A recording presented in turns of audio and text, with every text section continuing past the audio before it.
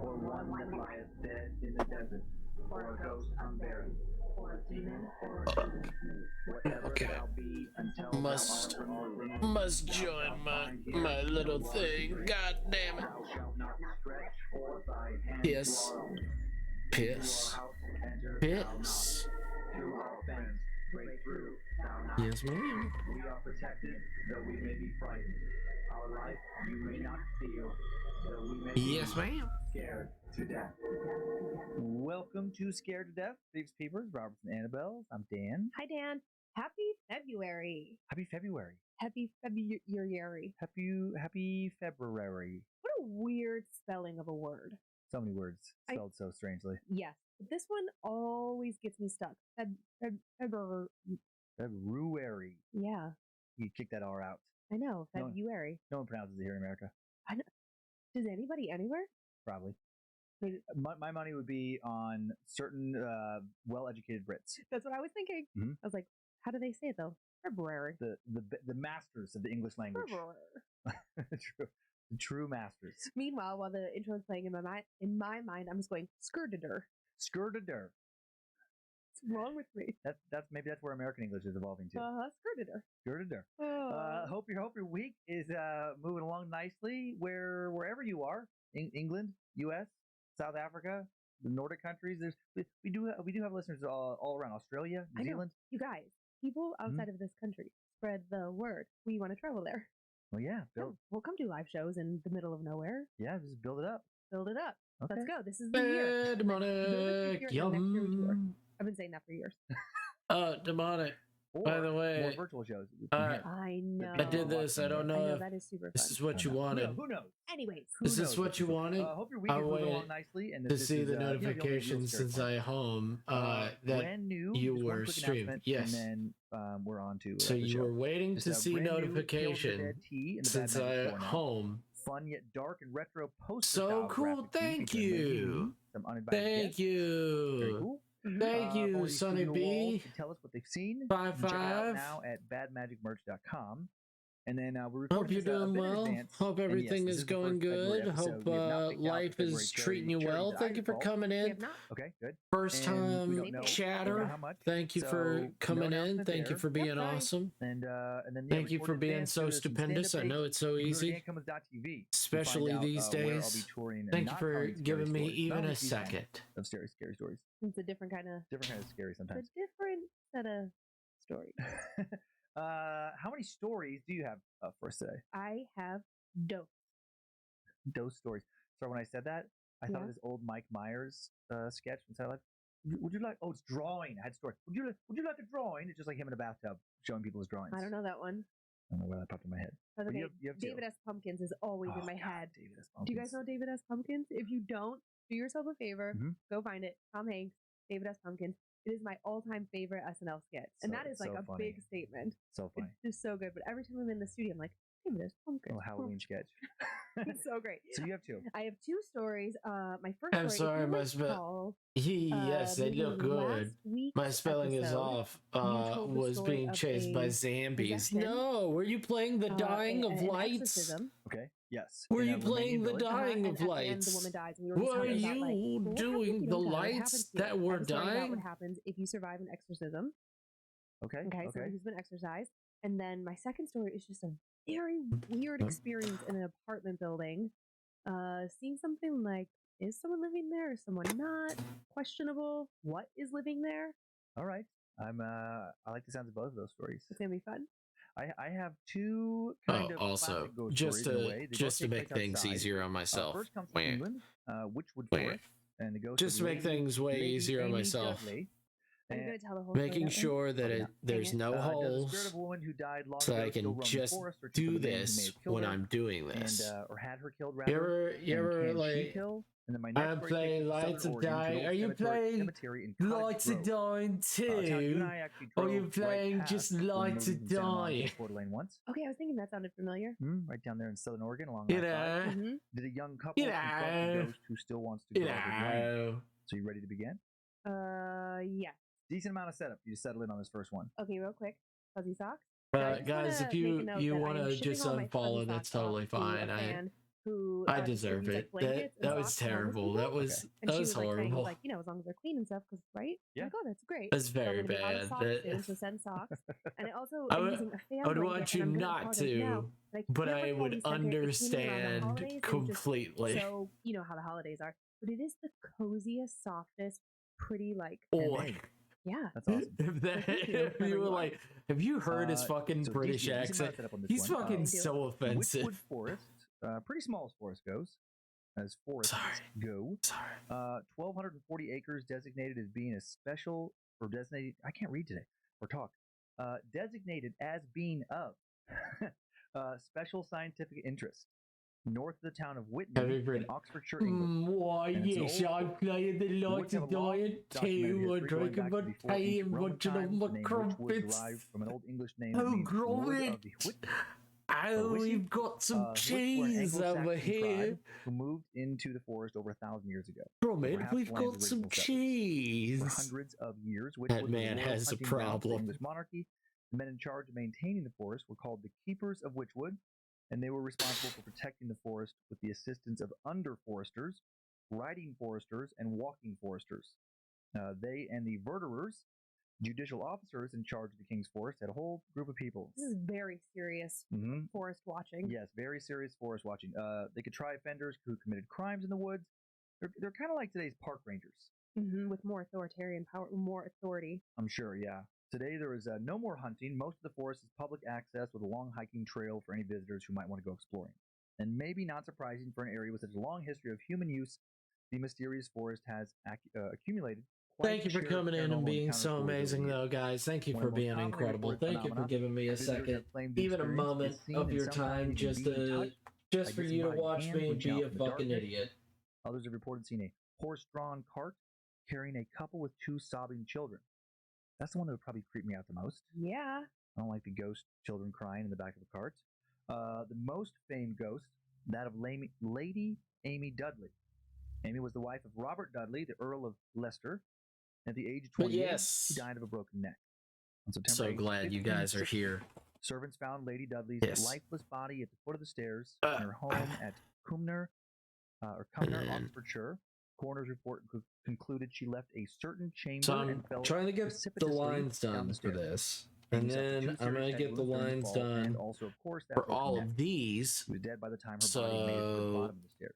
I'm gonna get Coroner's done jury with reported the the lines for aforesaid Lady Amy in the these, manner and the form aforesaid by So we misfortune got came to her Pixel. death and not otherwise.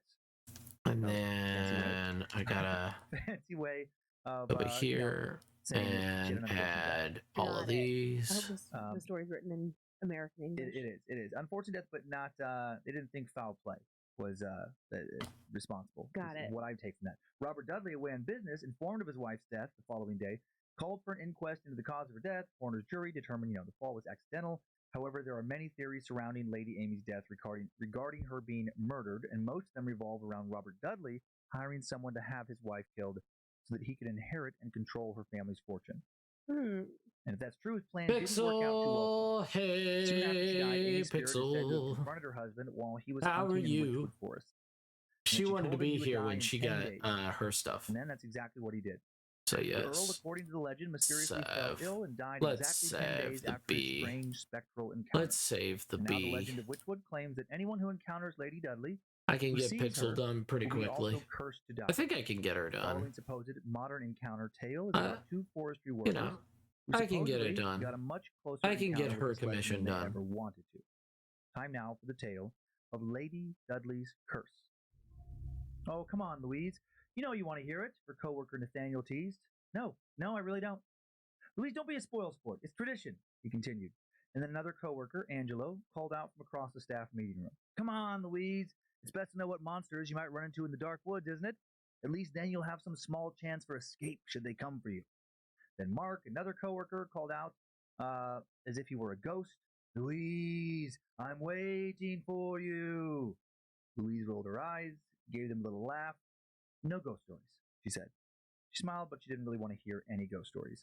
Louise had just been hired a few weeks ago by the UK's Forestry Commission But and their Forest Research Department. feel a bit sick Her at the office happened moment, to be but full I'll of be men, decent. very I different hope from her previous job. eventually, The constant jokes hopefully. and occasional pranks If you want, I sometimes could grated on her start on your nerves. It was like working stuff. with a bunch of I 12-year-olds, could start and finish but on she your told stuff. I herself think at I least can it do kept it work in one interesting. night. And they weren't I think I mean-spirited, can do just it in one immature. go. She'd applied Shouldn't for be the position with the difficult. Forestry Shouldn't be Commission hard. because she needed a change from the monotony of her previous Shouldn't research be. lab. Now she sometimes But wished for a bit I'm not gonna more push boredom. myself. I'm just Day gonna one, get her it done. coworkers have been trying to talk I'm her into gonna get listening to it their tale of done. Lady Dudley, the spirit that allegedly haunted Witchwood It's up Forest, to you. an area If you want they me were to do currently that, responsible for managing. I can always work Today on of all days, B. Louise was assigned Finish with Nathaniel Galactic to go out and B. inspect the zone Easy. inside of this forest. Galactic Great, B God, has Nathaniel was the been biggest such a prankster of them all. wonderful bee. When their morning meeting and You review can if you was want, but over, I it was don't time want to for her to head prevent out you to the from other forest with plans if you Nathaniel. had any. I "Ready, had old friend?" he none. asked, giving her a sly grin. My plans were to "I get suppose so," stuff Louise done, said with a get tense smile. commissions "I'll done, go." and if I can get them The done, two I men can worked get them together to done. pack up all their equipment, Just good. loaded themselves into a Forestry Commission truck. Just after 9 a.m., they began Oh, their it's a long drive to heathen. Witchwood Forest. No. The zone they were She assigned to said, inspect good was child. off the public trails, deep into Let the me, woods, if that's as deep as you could case, get in a small they forest bring like out this. They pixels. needed to use their GPS to get the exact Picky. coordinates and potentially leave trail markers along the way so they didn't get lost. Louise drove silently, contemplating the day's work or research and soil sample gathering ahead of her. Yeah. Nathaniel, There we go. work of research and soil sample gathering ahead of her. Hello, Nathaniel, heathen. she asked It's your after a long favorite. pause. It's spooky Tell me stories. honestly, what's all the fuss about this Witchwood story you keep going on about? It's spooky He smiled stories and just almost for shouted, you. "I knew it! You are interested, aren't you?" "I suppose a little," Louise admitted. "You sure you want me to tell it to you?" he asked, clearly wanting to tell her. She thought about it. Having to hear scary stories, not something she'd ever thought of when she accepted her position with the Forestry Commission. Louise hated horror. She lived alone, had always been a bit of an anxious, tightly wound person. She already had difficulty sleeping at night, but after so many weeks of being teased, she was now genuinely curious about this particular story. Also, she wanted her colleagues to not only Yeah, respect her, but like spooky her. She stories. didn't want to be seen as Yeah, aloof or standoffish. exactly. It would make the long drive out to Exactly locations what you awkward. wanted. If hearing a silly story was the way to be part of the cool kids club, the team, then fine. She'd listen. "Tell me the story," she said. "But you have to promise. No more pestering me to go along with you and the other silly jokes." "I promise, Louise. We just want you to feel welcome at the office." Louise smiled at that. "Very well then. Tell me the story." Nathaniel began the infamous story of Lady Amy Dudley's short life, all the lore and intrigue surrounding her mysterious death. Now, Nathaniel put on his best ominous voice, "She wanders Witchwood Forest. Killing her husband didn't satisfy her thirst for revenge, and she searches for more victims. Anyone who goes off the path into the darker, more heavily wooded areas could possibly fall prey to Lady Dudley. Those that see her spirit are cursed to die in 10 days, if she doesn't strike them down then and there." "That's it?" Louise thought to herself after a pause. She was expecting something far more terrifying than this kind of boring blend of history and horror. "Has anyone actually ever seen the ghost of Lady Dudley?" Louise asked. "No one has ever lived to tell the tale," said Nathaniel. "Rumor has it that some of the bodies were found in Then why do you have found in the this forest tale? over the centuries were It makes her no victims." sense. Now Louise actually laughed. "Oh, come on, Nathaniel. That's the most ridiculous story I've ever heard. I've read children's tales more frightening." Nathaniel, a perpetual good sport, Yes, and also laughed along. demonics here. "I never said I believed Yes, in hi it. everyone. Hello There's some things that remain a mystery." everyone. You Still beautiful thinking about how much people. she worried about such a silly story, Louise was now finally approaching the edge of the forest with Nathaniel.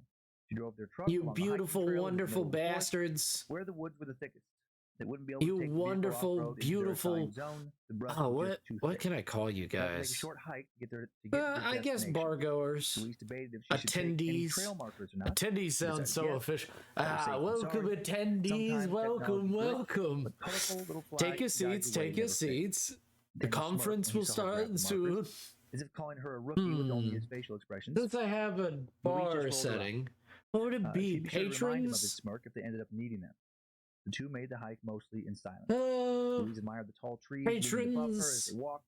It was beautiful. I guess. She wondered what the forest must have been like in all its previous glory, before centuries of deforestation whittled it down to almost nothing. This was what she loved about her new job. She had to go out in nature almost daily, surrounded by beautiful natural features, and she enjoyed knowing that her conservation work helped keep places like Witchwood Forest alive. Louise and Nathaniel then got to their work, dividing the zone into halves before working Out to in. Call us collecting samples minions. and making No! observations. The zone was relatively Why does small. it sound like and Louise could see you're trying Nathaniel to sell a working over on pyramid his scheme? side the whole time. Ah, It was yes. a nice, warm, quiet By the day. way, if you want, There was no breeze, when you do and the small hair, animals weren't you can have scurrying about it like a usual. bit longer Louise and Nathaniel and worked for in more her than an hour, eyes. slowly making their A way bit. towards Up each to other. you, though. Louise was deeply Okay. For concentrated peons, no. on collecting samples and taking notes in her No. field book. I when an do unexpected and love strange noise captured the her attention. cultist vibe, My though. lord. The woman's quiet Yes, voice yes, carried through the welcome, air. welcome, Are you welcome. here? Louise's head snapped up. Like that? Nathaniel gave her a questioning look. She nodded. This was A another little bit further in the surprisingly common problem eyes. Louise never expected to face in Or her I job could as a do it research like scientist. that. Dealing with Or wandering I teens, could do people like camping that. illegally, and occasionally Just criminals who like to hide out in all, wooded areas. She gestured all at in Nathaniel your to take over. eyes. He had a Just louder, more commanding voice than her. all Excuse me! tears. He shouted. Who's there? We're from the Forestry Commission. We're going to need you to show us your credentials and leave this area immediately. No response. Normally, one of a few things would then happen after he called out a warning. I'm messing. I'm They could hear messing. the rustling of leaves and I'm twigs as someone messing. ran away. That's good Or a enough right sheepish there. teen couple might approach them, There we go. apologizing, asking if they'd And let the then a issue little go, bit if they promised to leave further, and a never little come bit back, further down. or they'd make contact with other Forestry Commission workers. This time, at least a full minute of silence now passed. Robert, a sing-song voice carried towards them much closer now. Where are you, my love? The way the woman spoke gave Louise chills. Sweet voice, but it felt like there was a threatening undertone. Her voice sounded close, too, but Louise couldn't see anyone, couldn't hear anyone's footsteps walking through the forest. Oh, Dudley, please. I must speak with you urgently. Nathaniel sucked in a sharp I'm breath, perfect. trying to look at Louise with a horrified Fine expression of with being a realization on his piano face. minion. Could be whispered. called worshippers. So quietly, Take the showing nothing cultist hearing. vibe up a step. not No, this no, no, again, no, no. she thought to I'm herself. good. Louise laughed. No, no. Seriously? I Is this some have sort of prank? my You're setting waiting for is some woman kind of to like come a out here and bar scare me? where you Louise, start your his eyes quest, were wide, terrified. going This isn't a joke. further and Nathaniel, beyond. he said, growing impatient. Going Stop it. beyond this This is stream and unprofessional. We're supposed setting be up to working. go Whoever's out there, she raised her voice to the adventure fencer. Did with you your hear her own now? party and Come group. out now. Setting off Quiet. to Nathaniel hissed her. places Madame, unknown, is that you? to situations The you woman's voice was have much closer no now. idea Louise about. scanned the area around them. That's the It was kind of nothing. She vibe didn't that want to believe any of this, but it I did try seem to like give off Nathaniel was is actually the sincere. He local seemed scared. tavern that you She'd never go seen him to scared yet. to be like, Even if it oh wasn't some fuck, strange spirit, there was the oh man, possibility this woman that was could be quite a dangerous. fucking fight Maybe better to get out back to the there. truck You don't and even report this to the know police. what's Louise there. whispered, Oh well, What should we do? dear traveler, Map please with sit the materials down, with take your seat, take She your nodded, seat. still scanning the forest for this Let's mysterious find woman. what we can give you, Turn and around. hopefully Walk it'll quietly help from you in back to the enjoy truck. your I'm time not here. behind you. Daniel led the way, Tell closely us, sir, following your Louise's riveting trail mark. tale. We'd They'd only love to made it a few hear it. paces when Louise's boot snapped loudly on a twig. She winced and froze. I hear you, the woman sang in a high-pitched voice. Keep walking, Nathaniel whispered. They made it a few more paces when Louise heard the distinct sound of a third person's footsteps directly behind her. Louise felt a hand reach out and firmly grip the back of her arm. She was terrified but oddly relieved at the same time, at least initially. This was a real person, not some ethereal ghost. Let go of me, now, she said. Why do you walk away? I only want to talk. The woman's voice sounded so heartbreakingly disappointed, so innocent. Louise began to turn around and face her. As if Nathaniel could sense her thoughts, he had ordered her, Do not turn around! Do not listen to him, the woman said, so close now, Louise could feel her face just a few inches behind her. Louise felt the woman tugging on her arm, trying to turn her around. She stood firm. Nathaniel, she's grabbing me, Louise's voice shook. A voice inside of her told her this woman was not some woman grabbing her, no living woman at least. She felt panic rising inside of her. What if the legends were true? Don't look, no matter what, she thought to herself. Nathaniel echoed her thoughts, saying, Close your eyes. I'll try to think of I'm something. gonna enter this bar and say, I want to be a cultist for the woman spun that. her around to face her. Louise snapped her eyes shut, but not before she saw the edge of a A wispy white carouser, a reveler Why is do you what hide a your eyes from tavern me? goer is The grip called. tightened in Louise's arm, Ah, fingernails digging reveler. in. Ah, Let me a go. Instead of carouser. a servant, Louise's My, voice sounded weak and terrified. Open your eyes. The woman's my voice was harsh, goodness. demanding. My Let her go, gracious. Nathaniel shouted. Louise had no clue if he turned around or not. She was too terrified to open her eyes. The woman tightened her grip even more. Louise felt the sting of long fingernails digging further into her flesh. Look at me. No. Look at me! Look at me! She shrieked into Louise's ears. No, Louise sobbed. She grabbed Louise by both arms. Look at me! She screamed again, shaking her roughly. Louise was suddenly jerked backwards, then by a pair of strong hands, Nathaniel's. He grabbed her arm, pulling her along with him. Keep your eyes closed, he shouted as he pulled her along, Louise blindly running with him. They stumbled back towards the safety of the truck. Come back! Louise heard the woman cry after them. She could hear anguish in her voice. Come back! Come back! Her cries grew louder and louder. But thank God she wasn't following them. Louise now sobbed with relief and dared to open her eyes. She and Nathaniel had been running blindly, reaching out their hands to try and feel trail markers as guides. It had somehow worked, and now she could see the truck off in the distance. The side of the truck made her run faster. Nathaniel had the keys in his pocket, jumped in and turned the truck on, pulling away as Louise was still shutting the door. They sat in silence, the sounds of their heavy breathing filling the cab of the truck. Only when they were over halfway back to their office did Nathaniel slow down and pull over. Louise looked down at her arm. There were fingernail marks. I'm too cold today to go to work. How cold is it? Oh my God, Nathaniel gasped, reaching into the center console for a first aid kit. It was real cold today. What just happened? Louise asked. We have to call it's 31 degrees right now, below freezing. We can't tell anyone. They'll never believe us. Nathaniel, we have to report this. And what will we say? That we saw the ghost of Lady Dudley? That she tried to kill us? That's rich. We'll sound insane.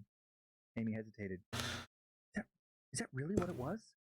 I can't think of any other explanation. The way he answered seemed like he was set in his decision. And she agreed. What else could explain what just happened? They decided not to report the incident. They didn't want to be questioned. I don't know if Pixel wants it real heavy eyeliner. Did you see her? Louise suddenly asked Nathaniel. This question. He said no, but he stumbled a bit when he said it. And in that moment, she knew that he had my boss, Evan, guilt tripped me into going into work when there was ice and snow all over the roads. Fuck! We have 60 mile per hour storm winds, making it feel much colder. That was a lot easier for Nathaniel to do than it was for Louise. About 30 Fahrenheit? Damn. Heart attack. 10 days later. His death, along with 4 scars on Louise's arm, the perfect crescent shape of fingernails, confirmed to Louise that the legend of Lady Dudley was much more than legend. And the spirit was real. By the way, do you guys get tornadoes around where you are? Oh my God. Sorry. Kevin, during that story. Do you get tornadoes? Brain, or at least my brain does that. I'm like, I am in tornado. Doesn't need to be really heavy, but enough for my mouth is like, bit feminine and sexy looking. That's nice. Maybe a tiny bit heavier. You got it. Yes, ma'am. English to Australian 3 times. Yeah, it's so fun. Like, in order to get, I am jealous of people who really can quickly go in and out of accents, but I don't really practice them that much though either. I can't do it at all. If I practice a lot, just so people can look in the eye. No, probably not. Probably not. There's no time. All the time is spent on stories. Well, even my eyes are here. Some people have an ear for language, and some people we get tornadoes. And no, we just get bad storms. When we're with you and we're in some Spanish-speaking country. How I start to kind of like bend how I talk. Even your English gets like some weird little. Yeah. God, it is so funny. And it's so subconscious. Like I'm not trying to do it. I don't know where that comes from. Like, do you like potatoes? It's like, what is he doing right now? Yeah, if I was in England for a long time, I think I would get it. I don't know that I would pick up the accent, but I think I would pick up the cadence and the colloquialisms. Yeah, I'm starting movies, so if you have any questions, just throw me a nudge on Discord. Okay, I'm still watching it. I just have a bit turned down a bit. No, it's totally fine. We're just listening to ghost stories. It's totally fine. Australian. I understand. Go enjoy yourself. Thank you for being awesome, and thank you for being here. I can't think of any like their lingo. My patrons and my carousers. But it's like carousers. Even we got to remember that word because I'm real bad at I'm real bad at remembering carousers. Well, I was dying over here laughing. I have a rogue hair in my mouth. I got it. Okay. Enjoy the movies. I would be there. So this first one on my way to work. I know. Well, foggy woods. Yep, they always look a little spooky. And then this next one, another part of this little forest. Couldn't find any good aerial view like I wanted. So green. I know the British Isles. It's fresh in my brain because of time suck recently on the Celtic mythology. But like digging into Ireland, it's just so green. So lush. So lush because of the cloud cover and so many days of rain and just the soil over there. It's like really, really green. Next one is an oil painting of Lady Dudley, dead at the bottom of the stairs. That's weird that they did a oil painting of her death. I know. There's a lot of those actually, historical paintings of some famous death. But it's very macabre just to paint the moment of someone's death. Please don't do that when I die. So weird. So weird. And then here's a old portrait of Lady Dudley. Well, she was pretty. Good bone structure. Mm-hmm. I feel like with the old portraits, I wonder, not that they're not accurate, but they're paying somebody a lot of money for posterity to make them look good. I'm guessing, But they didn't have soften it up. Photoshop. No, they didn't have Photoshop, but they're painting it. They're gonna err on the side of attractiveness. Yeah, I think it's still gonna be somewhat accurate. Yeah. Oh yeah. Yeah. Well, when you said that her husband killed her because he wanted her money, Yeah. and then she, proceeded to haunt him, I was like, yeah, if you kill me, I will haunt you. That's one of the notes you took. Yep, absolutely. I will haunt you, and I will kill If you. I killed you? Yeah. And you'll kill me? Yeah. All right. That's what she did, and I thought it was a great solution. Mm-hmm. And I wonder, like, okay, if this is not true, if this is just an old legend, I can see this fantasy being very appealing for a lot of people, like wanting to believe this particular narrative of a ghost story because of exactly what you're saying. Mm-hmm. Just that thought of like, well, if you kill me, I'll get you. I'm gonna come back, not only haunt you, but I'll kill you back. I know, it's great. And then how weird would it have been if then she comes back, she kills him, but then what if then he comes back Ooh. and now he's mad at her, and then now in her like ghost situation on Earth, they're constantly just trying to kill each other. Now it's like a Wile E. Coyote Roadrunner situation in ghost form. Okay. That could be interesting. Mm-hmm. I thought you were gonna say and then he would come back and he would kill one of her former lovers. Oh, they start taking other people out, like a weird score situation. Oh yeah. You got my mom. Well, I got your dad. Like some weird, bizarre. That feels like that could be some fun, like comedy horror mashup. Sure. Like these two ghosts, former couple who just so mad at each other, and they're taking out their frustrations on the living around them that happen to be each person's friends and family and stuff. That'd be pretty funny. I made this note since you were having trouble with your words, and I was also at the beginning. What was I trying to say? Like, that the forest people have more authority, but then I said they were authoritarians, and then I corrected myself. I swear to God, that's a thing from when I had COVID. Like my brain. Oh, the brain fog. It just does a different thing now, and I've never felt completely okay again. Mm-hmm. Where it's like I know what I want to say, right? And when I go to speak, something else comes out, and my brain's like, "Why'd you say that?" And then I correct it, but it takes a second for it all to kind of catch up and be in line. I felt that after, and then now I'm in a situation where I'm like, yes, I do this, but now I'm like, do I think I'm doing it because I have like some weird latent COVID situation, or was I always doing it, and then I just started blaming it, like this weird thing where I was like, well, yeah, before I was a complete genius who never made verbal errors. I was. And my memory was perfect. Everything was great. Then I got this, virus, and then, well, now I'm working with a half brain. I mean, that's kind of how I feel. I don't think I have a half brain, but I don't fire on all cylinders. Chiba. I hope so. I hope I'm doing good. It's like my reactions are a little bit slower. I'm not as quick. I just want to make sure that I'm doing good. 30s. Is that what happens? I mean, I just want to make sure that people like my stuff. Is this what happens as you reach the over the hill status? Like, do your Dan's wits not that old. Do your wits fade? Yeah. I don't know. I mean, eventually. Yeah. Well, this is 38, folks. Oh man, it's all downhill. I think a lot of it is you get. I really like it so far. Relax. You're young, you bust balls with friends. Yeah. Relax. It's like you have more time for that, and you get more responsibilities, and you're doing things. That's the trick. I'm never relaxed. I know comics who are in their 60s who are very quick-witted and more like juvenile in some ways than a lot of 30-year-olds because they didn't have kids. They kind of chose a lifestyle that didn't give them a lot of responsibility. And it's interesting just longitudinal wise to see who they are now, and no, they don't seem any slower. They don't seem mentally any older. They just never went through the same progressions most people go, where their kids suck their fucking souls out of them.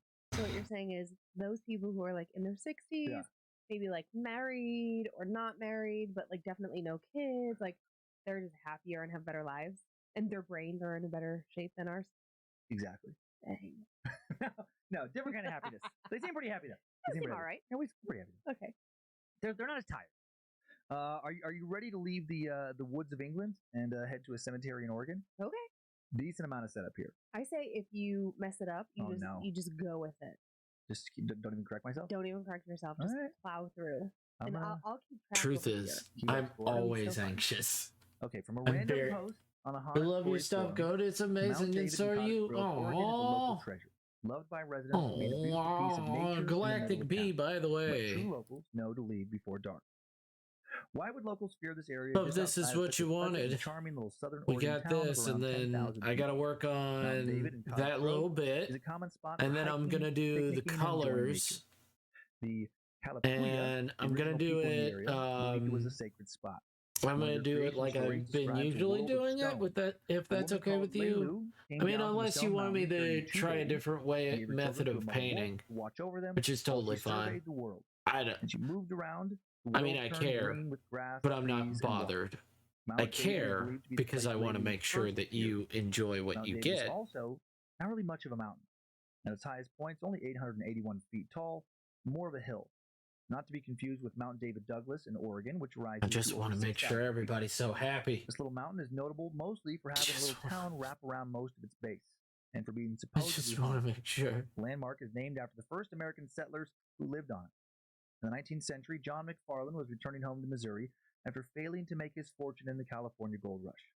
In 1850, Congress had passed the Oregon Donation Land Act, and McFarland was able to claim up to 640 acres of land out west. He went ahead and made two claims, one for himself, one for his cousin James. John knew the exact spot he wanted. He returned to Missouri, fetched his cousin. The men Isn't quickly there returned also to another Oregon, bee streamer, to come by the back in, way? and settled their claims on the hill. The hill was then officially Isn't there also renamed or another named bee McFarland streamer? Butte, which is how it shows up in map searches today. If But in I'm time, going settlers off began to all, call it the hill. all The your land other stayed with work, the it'll McFarlands for be several generations amazing. and eventually became known as Mount David. Don't named say after David Green that. You McFarland, never who inherited the know. land when cousins John and James You never died know. in the 1880s. I could Rest I in could Mount really David is the fuck it McFarland up. family cemetery. The earliest I've done burial that before. dates to 1862. The most recent from 2012. Although the area is no longer I've owned by the messed things McFarland up family, it is before. now maintained by the I've Cottage been Grove dumb. Historical Society. It seems I'm that at least mostly one of the dumb. McFarlands still is not ready to give up their claim on the land. For over 100 years, there have been claims of a I'm male entirely spirit made up of spotted dumb. in or around the McFarland cemetery. When various wanderers have happened to stay on Mount David after sunset, the man's spirit has chased many of them away. The following story is a claim of one of these encounters. Time now for the tale of The Land Still Belongs to Me. Never. Slow down! Kira shouted at Brian, who was several No, paces the ahead of her up on the cold hill. Come on, rain. Kyle, we Yes, only have a I few minutes before the become. sunset starts. Okay. He stopped impatiently tapping his foot as Kira No, raced you're not after him. allowed to She talk tried her like best that. to control What? her annoyance. Talk like Brian what? had taken the time to plan a sunset picnic for them to finish off that I their weekend. They that were I visiting his have family in Cottage Grove. that This I was their first have time being alone all dumb week. brain.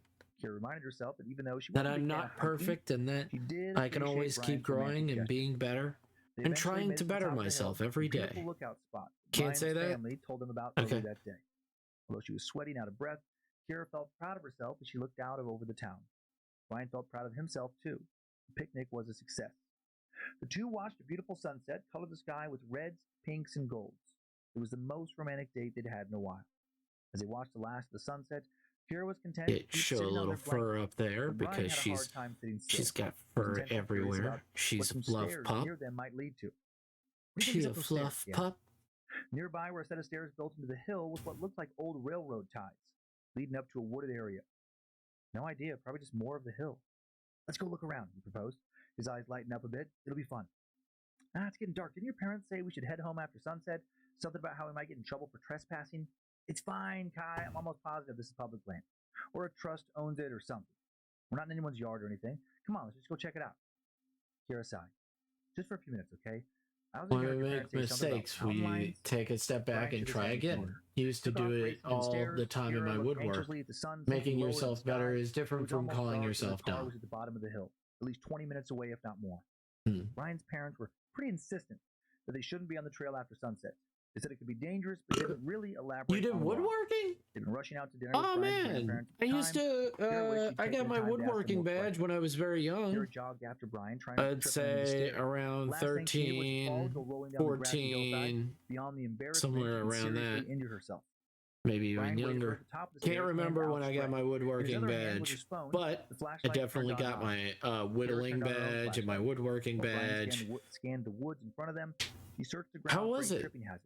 Did you They continually do you they still continued make carefully stuff? into the woods, leaving the open sky behind. Kira couldn't help but feel like this was a bad idea. Oddly, she was reminded of the childhood tale of Sleepy Hollow, where the unsuspecting Ichabod Crane walked through the woods only to be chased by the monstrous headless horseman. Look, there's something over there. Brian pulled her deeper into the woods. What they came upon sent a chill down Kira's spine. It was a graveyard, a small one, but still Why would a it graveyard. send chills down The your thought led spine? to all the bodies buried nearby. I guess It was fenced you in, never but the metal lived by a gate was unlocked, graveyard. and Brian opened it and headed inside. This is so cool, he said with glee. Kira was not as excited. She felt extremely wary of this place.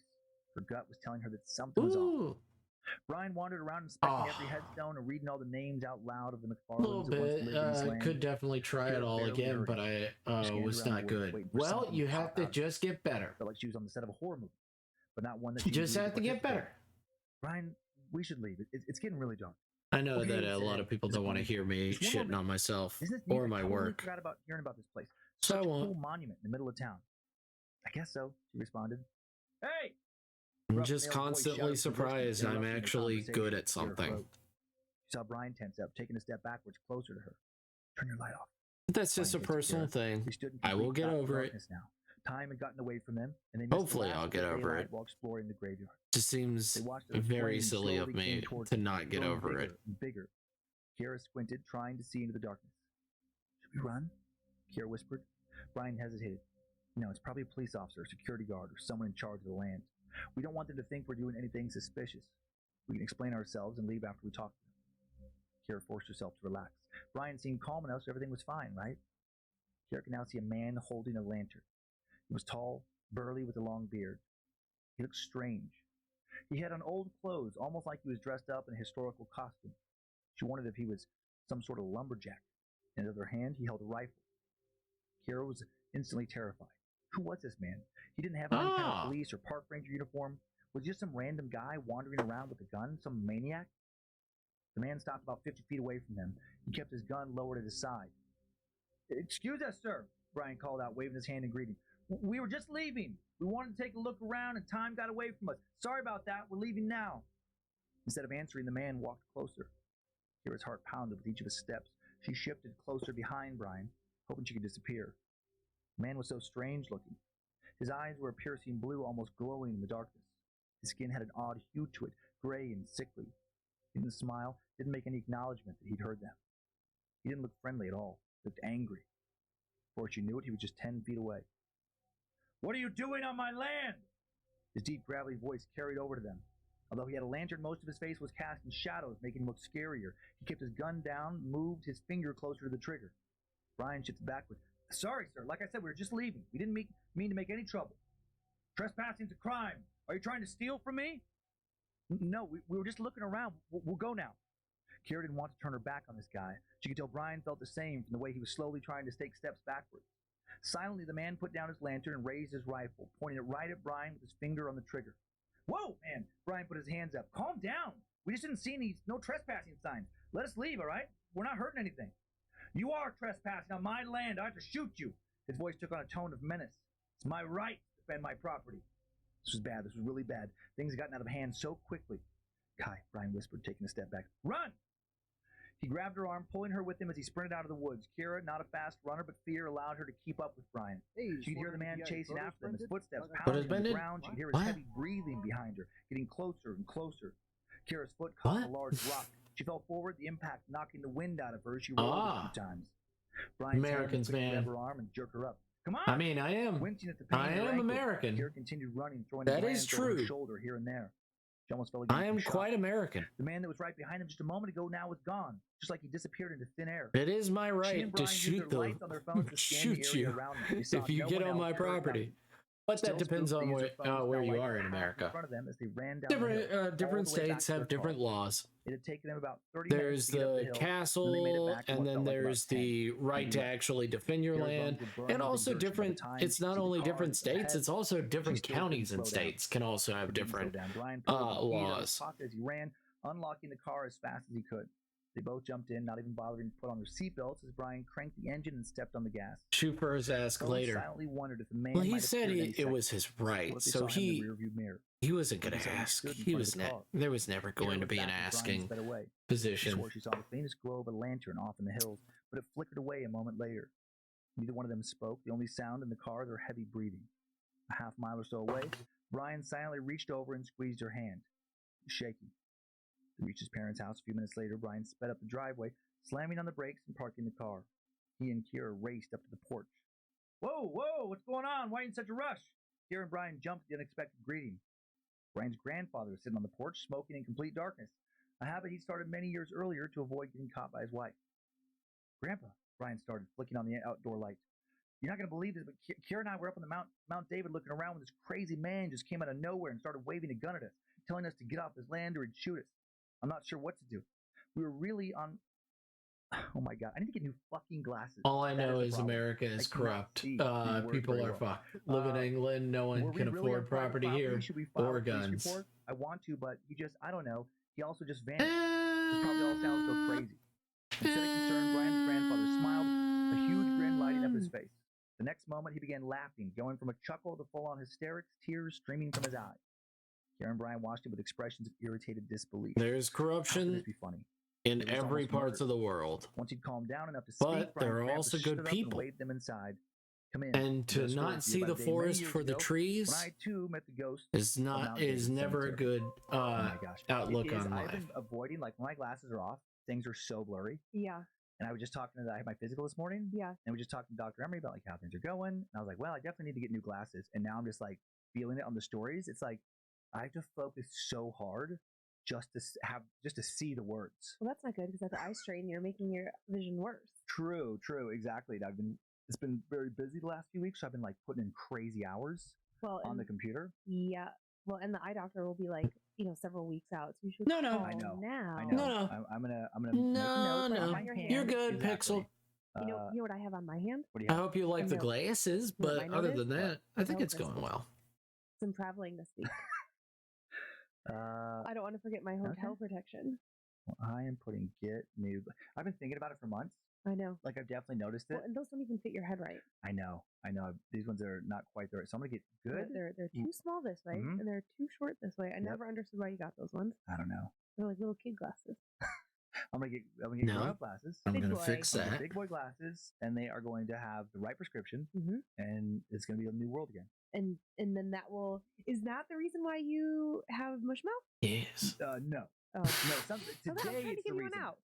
No, mush mouth is real. But today I felt fine, like speaking wise in general. You just couldn't see. But it's just like I had to focus so hard, and I kept thinking like I should look over at Lindsay like I normally do. But I'm like, it took every ounce of focus I had just to read the stories that I had worked on. Well, that's okay. You did it. I did, yeah. You did it. I But- won't even but I tell you won't- how many errors you had. Oh, I know. I saw you making notes over there. How many? Well, I counted 11. There might have been 12. Yeah, there's probably at least 12. But you know what? Okay, this was the signal that I need to actually make the appointment. Yes. Thank you, everyone, for letting Dan know he needs new glasses. Other people have written in. Well, no, I'm just saying, like, Oh. now they're going to let us know. Like, oh, yeah. True. So true. I'm saying thank you in advance. Thank you for letting us do the When, show as a way When for we Dan do to learn that he color, needs can new glasses. you make them That have story- like okay, so galaxy you said in patterns, 2012 if there that was makes sense? Another burial. Give me a ref. Descendant of the Send me a McFarland ref, family? Yeah, and I- we'll see I what we can assume do. so. Assume so? Okay. There was I Give have me a few ref pictures. and It I'll was see what I can very, do. I it will was try a my fair amount written best. about this, but it was hard to find. The photos. answer is I had to I watch will some try my YouTube, best. Videos, and this first picture What is just a galaxy? screenshot There's from so the many YouTube video, beautiful so we can see ones the out there. cemetery here. Oh, There's cool. so many that's beautiful not what I was ones. picturing, so Even okay, our no. own galaxy is so Mhm. So they have beautiful. that, Historical Society clearly has kind of done some preservation work on Yeah. that cemetery. I What would is it? imagine if 2012 is the most recent that they're The- still allowing what's our descendants of the McFarlands to be buried. neighbor I think so. Yeah, it wouldn't just be some random Joe Schmo. No, I don't think so. galaxy? Maybe that's the last one. Oh, Like the Well, last. the descendant. Andromeda Oh, Galaxy maybe, is maybe, their yeah, maybe not gonna be neighbor. anymore. I don't know. And then I wish I could find I tried to find an aerial shot. I had to basically just use like Google Maps. and everything, Yeah, the like, Andromeda to prove this Galaxy place is is one of real. our This neighbors. is like It what is. it, It's very I big. can't remember how It's to say very it. round. Topography. It's topography, but when you're using it as an adjective. And then we Topographical. got. Topographical. Thank you. Thanks, Joe. Topographical map. You can see like. And that then big we green got kind of, the triangle at Horsehead the bottom of Nebula, us which is where ours. that Mount David is, and then the town kind of wraps around it. Horsehead Nebula and the Milky Way. I believe this, and then there's one more picture. Yeah, there's Milky Way. Fly through these. They're not the best pictures, but you can see there that little red dot. That's near the cemetery. I see. That's the top. Yeah. That's the McFarland Butte. Yeah. I'm looking at the The Hidden Valley Milky Golf Way is kind of a Course. bluish, Towns to the right. where our neighbor is very I white. see the Goodwill retail store and Our Convention neighbor Center. is very white, but also we've got a lot of some orange as well. Ryan We've got a lot of Gifford, orange in our color. PC attorney at law. You know, Yeah. lots of Let's important see. things. Lots of Let's very see, important Pixel. related information. Ooh. In that story, I felt so much like Brian was you and Oh, I Kira was could- me, because you would be like, I would be so happy in this Mhm. like sweet moment, Okay. watching the sunset, Okay, I'd Pixel. be so Yeah. relaxed, and Okay. you would be ants in your pants. Okay, I will try my Yeah, there's best. stairs, like some like interesting If stairs. not, though. I can It does just kind of bring I out- can yeah, just that be would be us. I can just be 100%. lazy and do what the This is glasses fine. You company should go. Somebody shouldn't does be and here. literally It's like when you park where you're not supposed to park for the No. duration of dinner, and I'm like, no, that makes me so uncomfortable. Someone's gonna come. I will you're miss toasting you, it, your Heathen. car's gonna get towed, and you'll say, I'm "Lindsay." so sad. By the time someone would She's recognize gone. it and call a tow truck, and they would actually come. No one's this isn't gonna happen. Right. It's fine, and it makes me so anxious through all of dinner. Well, the parking situation. It's is a very whole- similar. No, it's very that's- similar. That's different to me. But the stairs and stuff, absolutely, it just brings out like moments like that, like the little kid in me, where it's like when I was a little kid, it's like, what are you gonna find up there? I mean, as a kid, it's like there could be treasure up there. There could be We'll some old miss shack, you. and then in the shack, there's a I'll loose miss floorboard. you, And you look at that floor, and Heathen. there's a little metal box. Inside that metal box are old gold coins or My something. brain never worked like that. Oh, my brain. To this day, those moments would bring my brain back there, where it's like, well, who knows what's up those stairs? Well, I Mm. think it is like the parking lot situation, Mhm. because you're like, no, it'll be fine. It'll be fine. No, because she was like, oh, we're gonna yes. get in How I trouble. rationalize it? Yeah, Absolutely. yeah. Like, no, it'll be fine. We'll just explain it. It'll be okay. Don't worry about it. If somebody yells at us, we just say, I didn't know it was private property. Yeah, you're very much beg for forgiveness rather than ask permission. In certain situations, yes. Most, Okay. I would say, All right. most. Where I'm like, let's just I rationalize it as like risk. What would it be? Risk It's risk versus reward. And I'm like, okay, if this is something I really want to see, I'm not going to hurt anything. What are the odds? Kira got hurt. Someone's going to care. Oh yeah. Well, she fell down. And she's fine, but she got up. But, what are the odds someone's going to care? What are they going to do if they care? How bad do I want to see this place? Not that bad. I mean, on a low level, like jaywalking is the most obvious example. Like some people won't jaywalk. Kyler, Some people are like, nope, rules are rules. I've never been a rules are rules person. me either. I'm always like, well, I guess there's a chance I'll get a fine if somebody wants to be a dick, but I'll risk it. And I'm so ahead at this point. I've jaywalked, I don't know, tens of thousands of times, Yeah, me too. and I I've do it never every gotten a day, fine. pretty much. Yeah, I think about that with like speeding, parking in different places. Yeah. When I was younger and more of a true criminal, I rationalized all sorts of stuff. Well, let's not go down that path. I just think Yeah. the parking thing, just bring it back to Yeah. me and my stress to make it Mhm. all about me. Sure. It ruins my dinner because I'm Mm. so stressed out that we're going to, because like jaywalking is an immediate, like a police officer's like, hey, here's your ticket. Jaywalk or parking the car illegally and having Mhm. the car towed is like a whole freaking ordeal. It's like, oh, great. Now we have to take an Uber to this place where the Yeah. car's been towed and they're only open between this hour and this hour. And you know who's going to get stuck dealing with it? Me. Yeah, the risk is not worth the reward. Right. Because you'll be like, ah, shoot, I got to do research for Time's Out. It'll be like, okay, great. So I'll deal with this. It's valid. It's Okay. valid. Yeah, that's fair. No more illegal parking, please. Okay. Well, No. Illegal yeah. part. I'll- Do it do when it. you're by yourself Mhm. so that I can have I've a never nice, lived. relaxing I've meal, never whatever we're illegally doing. parked And I don't except wanna go with the wrong once, idea. I'm and not then I doing didn't it, get like, in a trouble terrible place. because I'm there's not 7 blocking other somebody's cars driveway. that did No, it. and you're not like So I parking was in a like, handicapped I am spot. probably not going to Nope. get in trouble, I've worked that and out. I was That a right. thing. I already got in trouble for it on SB I wouldn't do it that often, but if there was like six handicap spots are open What? and nothing else is open, and I'm gonna be quick. I used to do that all the time. How dare you? I know. I won't even use the People have already handicap. got mad at me about I it. won't even use the handicap stall in a bathroom unless I'm like desperate. Really? Yes. Because Hmm. how unfair is that? That like if someone who is like wheelchair bound Mhm. also has to go so bad, and I'm Yeah. just in there like, do. It's not fair. Well, we all gotta wait some time. Well, you and I usually don't because we fit into all of the stalls. It's true. And usually, I don't know how it works in the men's restroom, but in the women's restroom, if you have an emergency situation, even if there's a line, you can say, I have an emergency, and all the other women will let you go in front of you. No, they In the won't. men's, the custom is you can just sit on someone's lap I knew you were going to and take you- it somewhere weird. and you can just double trouble it is what we call it. Please stop there. You just yell out. No, you just say double trouble. And then someone will But you're open on their the wrong- stall. This is the wrong show. Oh, Stop. okay. Okay. If you want to hear more like that, you can listen to Is We Dumb. Dan and Joe have long conversations just like that I don't want to be a part of. Okay. Okay. Are you ready to get back into Yeah, horror? I am. Okay. I gave you Red Layla Oh, today. thank you. Red Layla is my favorite. Yeah, I that's used, cool. I used to think Black Layla was my favorite, Mhm. but well, of course, Brown Layla was my favorite because she was the first. She's OG. Yeah, but I like Red Layla the That's best. it's cool, squishy. I know. Whoever makes these.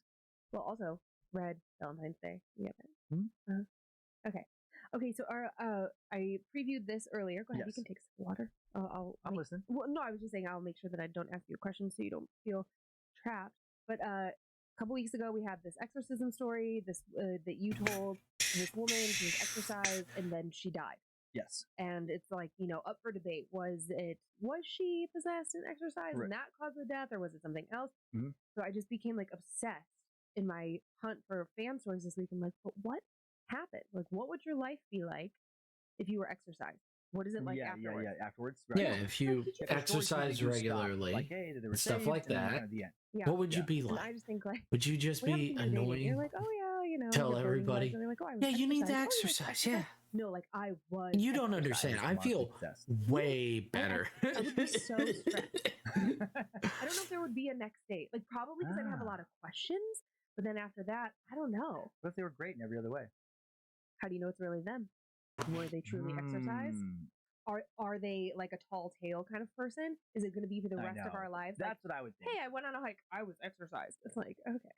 But you judge it with the overall person. If they seem normal in every other way, Yeah. normal-ish, like we all, but that was their one thing, I wouldn't. Okay. So you were possessed. It would be a fun dinner party story. Like, yeah, go ask Stan about the time he was possessed. Mm-hmm. I would feel bad like in that situation because there are, we're pretty open-minded about that stuff here. We'll entertain a lot of possibilities, Mhm. but a lot of the world is not like that. Ugh, so sad. And so that is, if you're going to be open about it, you are immediately, unfortunately, going to have a lot of people like crazy and Right. then just be very dismissive of you the rest of your life. Mhm. Just like if you were Let's pull out confident that you saw snout a UFO. little bit. That's gotten more mainstream lately, Mhm. but for a long time, that immediately put you into nut job territory. Yeah. If you tell somebody like, "Well, I saw this saucer just the last," like they're like, "Oh, okay." That guy's a little bit different. Mm-hmm. I used to think about how that would be. I was like, I wanted to see that for me, the UFO so badly that I'd have, give myself pause. I'm like, do I? Mhm. Because if I see something really cool, I'm gonna want to talk about it. True. It's my personality, and it's not gonna go well socially for me. Mhm. And same thing with the exorcism. But it could be like a fun thing since we don't really like a lot of people. Well, that's true. It screens people out. There you go. And I already have that with some tattoos. I have some scary looking tattoos, and it's worked like a charm. Mostly on airplanes. No one wants to talk to you. Airplanes and just coffee shops, really just kind of out in public in general. Because you look like you. I look like me, and then people see those, and there is a certain percentage of people who are just like, I am not going to pursue talking to this guy. I know, I like it. I'm a little bit jealous. Mhm. All right, because I talk to everyone. It's my own fault. Mhm. Okay, are you So ready? I'm ready. Okay. I stumbled upon your podcast a couple of days ago after hearing about your station on my Pandora app. I decided I would give it a listen, and the first episode I listened to was The Imposter. I have no idea why I clicked on that one, but I did. In that episode, you both wondered what life was like after an exorcism. I think I might be able to help. Now, either you can believe what I'm about to tell you or take it with a grain of salt. I didn't message you to convince you, just to help shed some light onto the situation and help answer any questions you might have. So let's get started.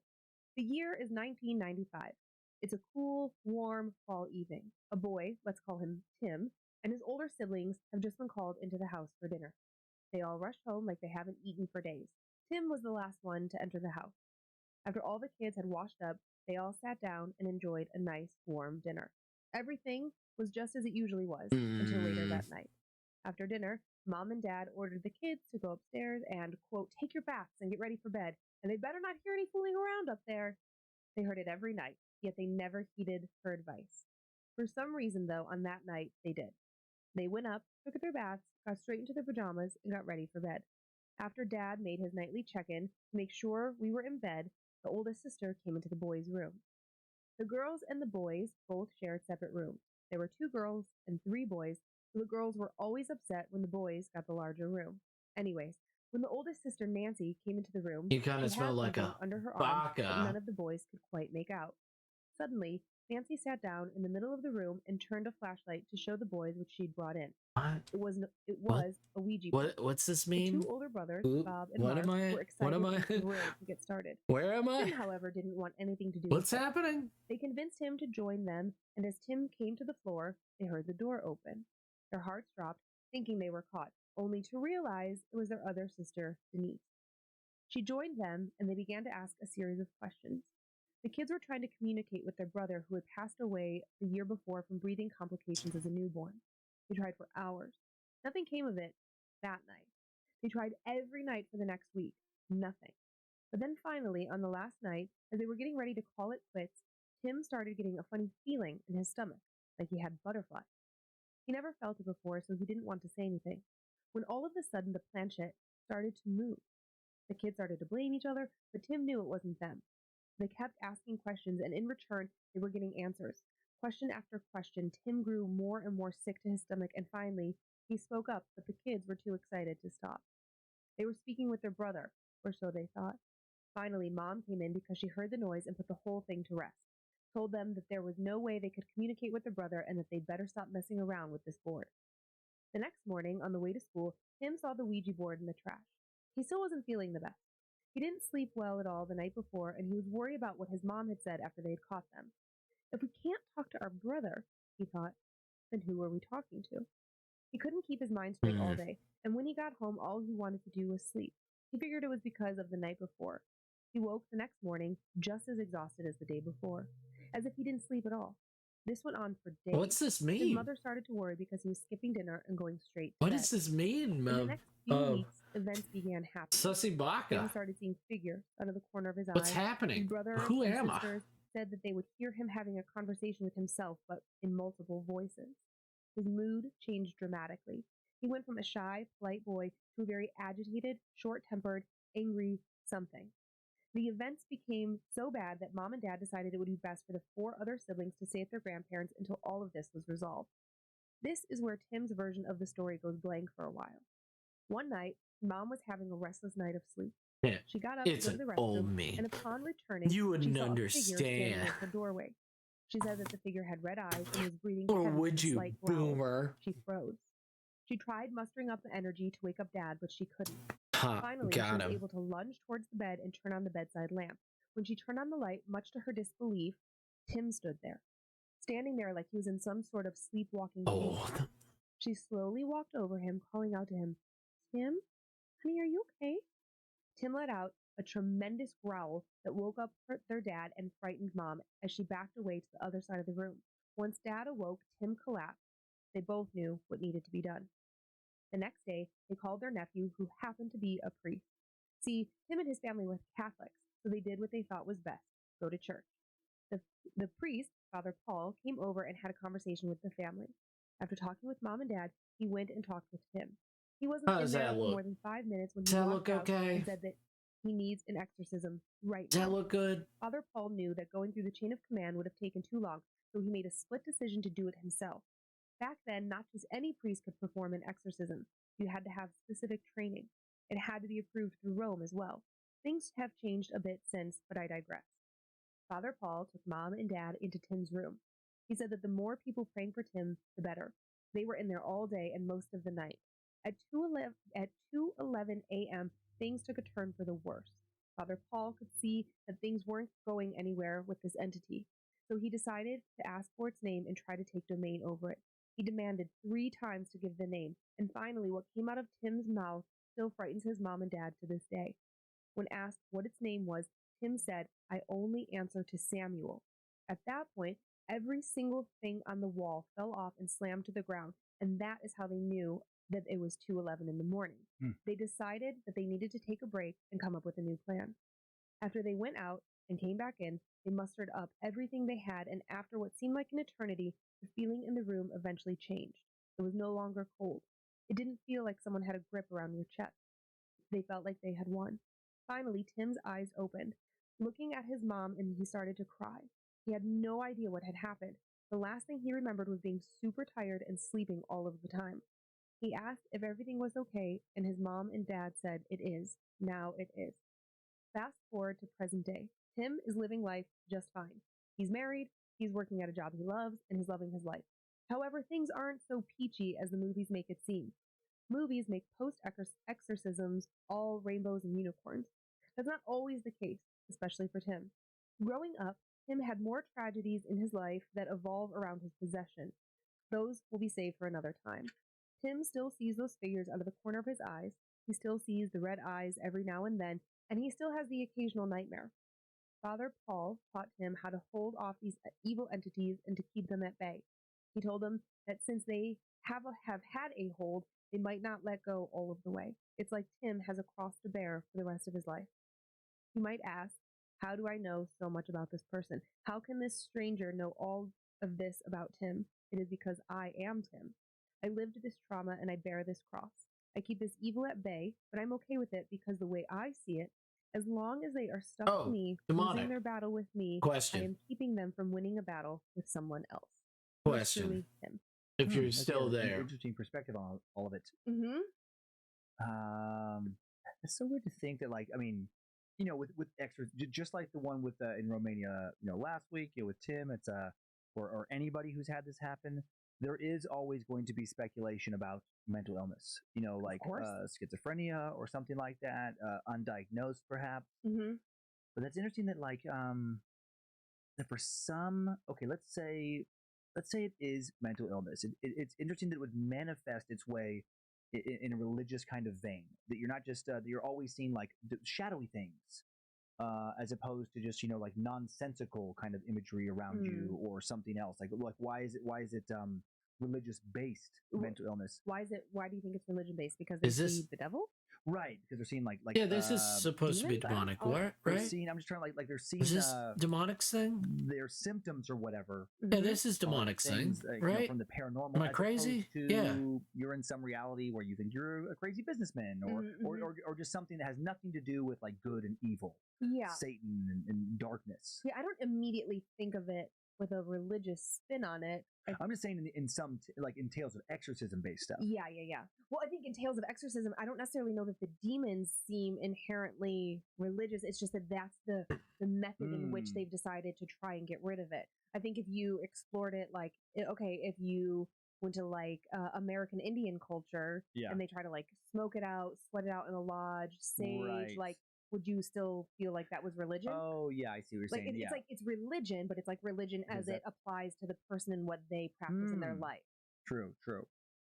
Yeah. But what this story, the reason that it kind of stuck with me was like, I don't think that Tim is mentally ill unless. No, I'm not saying he is. I'm just saying, I know. Yeah.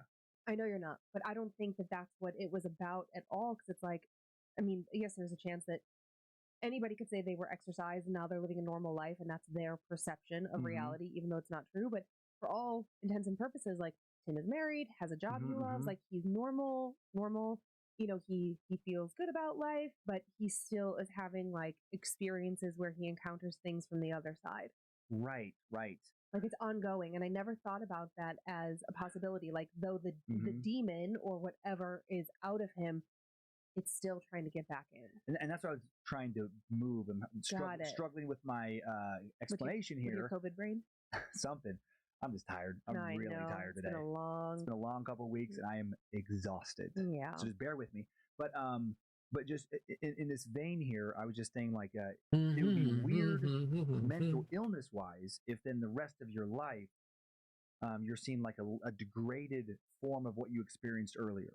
Like that's not how like without medication, that's not how that kind of mental illness would manifest. Right. You wouldn't have like an episode of intense shadows and things tormenting you, and then have some kind of, you know, religious experience, and then all of a sudden those things are still around, but in like a lesser form. They're hiding around the edges, which would make me lean away from mental illness and think that like that is some kind of paranormal thing.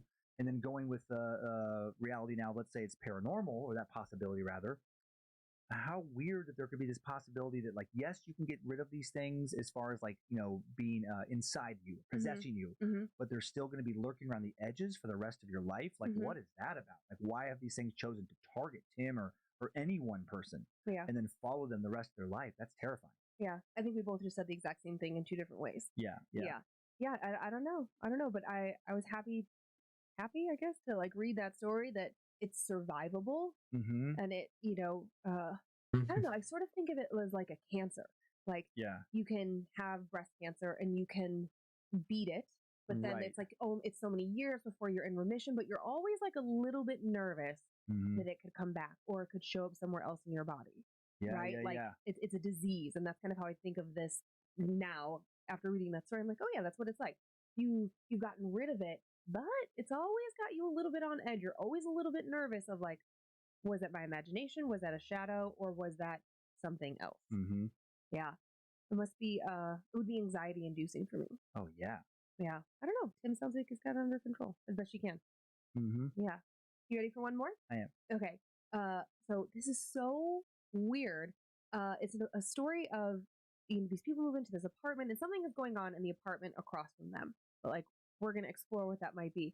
But it's a particular kind of apartment. I don't know if they live in California, but I was like, oh my God, I feel like I've been in this kind of apartment complex. Those ones in LA where it's like, you would enter off the street, there'd be like a set of stairs, you go through a gate, and then there would be like this courtyard, this common courtyard, and then all the apartments would be like around it, like Jacob and Sherry's. Oh yeah. So it's just like, it was so common for those kinds of apartments, specifically in California. I've never been in an apartment like that anywhere else.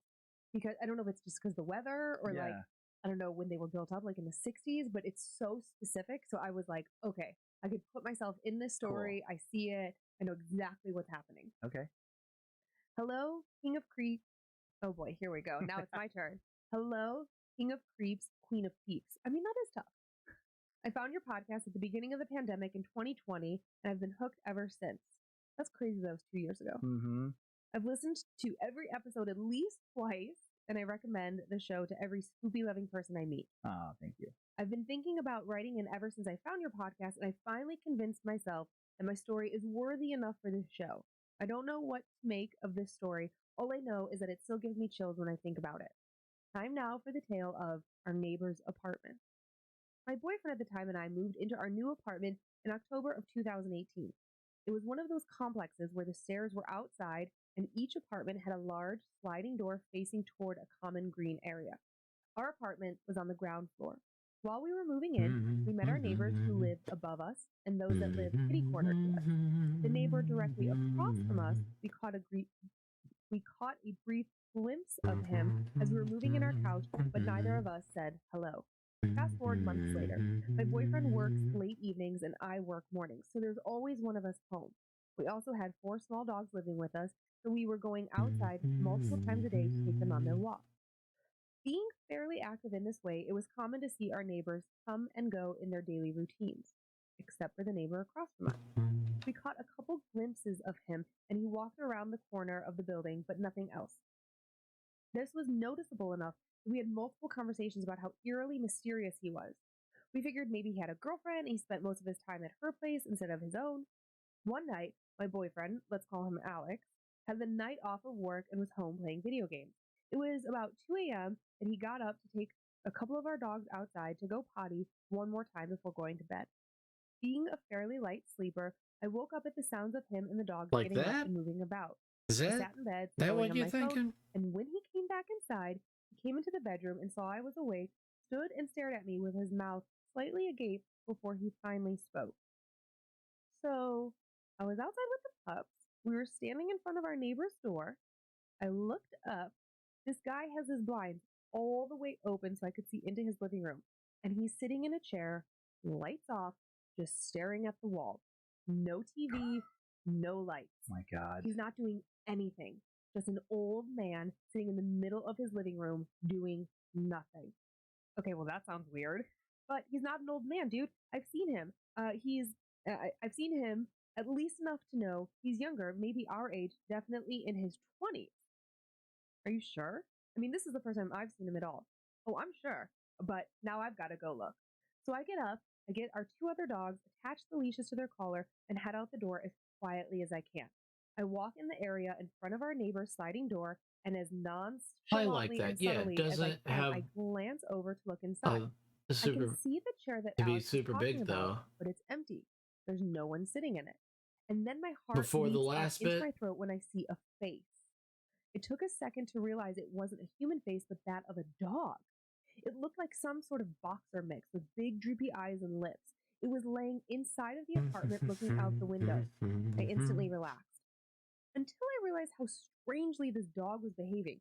Almost every dog will have some sort of reaction to seeing another person, or 2 dogs right outside their window. The dog wasn't moving at all. I got closer and I walked back and forth, trying to see if its eyes or head or tail would move in response. Nothing. I stood and studied it for a few seconds. I was convinced it was some sort of very realistic statue that this guy had placed right in front of his window. Not a statue. The dog was definitely breathing. I could see its body move as it inhaled and exhaled, but its eyes stared straight forward, and it wasn't reacting to me or my dogs in any way. I stepped back and racked my brain for any memory of seeing this dog before. We've been living here for almost 6 months, and neither of us have ever seen this dog. As I'm thinking about this, I glanced over to where the neighbor's bedroom window is, and I could see that there was a disruption in the blinds, as if someone was holding down one of the plastic slats so they could look out. A moment later, it moved so it was back in line, like they were done watching me. I went back inside where I found Alex standing, waiting for me. So, did you see him? I told him what I saw. We both sat on the couch for a few moments and discussed. Maybe our neighbor's father was in town visiting him, and that's who we saw? Maybe the dog belongs to him, and that's why we'd never seen the dog before. Yeah, maybe it's just a really well-behaved dog. Maybe the blinds in the window were stuck that way, and maybe my eyes were playing tricks on me. We eventually got to the point we were both satisfied with our logical answers that we had come up with no explanation to these weird encounters. We got up and went to bed. About 10 minutes later, we're both lying in bed, winding down when we heard a noise. Living in an apartment complex, we hear all sorts of noises from the residents around us. But this was a new one. It sounded like it was coming from our living room. It was a light scraping.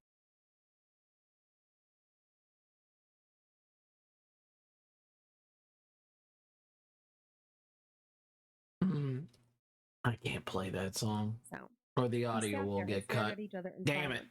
I love After that a moment, song. I got up and went to the living room to see if anything was there that could explain the sound. Nothing.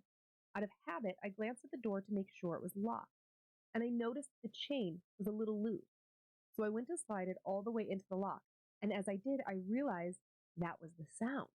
I gently used my finger to slide the chain back and forth within the lock, the metal scraping lightly against the wooden door. That's what we heard. That was the sound. Alex came into the living room. There it is again. What's making that sound?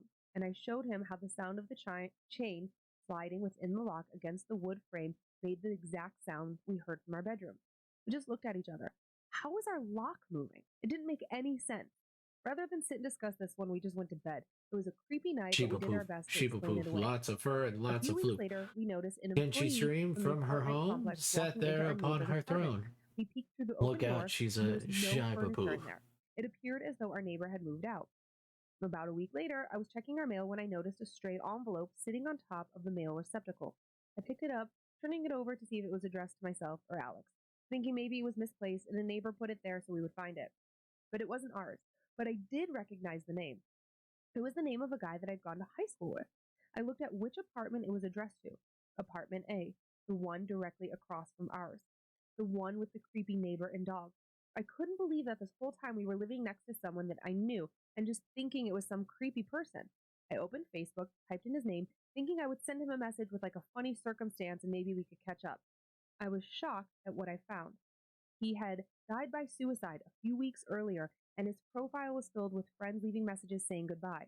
I sat on my couch in shock, and Alex was equally as perturbed as I was when I told him about it. A couple weeks later, we had a new neighbor, a young single man who lived there for about 2 months before he broke his lease and moved out. A couple weeks later after that, another new neighbor. This one was another young single man. We noticed he never moved any furniture into the apartment, but we saw him come and go frequently. After a few months, we stopped seeing him at all. He also broke his lease early to move out. A few weeks after that, a young couple moved in. They were friendly and sociable. and they had lived there longer than any of the previous tenants we had known. One drunken night with friends, after I told them about the unusual experience, we decided to take some chalk and write on the sidewalk in front of the neighbor's door, "Is your apartment haunted? Yes or no?" The next morning, I woke up and opened the door to see if they had responded, and all the writing was gone. The chalk was gone. It was like nothing was ever written there. We still speak about that night and what we witnessed. Yes, these things can be reasonably explained on their own, but when you connect the unusual behavior of whoever was sitting in that chair and the unmoving dog and whoever was looking at me through the bedroom window, the untimely death of the man who lived there, our lock moving on its own, and 2 separate occupants leaving after just a few months, it seems a little sus, as the kids would say. Thank you for taking time to read my story. Make of it what you will. Keep up the great work and stay spoopy. Your number 1 creep, Sydney. Sydney, it got so cold in here. Are you feeling it? No. Weird. I'm feeling like so cold all of a sudden. Well, that's not good. But yeah, that was a creepy story. That story saved this episode. Oh dear. That was a rough one. My stories were terrible. But they weren't terrible. Oh, they weren't? No. Okay, good. You were just a little fumbly. Okay, good. But the meat of the stories were so great. Okay, good. That story, genuinely creeped me out. Yeah, so weird. And I was picturing that courtyard setup. I mean, we talked about like Jacob and Sherry's old apartment. Mm-hmm. I mean, that is that standard kind of California thing where you have like all these units facing towards each other in the middle. Usually there's a pool in the center. Yep. But yeah, it just painted such a picture of like looking out your window straight into a neighbor's window and seeing that there's something so creepy about the guy in the chair facing the wall of any age. I know. Just seeing somebody just silently like, why is the chair facing the wall? There's just so many questions. Why aren't they moving? Are they asleep? And then you combine that with the people moving out and the death and the blinds and the dog. I mean, it's just so many things. That is creepy. So creepy. And it just like sent me on this long like litany of people that I've lived by. Mm-hmm. I mean, I lived in so many apartments in LA. Yeah. So many. Like I lived in these apartments just off of Barham, and they butted up to like a foresty area, and on the other side of it was Forest Lawn Cemetery, which is like a very famous cemetery. So I was always a little like, oh, okay, what's going on over there? Yeah. Like I lived like in our apartment, I was thinking about like the weird mother-son duo in the front. Remember? Just like weird people. The people you encounter living in apartments are just wow. Yeah. And you hear everything. I mean, you name it, you've heard it. Mm-hmm. I had these neighbors when I lived at Park La Brea that would make curry every Saturday morning, and I was just so young and hungover all the time. I hated them so much. It just stunk up the whole building. It was awful. Just like so many weird things. Yep. Mm-hmm. And I'm flashing on various neighbors over the course of my life now, like apartment buildings, and just like, oh yeah, that guy and that weird quiet guy who always seemed super anxious and like rattled and never saw anybody going in and out of his apartment. What was going on in there? Yeah, but just like, just thinking about speculating about various neighbors in the past. I know. So it's like there's no other situation other than maybe a college dorm, right, where you live in close quarters of a lot of strangers. It is kind of a weird concept. Mm-hmm. I'm thinking now about I don't think we've told a story set here yet, but Hotel Cecil.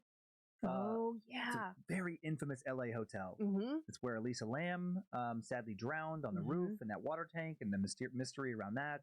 And it's where like Richard Ramirez and other various serial killers spent time living there. Mm-hmm. And there were stories of so many ghosts. I don't know why we haven't done a story, but I was just picturing because did you do it on Time Suck? Well, I talked about Elisa Lam there, but I don't know that I've figured out like another haunted story for Scared to Death here. But I'm just picturing like that kind of apartment building, how creepy and terrifying, where like there's bad people doing bad things around you, and then all the bad energy that's on top of all that with all this tragedy that's occurred there. Oh man, just like living there, like when you hear some noise, like I've stayed in some shady, especially early in my career, shady motels, and then you hear stuff like, I hope that wasn't what I think it might have been. Right. And it's like, oh my God, what is going on around me? Well, yeah, and in LA, I think there's also this other element, of actual mental illness. And the homeless population is so intense. Like I know our friends Dave and Bree, they have a really nice apartment in Santa Monica. I mean, paying God awful money for it. Demonic! What was stairwell of their for? apartment because they are these like open Mhm. concepts. What You was don't need a that code for? to get in. It's just Demonic? like, can you when you just like combine all of those elements, That's strangers living all money. around you. Mhm. There could be like the drunk, That's you know, money. college student that lives next door to you that did That was pass so out in the hallway sweet. from Why? pickups, But or why it's a random though? homeless guy and that person could attack you because they're mentally ill. Like, I mean, there's I so many appreciate weird it, but factors, and then if you but have why the though? stress of thinking that your place was haunted on top of it, it's like a ticking time Yeah. bomb. Eeh. Sorry about that. I just That's hit the mic. Hey, yeah. Do you want to thank some Annabelles? I Kinda do, hot. Dan. Thank you so much for asking You want to me. start? I do. Spooked I me. do. Well, Thank you to the following Annabelles for supporting us on Patreon: I know it's money, Sarah and because Littlefield, you deserve it, Neo Kitty, Sigri Flores. I got so spooked.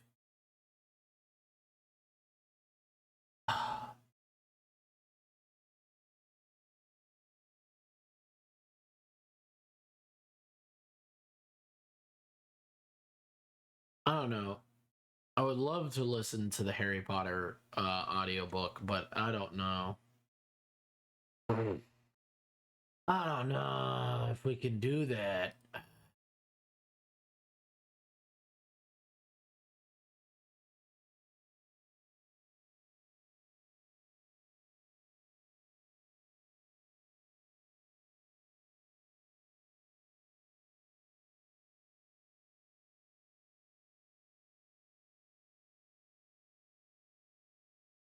Harry Potter and the Sorcerer's Stone.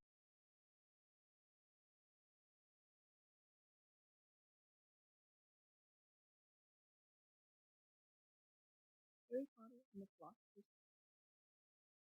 Written by J.K. Rowling. Read by Caroline Goodman. Not gonna lie, I thought that noise was a special Doomsday event. Chapter 1. The Boy Who Lived. Mr. and Mrs. Dursley, number 4 Privet Drive, were proud to say that they were perfectly normal. They were the last people you'd expect to be involved in anything strange or mysterious, but they just had told with such nonsense. Mr. Dursley was the director of a firm called a Grumman, which made he was a big, beefy man. Thank you so much, Demonic Woofer. But he did have a That's young very daughter. sweet of you.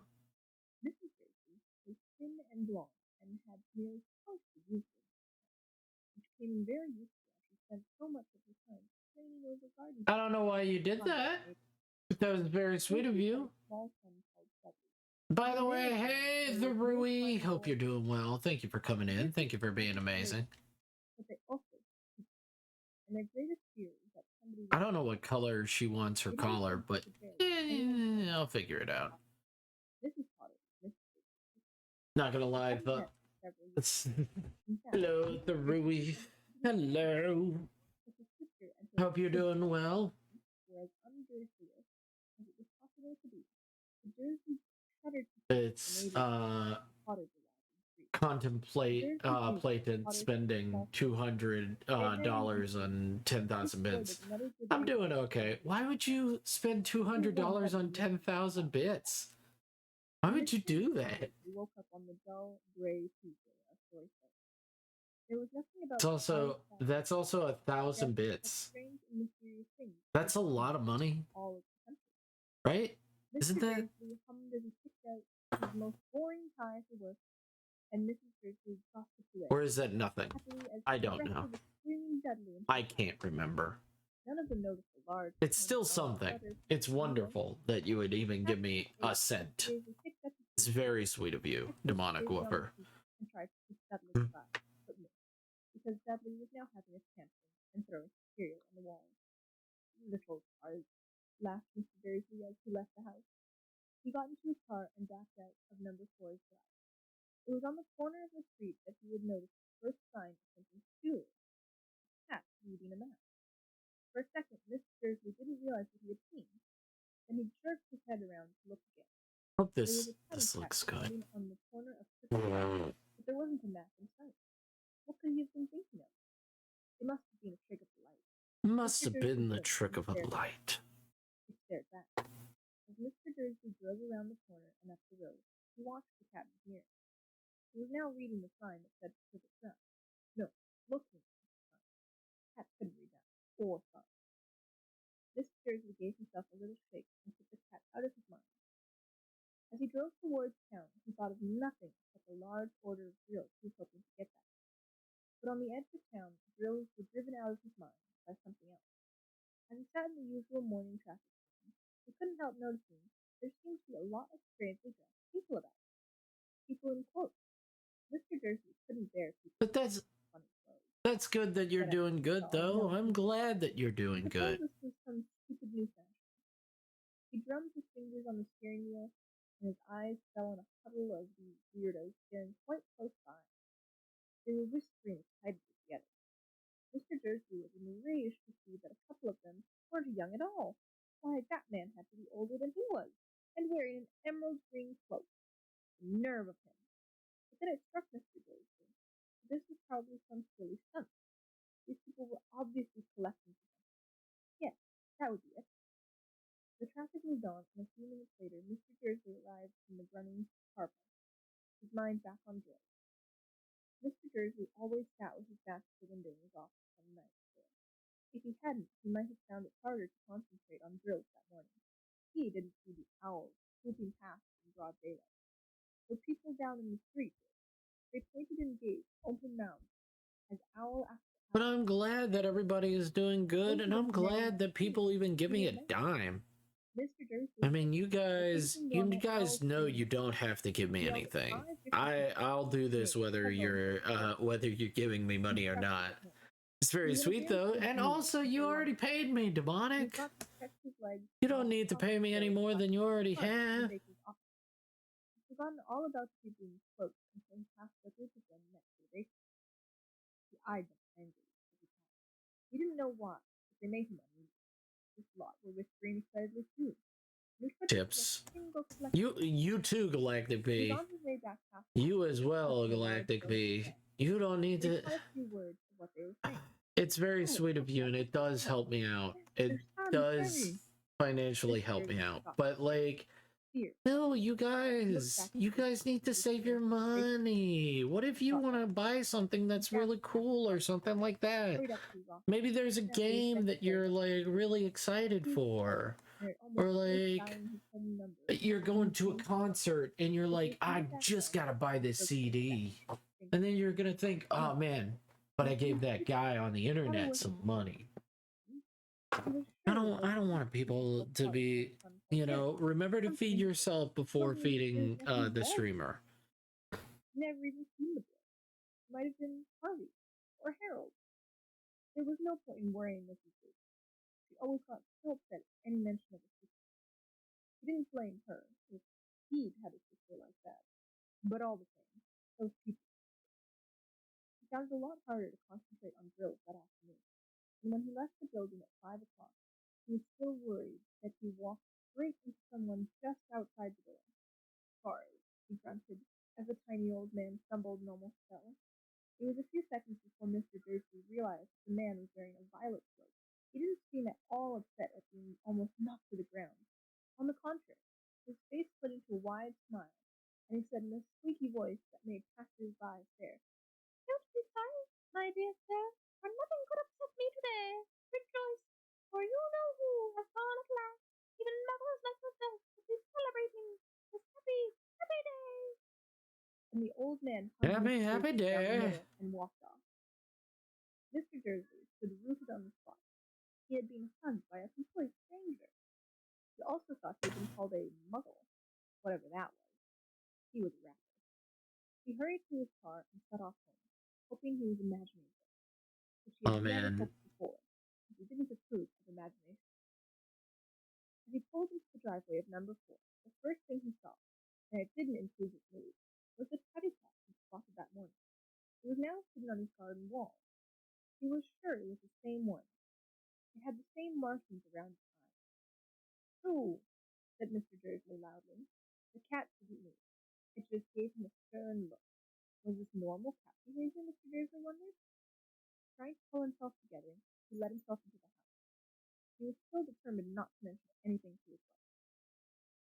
Mrs. Dursley had had a nice, normal day. She told him over dinner all about Mrs. Next Door's problems with her daughter and how Dudley had learned a new word, shadow. Mr. Dursley tried to act normal. When Dudley had been put to bed, he went into the living room in time. There we go. There we go. And finally, bird watchers everywhere have reported that the nation's owls have been behaving very unusually today.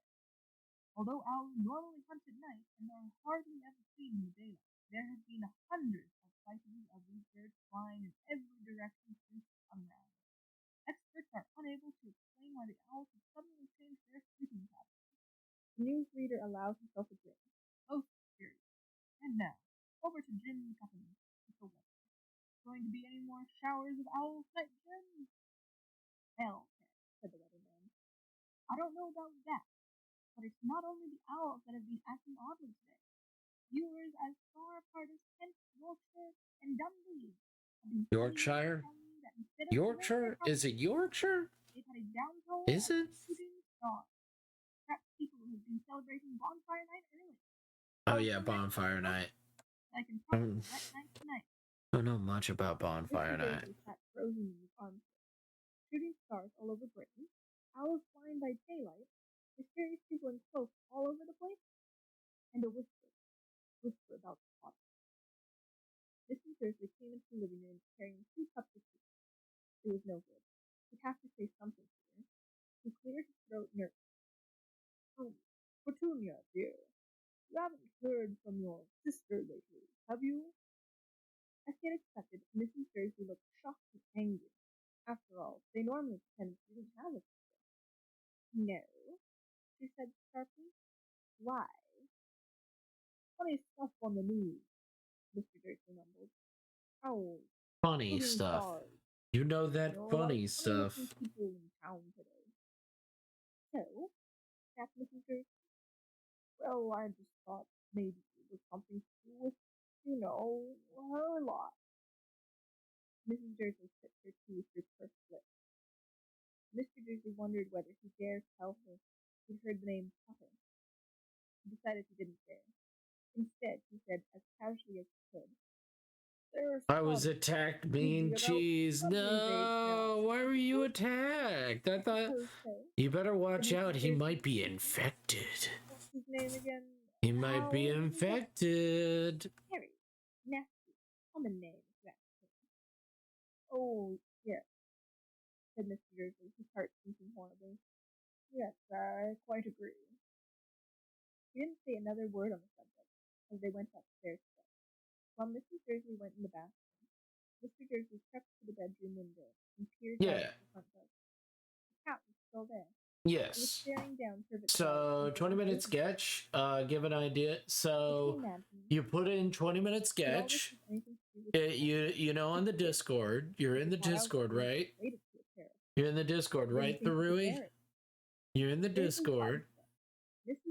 And when you go in the Discord, you go down to gallery, and then you go down to 20-minute sketch, and then you add in what you want me to sketch, and then I will do a 20-minute sketch.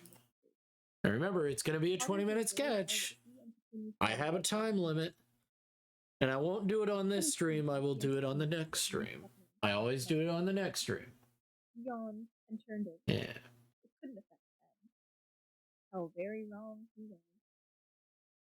Why did you tickle him? What did he do? What did he do?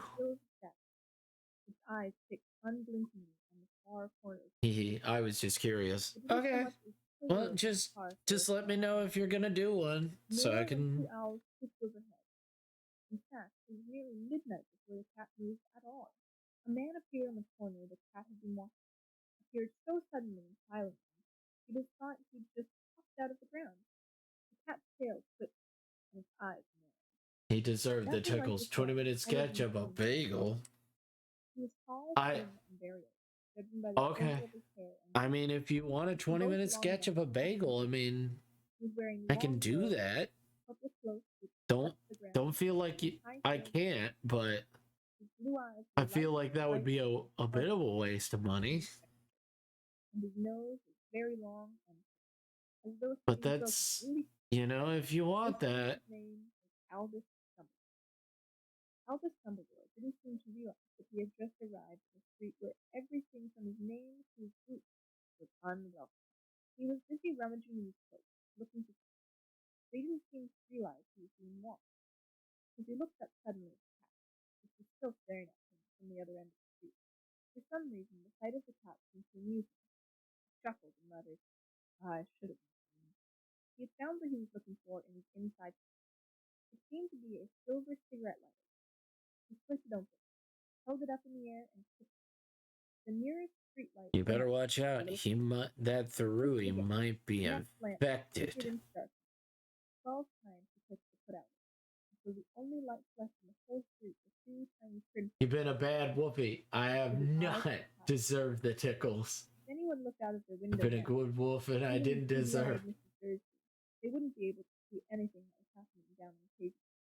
Dumbledore flipped the put-outer back into Ah, okay. So you were gonna do a 20-minute sketch of his second Sona? Okay. Alright. He didn't look at it. Alright. After a moment, he spoke. Well, those are cheap. And those are way cheaper than a headshot. It had gone. Instead, he was smiling at a rather severe-looking woman who was wearing square glasses exactly the shape of the markings the cat had around its eyes. She, too, was wearing a cloak, an emerald. Her black hair was drawn into a tight bun. She looked distinctly ruffled. "How did you meet me?" she asked. "My dear Professor, I've never seen a cat sit so stiffly."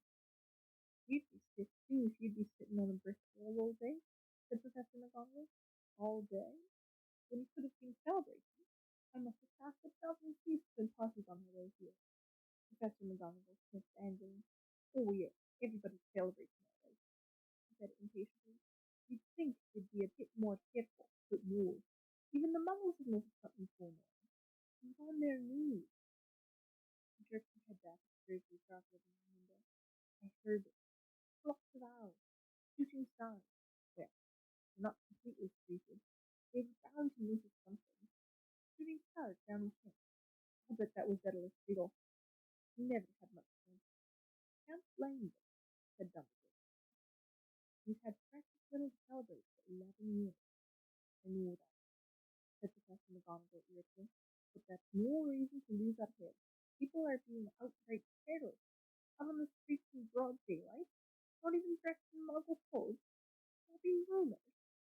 She threw a sharp, sideways glance at Dumbledore, as though hoping he was going to tell her something, but he didn't. So she went on. "Fine thing it would be if on the very day you-know-who seems to have disappeared at last, the Muggles found out all about it. I suppose you really have thought, Dumbledore." "It certainly seems so," said Dumbledore. "We have much to be thankful for. Would you care if Hee I'm deciding law was just an idea. Okay, well, alright. But just let me know how you feel, what you're thinking. As if she didn't think it was the moment. Just remember, I'm here for you guys. I'm very much here. I'm down for whatever you guys want to do. I don't judge. Whatever makes you happy. All this you-know-who. I hope that Demonic is enjoying what I did draw for. I have drawn for him. I just need to finish it up and then finish up the Galactic Bees stuff. You-know-who. I've never seen any reason to be frightened of saying his name. "No, you haven't," said Professor McGonagall, sounding half exasperated, half admiring. "But you're different. Everyone knows you're the only one, you know." "All right, Voldemort is frightened of." "You flatter me," said Dumbledore calmly. "Voldemort had powers I will never have, only because you're too, well, noble to use them. It's lucky it's dark. I haven't blushed so much since Madame Pomfrey told us she liked my new earmuff." Professor McGonagall shot a sharp look at Dumbledore and said, "The owls have nothing to the rumors that are flying around. You know what everyone's saying. About why he disappeared? About what finally stopped him?" It seemed that Professor McGonagall had reached the point she was most anxious to discuss. The real reason she had been waiting on a cold, hard wall all day. For neither as a cat nor as a woman had she fixed Dumbledore with such a piercing stare as she did now. It was plain that whatever everyone was saying, she was not going to believe it until Dumbledore told her it was true. Dumbledore, however, was drinking another sherbet lemon and did not answer. What they're saying, he pressed on, is that last night Voldemort turned up in Goblet of Collar. He went to find the Potters. The rumor is that Lily and James Potter are that they're dead. Dumbledore bowed his head. Professor McGonagall gasped. I can't believe it. Didn't want to believe it. Oh, Albus! Dumbledore reached out and patted him on the shoulder. I know, he said heavily. Professor McGonagall's voice trembled as he answered. Not at all. There seems to try to kill the Potter's son, Harry. But he couldn't. He couldn't kill that little boy. No one knows why. Or how. But they're saying that when he couldn't kill Harry Potter, Voldemort's power somehow broke. And that's why he's gone. Dumbledore nodded glumly. It's true? Quoth Professor McGonagall. After all he's done, all the people he's killed, he couldn't kill a little boy? It's understanding. All of the things he stopped him. How, in the name of heaven, did Harry survive? We can only guess, said Dumbledore. We may never know. Professor The McGonagall world stood may up never know. and dabbed at her eyes beneath her spectacles. Dumbledore gave a great sniff and a gold watch in his pocket and made it. It was a very odd one. It had 12 hands, but no numbers. Instead, little planets were moving around the end. He must have made sense to Dumbledore, though, because he put it back in his pocket and said, Hagrid's late. I suppose it was he who told you I'd be here, by the way. Yes, said Professor McGonagall. And I don't suppose you're going to tell me why you are here, of all places? I've come to bring Harry to his aunt and uncle, to the only family he has left them. You don't mean, people who live here? Cried Professor McGonagall, jumping to her feet and pointing at number 4.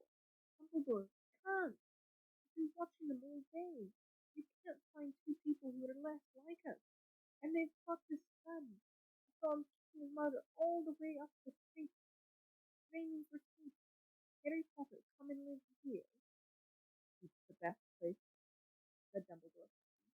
His aunt and uncle will be able to explain everything to him when he's older. I've written them a letter. A letter? Repeated Professor McGonagall faintly, sitting back down on the wall. Really, Dumbledore? You think you can explain all this in a letter? These people will never understand him. He'll be famous, a legend. I wouldn't be surprised if today was known as Harry Potter Day in future. There will be books written about Harry. Every child in our world will know his name. Exactly, said Dumbledore, looking very seriously over the top of his half-moon glasses. It would be enough to turn any boy's head. Famous before he can walk and talk. Famous for something he won't even remember. Can't you see how much better off he'll be, growing up away from all that, until he's ready to take it? Professor McGonagall opened her mouth, changed her mind, swallowed, and then said, Yes, you're right. But how is he supposed to see me? Or, she eyed his coat suddenly, as though she thought he might be hiding Harry underneath it. Hagrid went him. You think it wise to trust Hagrid with something as important as this? I would trust Hagrid with my life, said Dumbledore. I'm not saying his heart isn't in the right place, said Professor McGonagall begrudgingly, but you can't pretend he's not careless. He does tend to... What was that? A low rumbling sound had broken the silence around them. It grew steadily louder as they looked up and down the street for some sign of a headland. It swelled to a roar as they both looked up to the sky, and a huge motorbike fell out of the air and landed on the road in front of them.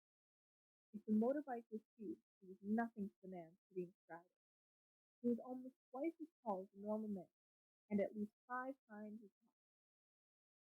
He looked simply too big to be alive, and so wild. Long tangles of bushy black hair and beard hid most of his face. He had hands the size of dusting lids, and his feet in their leather boots were like baby dolphins. In his vast, muscular arms, he was holding a bundle of blankets. Hagrid, said Dumbledore, sounding relieved. At last. Where did you get that motorbike?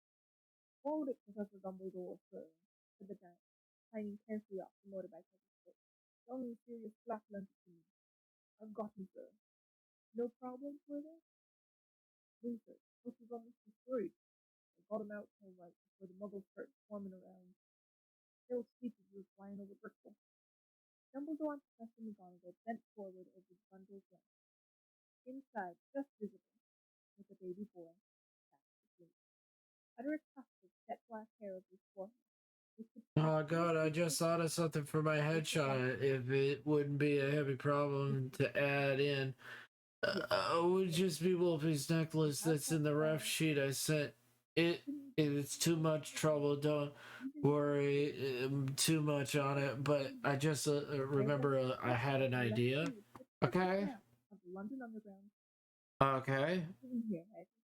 You better Go on. I'm listening. Could I say goodbye to him, sir?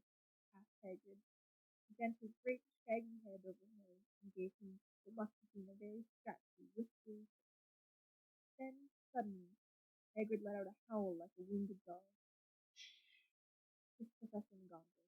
Wait, the muggles! I'm sorry, sobbed Hagrid, taking out a large spotted handkerchief and burying his face in it.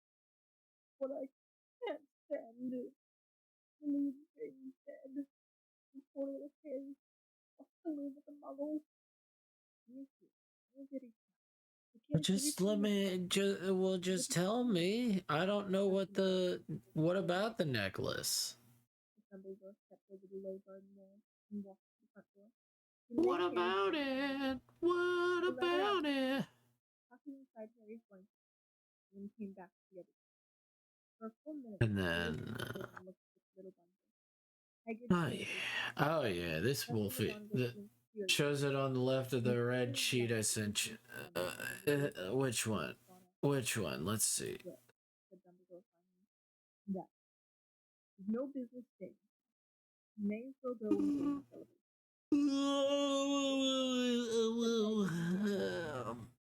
Oh.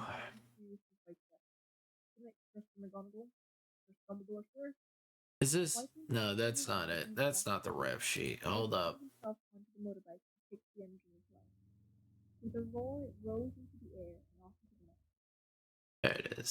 Is this it? Is this it? Is it this? Right over here? What about the necklace? On the corner he stopped and took out the silver put out. What about the necklace? Ref. Not red. Yeah. What about this necklace right here? Is this it? The other end of the street.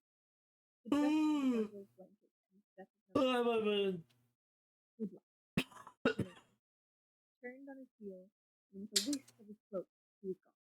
Here. What are you doing over there? He's gonna come. Okay. I was gonna ask you something, Mnemonic.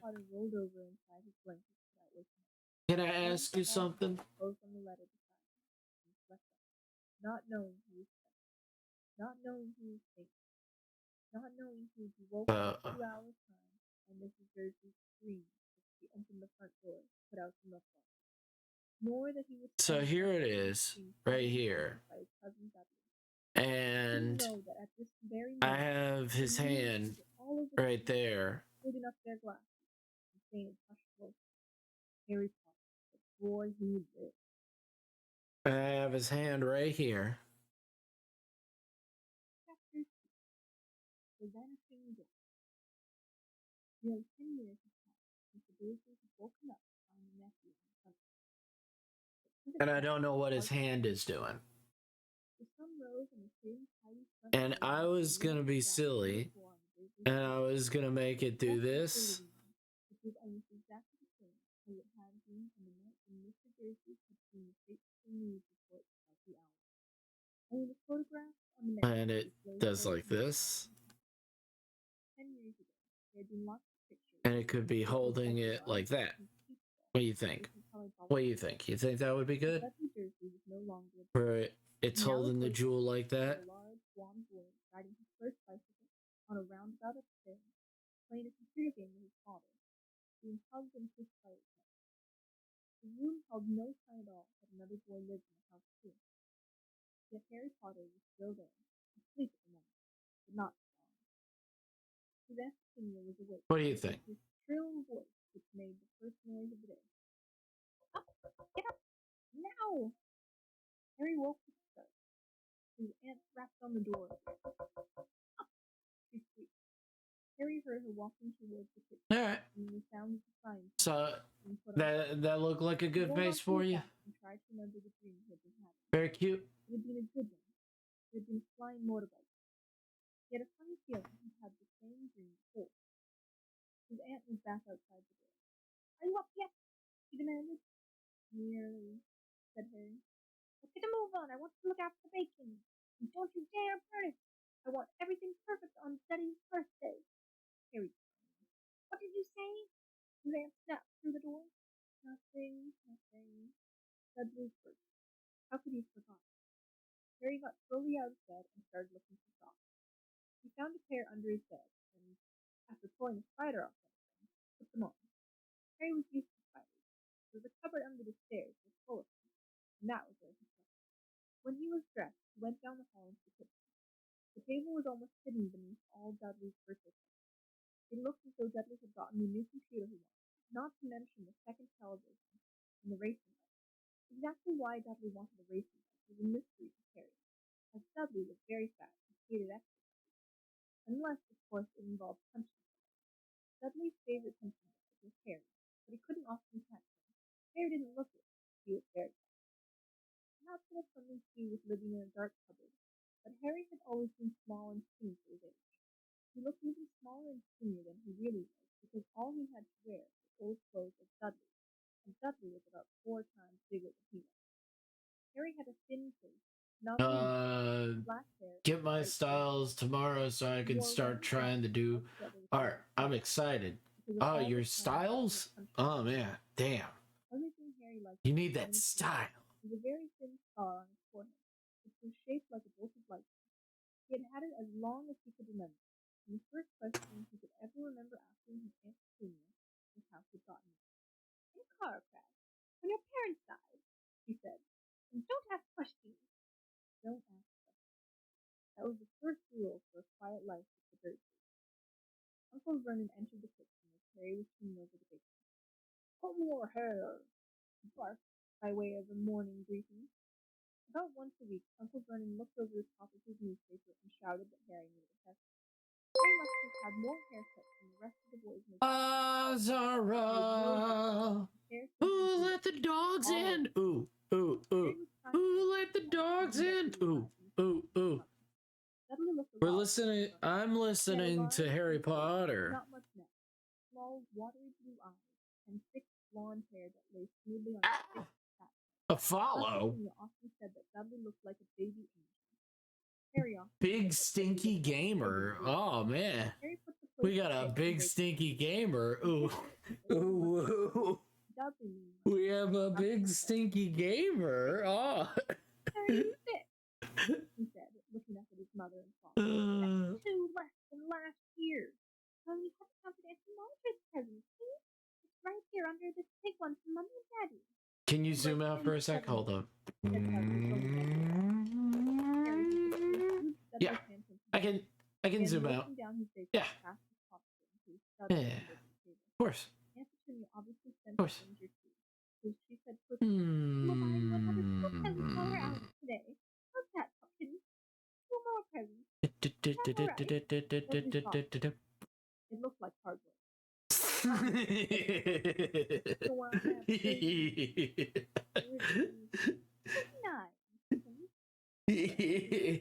Oh, Dudley sat down heavily and grabbed the nearest parcel. All right then, Uncle Vernon chuckled. Little tyke wants his money's worth, just like his father. Smartass. Yeah. At that moment, the telephone rang. And Part goat, while Harry and Uncle part Vernon snake, raced all a remote control airplane, 16 new computer games, and a video recorder. A furry with glasses. You know them dogs, they hate shit on their face.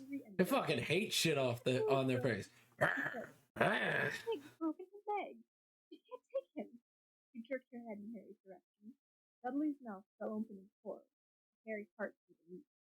Every year, Could you on Dudley's possibly birthday, make the bottom Harry a took bit his thinner, friends more out canon-like? to adventure Sure. parks, hamburger bars. Sure. Every year, Fair Harry enough. was left behind with his mad old lady who was creepy. Bam.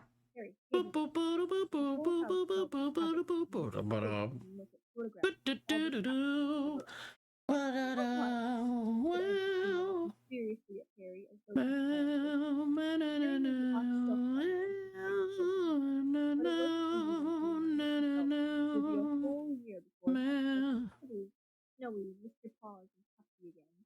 We could phone Well, also, there's nothing for the glass to hang off of. There's things. There's some dog glasses out there. I just hate them. Or rather, as though he was something very nasty that couldn't understand things, like a slug. Is that a little bit better? What's her name? Your friend, Yvonne. On the holiday in Morocco, snapped Aunt Petunia. You could just leave me here, Harry put in hopefully, to be able to watch what he wanted on television for a change, and maybe even have a go on Dudley's computer. Aunt Petunia looked as though she'd swallowed a lemon. You come back and find the house in ruins, she snarled. I won't blow up the house, said Harry, but they weren't listening. I suppose we could take him to the zoo, said Aunt Petunia slowly, and leave him in the car. That car's new. You're not sitting in it alone. Dudley began to cry loudly. In fact, he wasn't really crying. It had been years since he really cried, but he knew that if he screwed up his face and wailed, his mother would give him anything he wanted. No, you're not being a pain. You're not being a pain. I want you to be happy. I want you to be happy with the pride. Dudley yelled between huge pretend sobs. He always spoiled everything. He shot a nasty grin through the gap in his mother's arm. Just then the doorbell rang. Oh, good Lord, they're here, said Aunt Petunia frantically. And a moment later, Dudley's best friend, Piers Holton, walked in with his mother. Piers was a scrawny boy with a face like a rat. He was usually the one who held people's arms behind their backs while Dudley hit them. Dudley stopped pretending to cry at once. Half an hour later, Harry couldn't believe his luck. Was sitting in the back of the Dursley's car. So, how is stream? It's going well. It's going well. Pixel thinks she's a pain. I think that's weird. I've had many a customer. I don't think any of them are a pain. I would rather them be happy. I would rather them be happy to see my art because I want them to use it all the time. I want them to be happy. I don't want them to be like, oh, this, you know, I like it, but, you know, it's got some problems here and there. I like it, but no, I want them to be real happy and excited about it. I want them to like it and enjoy it.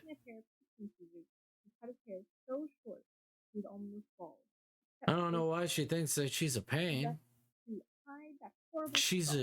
She's a wonderful person who even gave me a chance to do my art. I think that that's a pretty damn good deal to me. That I get to do my art for people and enjoy what I do. He'd been given a week in his cupboard, even though he had tried to explain that he couldn't explain how it had grown back. Now, if it was a pain, I'd be like, well, you know, thank you so much for coming in. Thank you so much, everybody. I'll see you guys later. You know, that would be a pain. That would be a real pain where I'm just like, you know what? I'm gonna stop doing this for right now, and then I'll come back later. That would be a real pain. On the other hand, he got into terrible trouble for being found on the roof of the school kitchen. Like, what's the color of Twitch? It's the color. It's a deep purple. It's a deep purple. Had received a very angry letter from Harry's headmistress telling him Harry had been climbing school buildings. But all he tried to do, as he shouted at Uncle Vernon through the locked door of his cupboard, was jump behind the big bins outside the kitchen door. Harry supposed that the wind must have caught him in mid-jump. But today, nothing was going to go wrong. It was even worse seeing Dudley and Pierre to be spending the day somewhere that wasn't school, was covered in Mrs. Pig's cabbage-smelling living room. While he drove, Uncle Vernon complained about things. He liked to complain about things. People at work, Harry, the council, Harry, the bank, and Harry were just a few of his favorite subjects. This morning it was motorbikes, roaring along like maniacs. Young hoodlums, he said as a motorbike overtook him. I had a dream about a motorbike, said Harry, remembering suddenly. It was flying. Uncle Vernon nearly crashed into the car in front. He turned right around in his seat and yelled at Harry, his face like a gigantic beetroot with a mustache. Motorbikes don't fly! Dudley and Pierre sniggered. I know they don't, said Harry. It was only a dream. But he wished he hadn't said anything. If there was one thing the Dursleys hated even more than his asking questions, it was his talking about anything acting in a way that it shouldn't. No matter if it was in a dream or even a cartoon. They seemed to think he might get dangerous ideas. It was a very sunny Saturday, and the zoo was crowded with families. The Dursleys bought Dudley and Pierre's large. That's the question. What if the Dursleys weren't fucking asses? Harry what he wanted before they could hurry him away. They bought him a cheap lemon ice lolly. It wasn't bad either. She's basically a palette of beiges, crams, punks, and purples. Harry had the best I get you. had in a long time. He was careful to walk a little way apart from the Dursleys so that Dudley and Pierre, who were starting to get bored with the animals by lunchtime, wouldn't fall back on their favorite hobby of hitting him. They ate in the zoo restaurant, and when Dudley had a tantrum because his Knickerbocker glory wasn't big enough, Uncle Vernon bought him another one, and Harry was allowed to finish the first. Harry felt afterwards that he should have known it was all too good to last. After lunch, they went to the reptile. It was cool and dark in here. What if the Dursleys weren't assholes to him? What if they weren't huge jackasses to him? I made muffins. Who wants to muffin? Flavor of blueberry and strawberry. Yeah. Twice around Uncle Vernon's car and crushed him to a dust. But at the moment, it didn't look in the mood. In fact, So we put some gold. Dudley stood with his nose pressed against the glass. Unless you don't want it to be gold, I can make it silver. I can make it whatever color you want. Pixel. Dudley ordered. Uncle Vernon left the glass smartly with I accept, yes. I know I'm being very particular, Pixel. I just want to make sure that you like it. I just want you to be happy. I want you to be a return customer. That's the biggest thing. Is that I want return customers, and the best way to do that is by making them their stuff. I also need to see about Askeladd, see if he wants a full body of his character. And he looked quickly around to see if anyone was watching. Yes. I just want to make sure that you come back.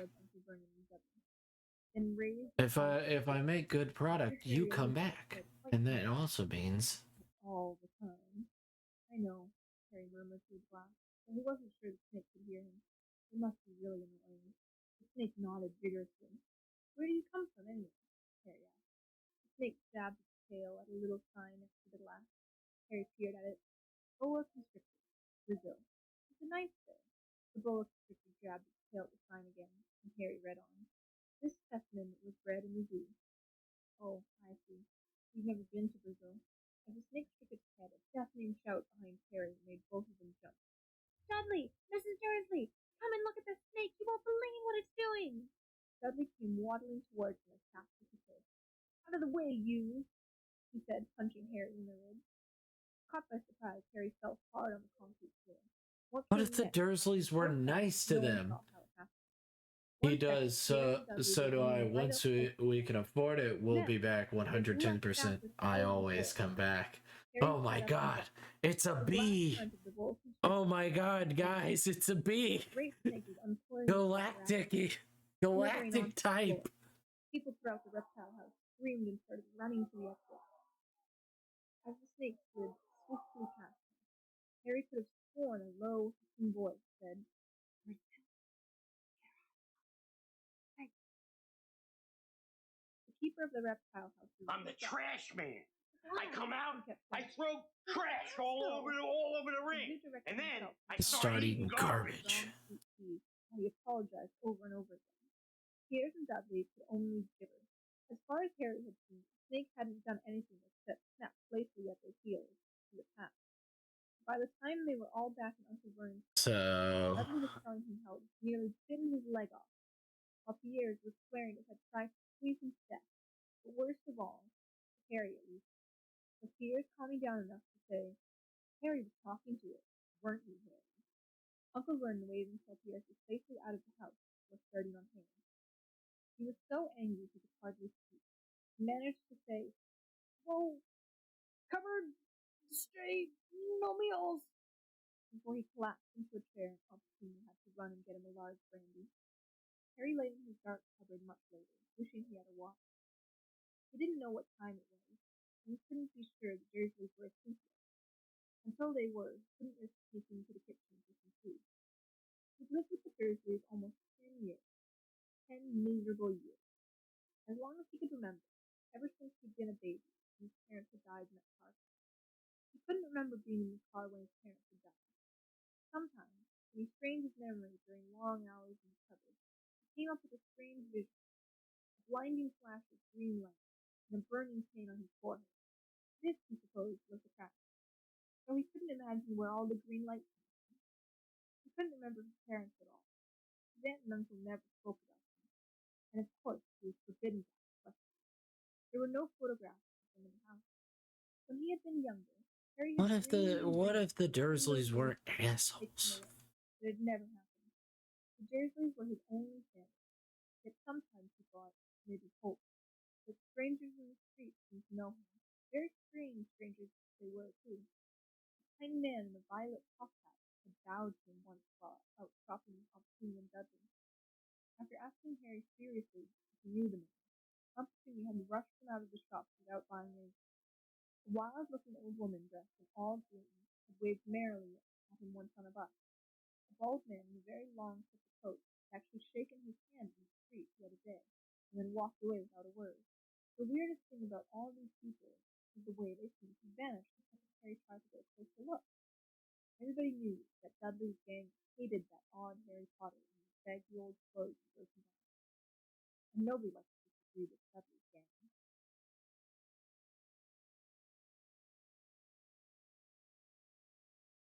Chapter 3. The Letters from Milk. The escape of the Brazilian bull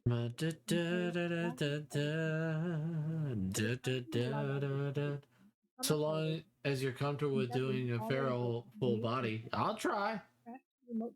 I'll try. Hope you're cool with some glasses. Hope you're cool with some silly glasses. Galaxy.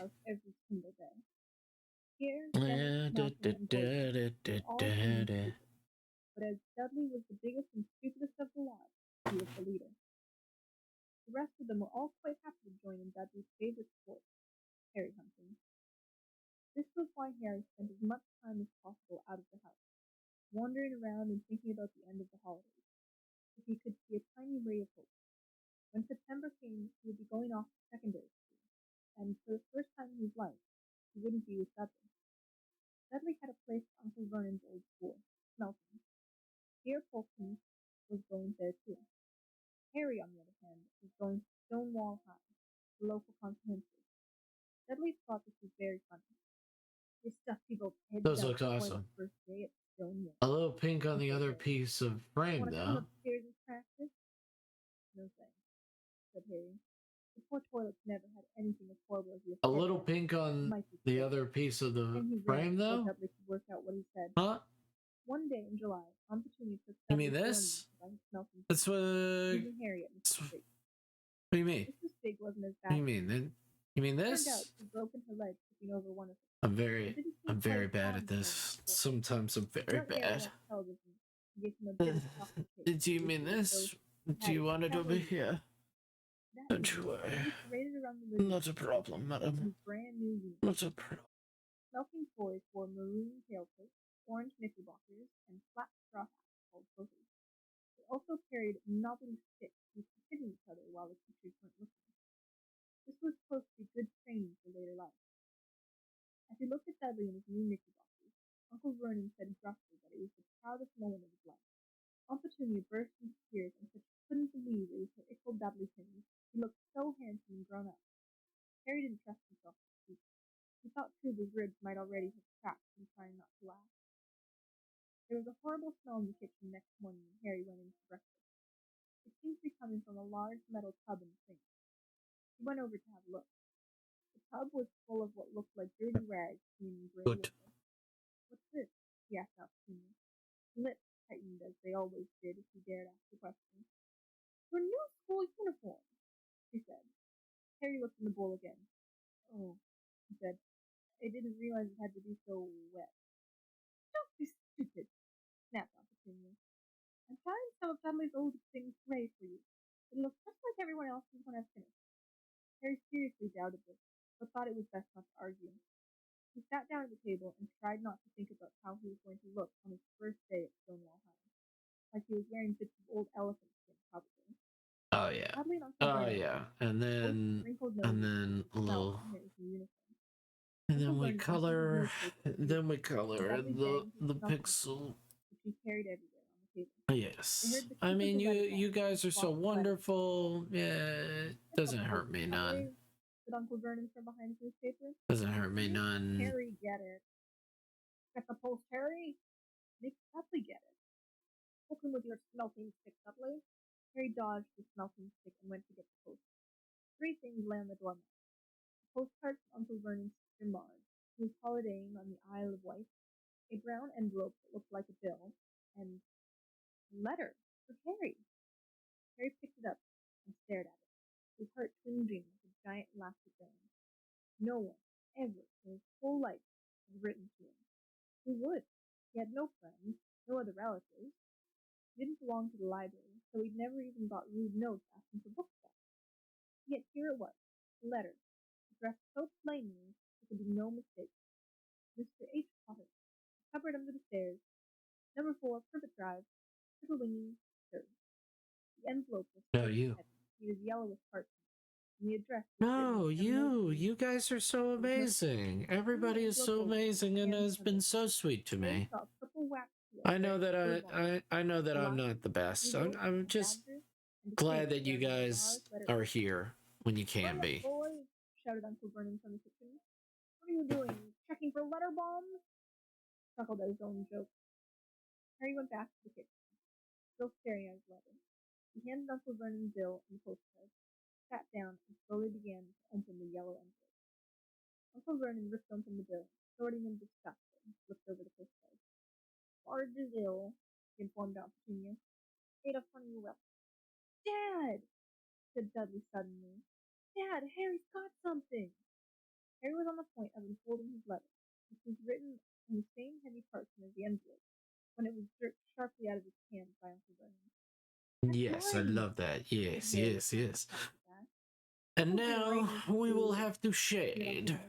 Shaking the letter open with one We will hand have and to glancing at it. shade. No, The face went from red no. to green faster than a set of tracks. Milady. And it didn't stop there.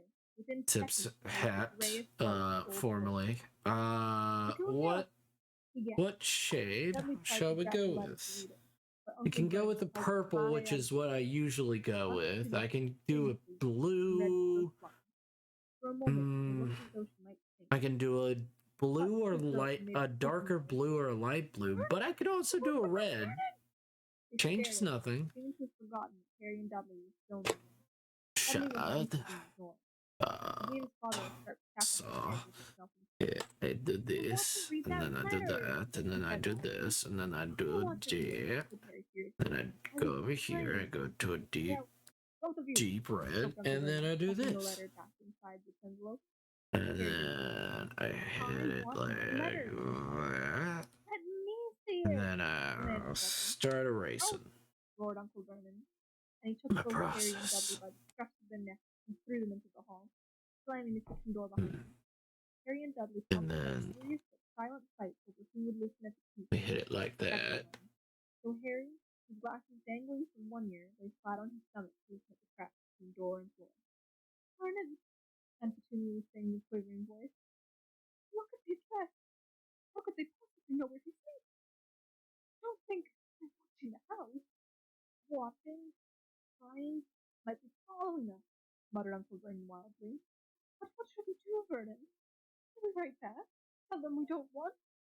Harry could see Uncle Vernon's shiny black shoes pacing up and down the kitchen. No, he said finally. No, we'll ignore it. If they don't get any answers, yes, that's that. We won't do anything. But I'm not having one in this house, Petunia. Didn't we swear when we took him in that we'd stamp out that dangerous nonsense? That evening, when he got back from work, Uncle Vernon did something he'd never done before. He visited Harry in his cupboard. Where's my letter? Said Harry. I'm thinking purple or a pinkish red or teal. No one. Well, teal would be fine. So we go with the pinkish red. We can go with the pinkish red. So this is a regular deep red. So I can just get rid of this. And then I do a little pinkish red. I do like right there, and I do a little. Your aunt and I have been thinking. You're really getting a bit big for it. We think it might be nice if you move into Dudley's second bedroom. Why? Said Harry. Don't ask questions, snapped his uncle. Take this Pink shade because of the Alchemy Cafe type background, yes. So we have that, and then let's try this. One where Dudley kept all his toys and things that wouldn't fit into his first bedroom. It only took Harry one trip upstairs to move everything he owned from the cupboard to his room. He sat down on the bed. This would be the teal. Nearly everything in here was broken. The month-old cine camera was lying on the top of a small working tank Dudley had once driven over next to his dog. In the corner was Dudley's first ever television set, which he put his foot through when his favorite program had been canceled. It was a large. What does one sell in an Alchemy Cafe? That's a good question. For a real air and this one is a purple. Other shelves were full of books. You know, you can sell a lot of things from poisons. You could sell poisons to, I would say, drinks. Mostly some alchemical drinks or something like that. Restoration, lesser restoration, higher restoration, an intelligence potion, or you can even have a funny, like, you want to feel funny. You want to feel like you're drunk, but you don't get the effects of, you don't like fuck your body up with actual alcohol. So it's false alcohol. And bitterly wishing he'd opened the letter in the hall. Uncle Vernon and Aunt Petunia kept looking at each other darkly. When the post arrived, Uncle Vernon, who seemed to be trying to be nice to Harry, made Dudley go and get it. They heard him banging things with his smelting stick all the way down the stairs. Then he shouted, "There's another one! Mr. H. Potter, the smallest bedroom, number 4 Privet Drive!" With a strangled cry, Uncle Vernon leapt from his seat and ran down. I like the pinkish red. Harry right behind him. Okay. Uncle Vernon had to wrestle Dudley to the ground to get the Yes, ma'am. Which was made difficult by the fact that Harry had grabbed Uncle Vernon around the neck from behind. After a minute of continuous, we can do all three. It's not that hard. Uncle Vernon it's not hard to do all three. We can do all three, like I did for Ask a Lad. You saw. Dudley, go. You saw. Go. Harry walked around and around his new room. Someone knew he had moved out of his cupboard, and they seemed to know he hadn't received the first letter. Surely that meant they'd try again. And this time he'd make sure they didn't fail. He had a plan. Also, I think it would alchemical theme, alchemy theme. Maybe half would be an alchemy shop, half would be a half K. He was going to wait for the postman on the corner of Privet Drive and get the letters to number 4. 4K. His heart hammered as he crept across the dark hall towards the front door. Hurrah! Harry leapt into the air. He'd trodden on something big and squishy on the doormat. And this is a something weird live, dog asking like me my kicked on order. upstairs, and to his horror, This there is a was very Zero, weird with his cafe. face I'm very something confused. between his Uncle Vernon's face. What does this Uncle dog do? Vernon had been lying at the foot of the front Why door, is it looking at me like this? really making sure that Harry didn't do exactly what he'd been trying to do. He shouted at Harry Man, for this about half this an hour, alchemical and then told cafe him to is so go away. weird and interesting. Harry shuffled What is leisurely that off, dog doing? and by the Why time is he it got back looking to at me the like that? right, I'm concerned. Harry could see 3 letters addressed in green ink. I want, he began. What the dog Uncle doing? Vernon was carrying the What the- letters into pieces before he died. Uncle Vernon didn't go to work. Mhm, mhm. He stayed at home and nailed up the letterbox. See? He explained to Aunt Petunia through a mouthful of nails. If they can't deliver them, they'll just give up. I'm not sure that will work, Vernon. All these people's minds work in strange ways, Petunia. Not like you and me, said Uncle Vernon, trying to knock in the nail with a piece of fruitcake Aunt Petunia had brought to him. On Friday, no fewer than 12 letters arrived for Harry. As they couldn't go through the letter box, they'd been pushed under the door, slotted through the sides, and a few even forced through a small window in the downstairs toilet. Uncle Vernon stayed home again. Hello, concerned. I am Dad. He got out a hammer Oh. and nails and boarded Are up you the Dad? plaster on the front and back doors so no one could go out. Oh, I thought Dad was Dad. As he worked, and jumped I can't believe. On Saturday, things began to get out of I'm Dad. Don't worry if you get addicted to Pokey Pokey. Things will eventually turn around. But their very confused milkman handed Aunt Petunia through the living room window. Hello, While Uncle Vernon made lads. furious telephone calls to the post office. in What does Derry, Mom trying say to find about that? someone to complain to. Aunt What does Petunia Mom say shredded the about letter that? in his food mixer. Huh? What It's not the fuck working. are you, this Huh? Dudley asked Harry in amazement. On Sunday morning, Uncle Vernon sat down at the breakfast table. Is looking Apol being tired mean and to you angry. again? Oh. No post on Sunday, he reminded them happily as he spread marmalade on his newspapers. No damn letters today.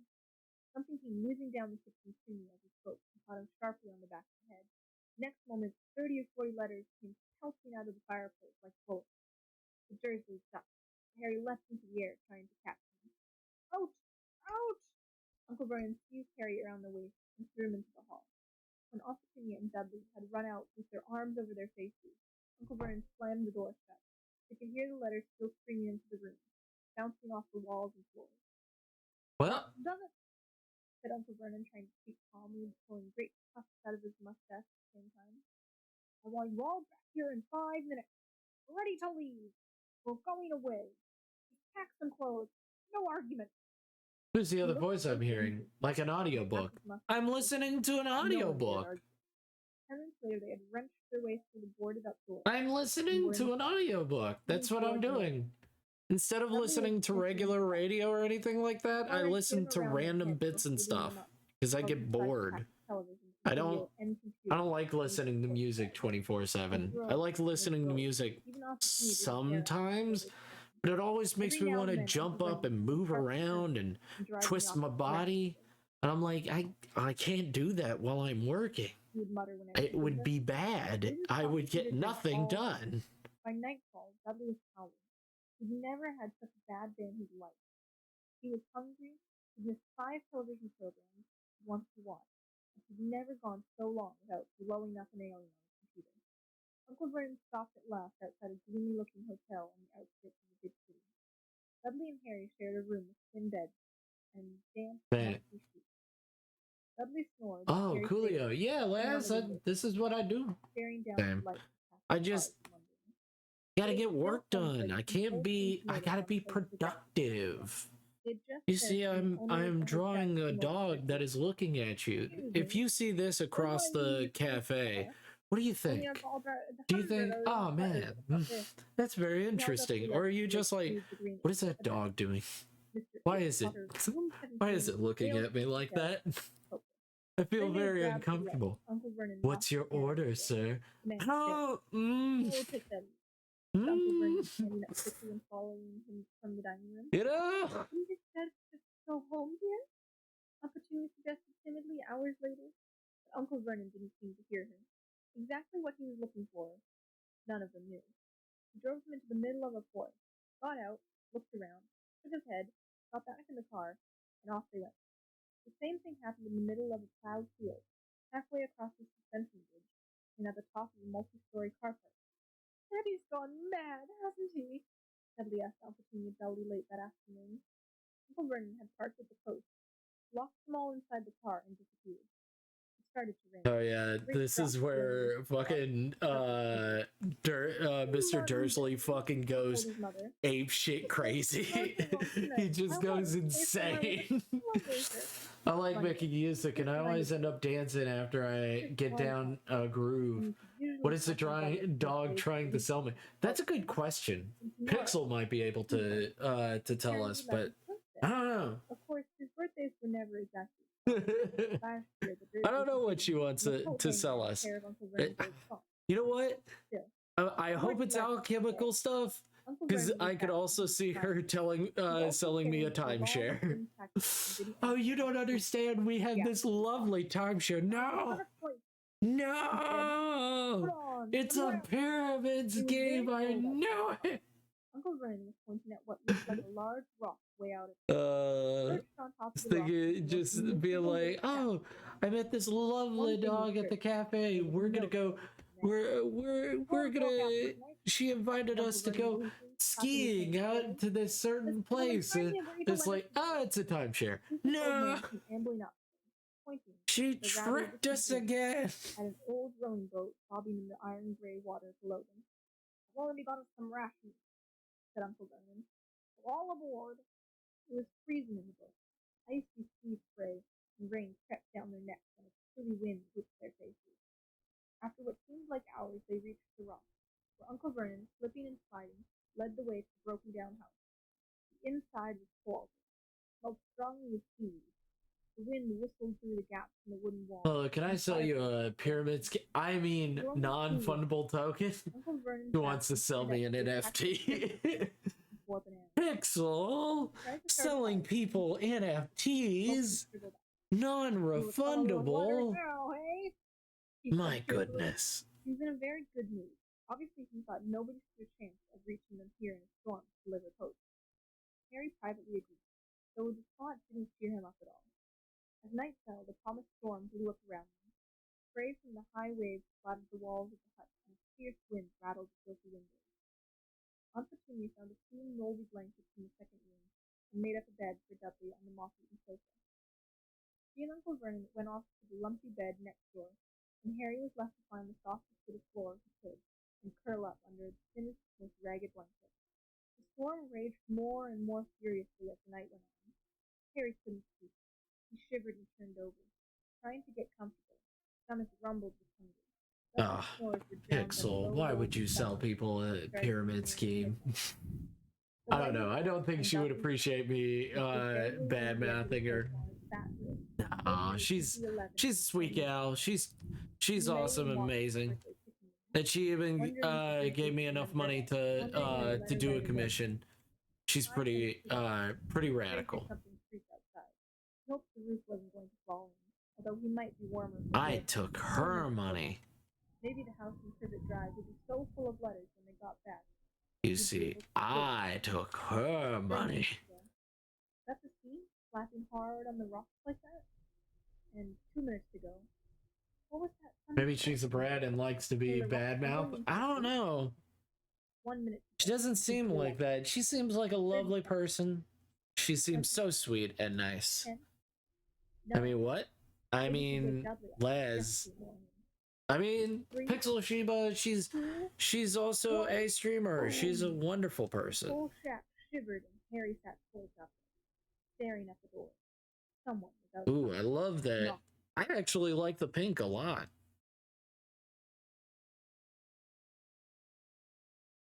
She's also watching anime right now. She's also watching anime right now, so she's not fully in the stream. Where's the cannon? He said stupidly. There was a crash behind him. Uncle Vernon came skidding into the room. He was holding a rifle in his hand. Now they knew it had been the long, thin package he had brought with him. Who's there? He shouted. I warn you! I'm armed! There was a pause. Then, smash! The door was hit with such force that it swung clean off the hinges, and with a deafening crash landed flat on the floor. giant of a man was standing in the door. His face was almost completely hidden by a long, shaggy mane of hair and a wild, tangled beard, where you could make out his eyes, glinting like black beetles under all the hair. The giant squeezed his wings to him, stooping so that his head just brushed the ceiling. He bent down, picked up the door, and fitted it easily back into its frame. The noise of the storm outside dropped a little. He turned to Nah, she's way more dummy. Oh, okay. Not been an easy journey. He strode Oh, over okay. where Dudley sat frozen with fear. I'm learning so much about my new friend. Dudley was sweet and She round just like seems his mother. so wholesome and sweet. Terrified behind Uncle Vernon. Here's Harry. I am a switch. I'm either a brat or a brat tamer. I am fear. I am evil. I push the remote off of the table, and you're gonna deal with that. Not in that way. Oh, okay, good. I was like, I'm learning so much. Uncle Vernon made a funny rasping noise. Like, firm. Wait, what? He said, "You are breaking Hold our on, what? tethering." Do I think what? Thirdly, you great prune, What, said huh? the giant. He What? reached over the back of the sofa. So gripped the she's gun out of firm. Vernon's hand, bent it into a knot as easily as if it had been made of rubber. So and she's stood in the solid. corner of the room. Uncle Solid Vernon as a rock. the mouse being trodden on. Anyway, Harry, said the giant, turning his back on the Dursleys. A very Or happy is she birthday to like, you. yeah, Got something for you. this is how it's gonna Might be. chat on it at some point, but it still tastes all right.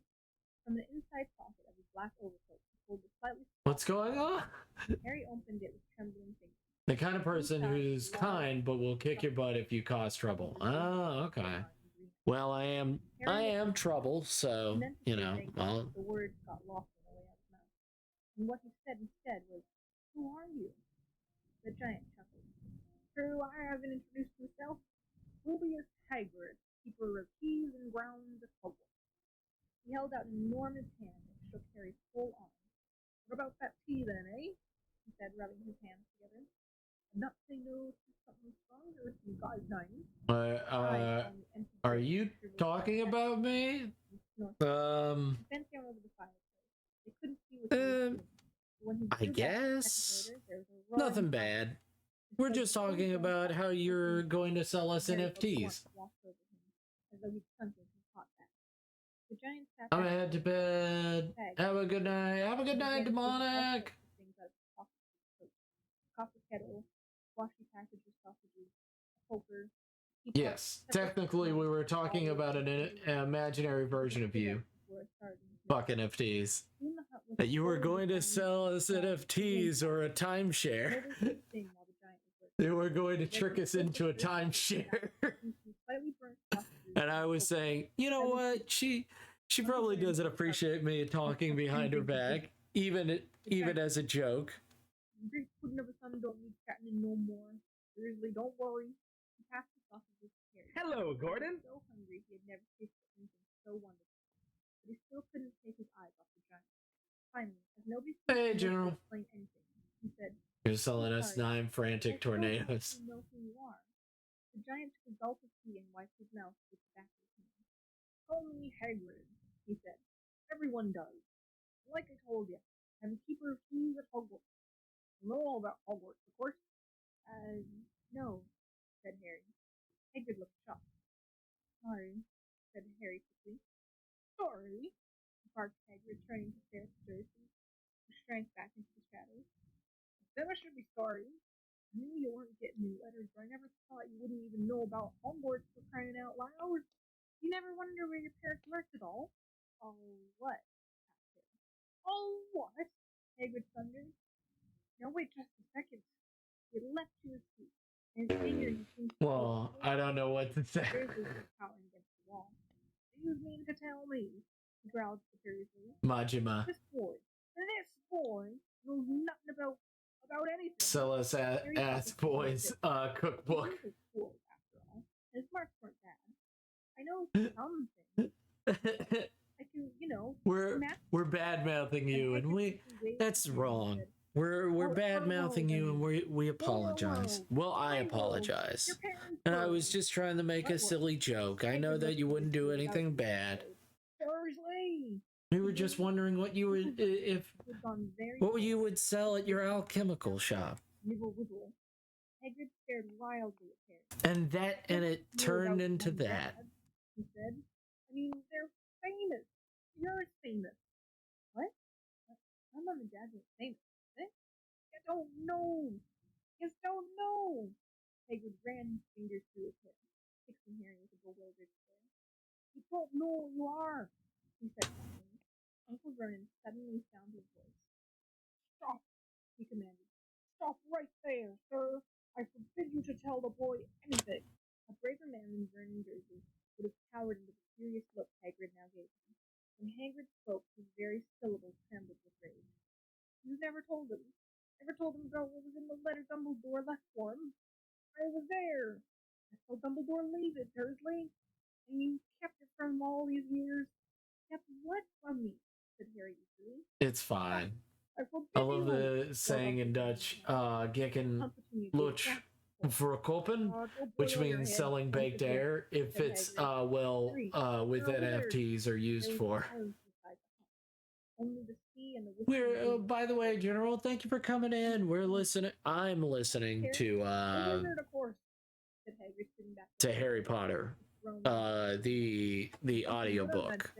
Once you've been trained up a bit, with a mom and dad like yours, what else you be? And I reckon it's about time you read your letter. Harry stretched out his hand at last to take the yellowish envelope, addressed in emerald green, to Mr. H. Potter, the floor, cut on the rocks of the sea. He pulled out the letter and read, Hogwarts School of Witchcraft and Wizardry, Headmaster, Albus Dumbledore. Witchcraft and bastardry. Supreme Muslim, International Confederation of Wizards. Dear Mr. Potter, we are pleased to inform you that you have a place at the Hogwarts School of Witchcraft and Wizardry. Please find and close a list of all necessary books and equipment. That would be funny. It begins on the 1st of September. We await your owl by no later than July 31st. Yours sincerely, Minerva McGonagall, Deputy Headmistress. Questions exploded inside Harry's head like fireworks, and he couldn't decide which to ask first. After a few minutes, he stammered, What does it mean? They await my owl? Up and Gorgons! That reminds me, said Hagrid, clapping a hand to his forehead with enough force to knock over a cart horse. And from yet another pocket inside his overcoat he pulled an owl. A real, live, rather ruffled-looking owl. A long quill and a roll of... He is relatively accurate, though, although I don't know if that's a good thing. Dear Mr. Dumbledore, given Harry his lecture, she takes care of them troublemakers. She's like, get the fuck out of this book. Went to the door and threw the owl out into the storm. Then he came back and sat down as though it was as normal as talking on the telephone. Harry realized his mouth was open and closed. It would be funny if Harry was like, yeah, you know what? I also don't like all this weird stuff happening. He's not going, he said. Hagrid grunted. I'd like to see a great muggle like you stop him, he said. What? Said Harry, interested. A muggle, said Hagrid. That's what we call non-magic folks like this. It's bad luck you grew up in a family of the biggest muggles I ever laid eyes on. Before we took him in, we put a stop to that rubbish, said Uncle Vernon. Cool. The good news is that I finally got able to get my good phone fixed by getting a battery from China. Why from there? Because it's in US it's an old phone, but it's still a good phone for me. They manufacture refurbished stuff, so I get you. And disappeared off to that school and came home every holiday with her pockets full of frog spawn, turning teacups into rats. I was the only one who saw her for what she was, a freak. But for my mother and father, oh no, it was Lily this and Lily that. They were proud of having a witch in the family. She stopped to draw a deep breath and then ran to me. It seems she'd been wanting to say all this for years. Then she met that Potter boy at school, and they left and got married and had you. And of course I knew you'd be just the same. Just as strange. Just as normal. And then, if you please, she went and got herself blown up, and we got landed with you. Harry had gone very red. As soon as he found his voice, he said, Blown up? You told me they died in a car crash. Car crash? Roared Hagrid, jumping up so angrily that Dursley settled back to their corners. Of in a car crash, totally Yeah, it's basically baseball cards all over again. It feels like the NFTs have become baseball cards, even though the tech is not that at all. Harry asked her. Anger faded from Hagrid's face. He looked suddenly angry. No, that's all good.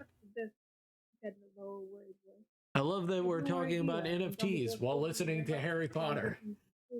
This is spend $3 million on a monkey or start a business. Someone's got us. Can't go off to Hogwarts not knowing. Look, I bought you an NFT of a cartoon that no longer exists on the air. I mean, I can't tell you everything. It's a great mystery, some of it. He sat down, stared into the fire for a few seconds, and then said, "It begins, I suppose, with that a person called, but it's incredible you don't know his name. Everyone in our world knows. Who? Well, I don't like saying the names, I can help it. No one does. Why not? Open gargoyles, Harry. People are so scared. I mean, this is difficult. There was this wizard who went bad. As bad as you could go. Worse than worse. His name was Hagrid Gulp, but no words. Could you write it down? Harry suggested. Ah, not spell it. All right. Voldemort! Hagrid shuddered. Don't make me say it again. Anyway, this wizard about 20 years ago started looking for followers. Got him, too. Some were afraid. Some just wanted a bit of his power. He was getting himself power. All right. Darth Vader's Harry. Didn't know who to trust. Didn't dare get friendly with strange wizards or witches. Terrible things happened. He was taken over. Someone stood up to him. Yes. She's so cute. She's very cute. Dumbledore is the only one She's very cute. She's so cute. Not just then and me. No, your mom and dad. Oh yeah. What a witch and wizard as I ever knew. Head boy and girl at Hogwarts in their day. Suppose the mystery is why you know who never tried to get him on his side before. Probably knew they were too close to Dumbledore to want anything to do with the dark side. Maybe he thought he could persuade him. Maybe he just wanted him out of the way. Everyone knows he turned up in the village where you was I mean, like working on a game, and I got a spot. 10 years ago. He was just a year old. He came to your house and Hagrid suddenly pulled out a very dirty, blood handkerchief and blew his nose to sound. Damn. He said, "What is that sad? You know your mom and dad and nicer people you couldn't find. Anyway, you know who killed him. And this is the real mystery of the whole thing. He tried to kill you too. Wanted to make a clean job of it, I suppose. Maybe he just liked killing by then. But he couldn't do it. Ever wondered how you got that mark on your forehead? It was no ordinary cut. That's what you get when a powerful evil person touches you. Took care of your mom and dad and housekeeping, but it didn't work on you. And that's why you're famous, Harry. No one ever lived after you decided to kill him. No one except you. And he killed some of the best witches and wizards of the age. The McKinnons, the Bones, the Purvis. You was the only baby, and you lived. Something very painful was going on in his mind. Hagrid's story came to a close. He saw again the blinding flash of green light, more clearly than he had ever remembered it before. And he remembered something else. For the first time in his life, high, cold, cool laughed. Hagrid was watching him sadly. Took you from the ruined house of the self, and Dumbledore's orders, brought you to this lost. Sort of old talk, said Uncle Vernon. Harry jumped. He'd almost forgotten his jerseys were there. Uncle Vern certainly seemed to have got that. He was glaring at I like the technology behind. Well, back to lurk. No, General. Fair enough. We will see you later, General. Have an amazing lurk. Enjoy yourself. I will miss you. Well, they were weirdos, no denying it. The world's better off without them, in my opinion. After all, they got getting mixed up with these wizarding types. Just what I expected. I always knew they'd come to a sticky end. But at that moment, Hagrid leapt from the sofa and drew a battered pink umbrella from inside his coat. Pointing this at Uncle Vernon like a sword, he said, "I'm warning you, Dursley. I'm warning you. One more word." Wait, what? In danger of being speared on the end of an umbrella by a bearded giant. What's up? Uncle Vernon's courage failed again. He flattened himself against the wall and fell silent. "Up there," said Hagrid, breathing heavily and sitting back down on the sofa, which this time sagged right down to the floor. Harry, meanwhile, still had questions to ask. Hundreds of them. But what happened to sorry, I mean, you know who? Good question here. Disappeared. Vanished. Same night you tried How do to you? kill you. You How do started you? morphing. The biggest mystery is that General, he was getting more and more powerful. Where'd he go? Some say he died. we'll miss you. Oddball in my We'll opinion. miss you, Don't get Jen. enough human left in him. Have an amazing Some lurk. say he's still Enjoy alive. yourself. Died in his prime life. But I We'll don't believe miss it. I think every he was on moment. his I side, prefer coming being back to called power. General, by the way, because Wasn't it sitting up stands on for his another meaning. Yes. Don't reckon they could have done it. No, I know. Most of us reckon he's still out there somewhere, but lost his powers. So we You like the Generator X? Yeah, no, we get you. something going on. We know you like that show. Yeah, yeah. It's totally fine. I don't know what it was. No one. Something about you. Something. I could look at Harry with warmth and respect blazing in his eyes. Lamau. Harry, instead of feeling pleased and proud, felt quite sure there had been a horrible mistake. The wizard? Him? How could he possibly be? He spent his life being clouded by Dudley and bullied by Aunt Petunia and Uncle Vernon. If he was really a wizard, why hadn't they been turned into wordy toads every time they tried to lock him in the cupboard? If he'd once defeated the greatest sorcerer in the world, how come Dudley had always been able to kick him around like football? Hagrid, he said quietly, I think you must have made a mistake. I don't think I can be a wizard. To his surprise, Hagrid chuckled. Not a wizard, eh? Never made things happen when you was scared or angry. Harry looked surprised. Now he came to think about it. Every odd thing that had ever made Aunt and Uncle furious with him had happened when he, Harry, had been upset or angry. Faced by Dudley's gang, he had somehow found himself out of their reach, dreading going to school with that ridiculous haircut. He managed to make it so bad. And the very last time Dudley had hit him, hadn't he got his revenge? Without even realizing he was doing it? Hadn't he set a boa constrictor on him? We made it to the surface! He saw that Hagrid was positively beaming at him. See, said Hagrid. Harry's father, not a wizard. You wait, you'll be right famous at Hogwarts. But Uncle Vernon wasn't going to give in without a fight. Haven't I told you he's not going?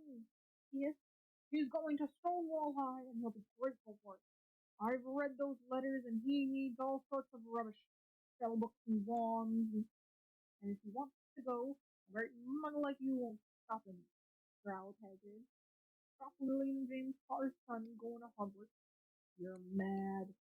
His name's been down ever since he was born. He's off to the finest school of witchcraft and wizardry in the world.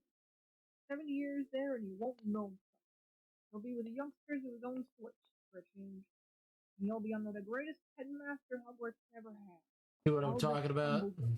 I am not saying for some crackpot old fool to teach him magic tricks. You're amazing, Jen. He had finally gone too far. Hagrid seized his umbrella. Look, Gordon, we made it to the surface. Never, he thundered. Insult Albus Dumbledore in front of me.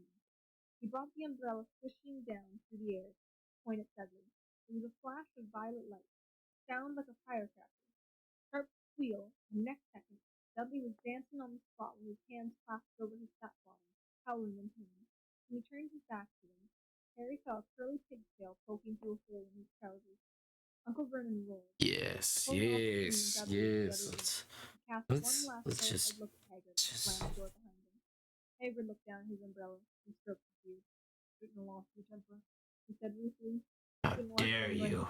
Let's turn him into a pig. It's all right. Like a pig anyway, there wasn't much. You're awesome, General. Looked at Harry under his bushy eyebrows. Grateful he didn't mention that to anyone in Hogwarts.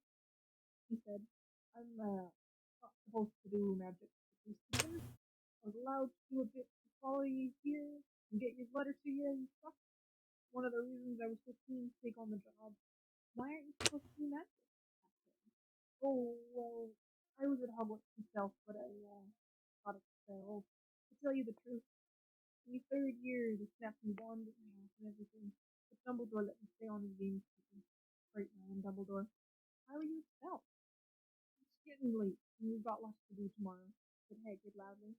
Gotta get up to town and get all your books and things. He took off his thick flat coat and threw it on Harry. You can keep under that, he said. Don't mind if it wriggles a bit. I think I've still got a couple of dormice in one of the pockets.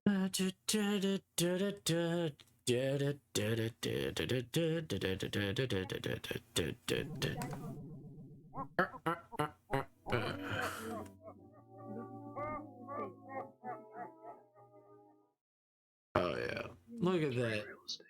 Look at that pixel. Look at that pixel. Now I've got to Be at home. look. There's not Stretching, stretching. He's been such a good. Wait, he remembered.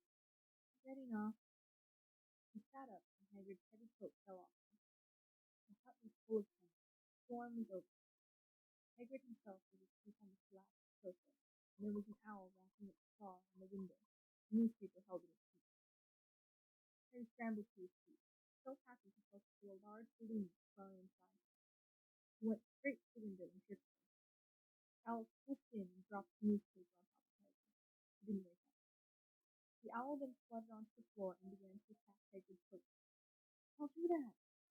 Harry tried to wave the owl out of the way, but it snapped its teeth fiercely at him and carried on savagely in the coat. Hagrid! Said Harry loudly. There's an owl! Hey, Hagrid jumped into the sofa. What? You want paying for delivering the paper. It's in the pocket. Hagrid's coat seemed to be made of nothing but bunches of peas, slug pellets, balls of string, mint humbugs, tea bags. Finally, Harry pulled out a handful of strange-looking coins. Give him 5 nuts, said Hagrid quickly. Nuts. The little bronze one. Harry counted out 5 little bronze coins, and the owl held out its legs as it put the money into a small leather pouch tied to it.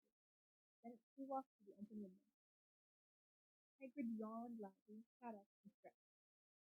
Let's be off, Harry. Lots to do today. Gotta get to London and buy all your stuff for school. Harry was turning over the wizard's coins and looking at them. He had just thought of something which made him feel as the happy balloon inside him had gotten punctured.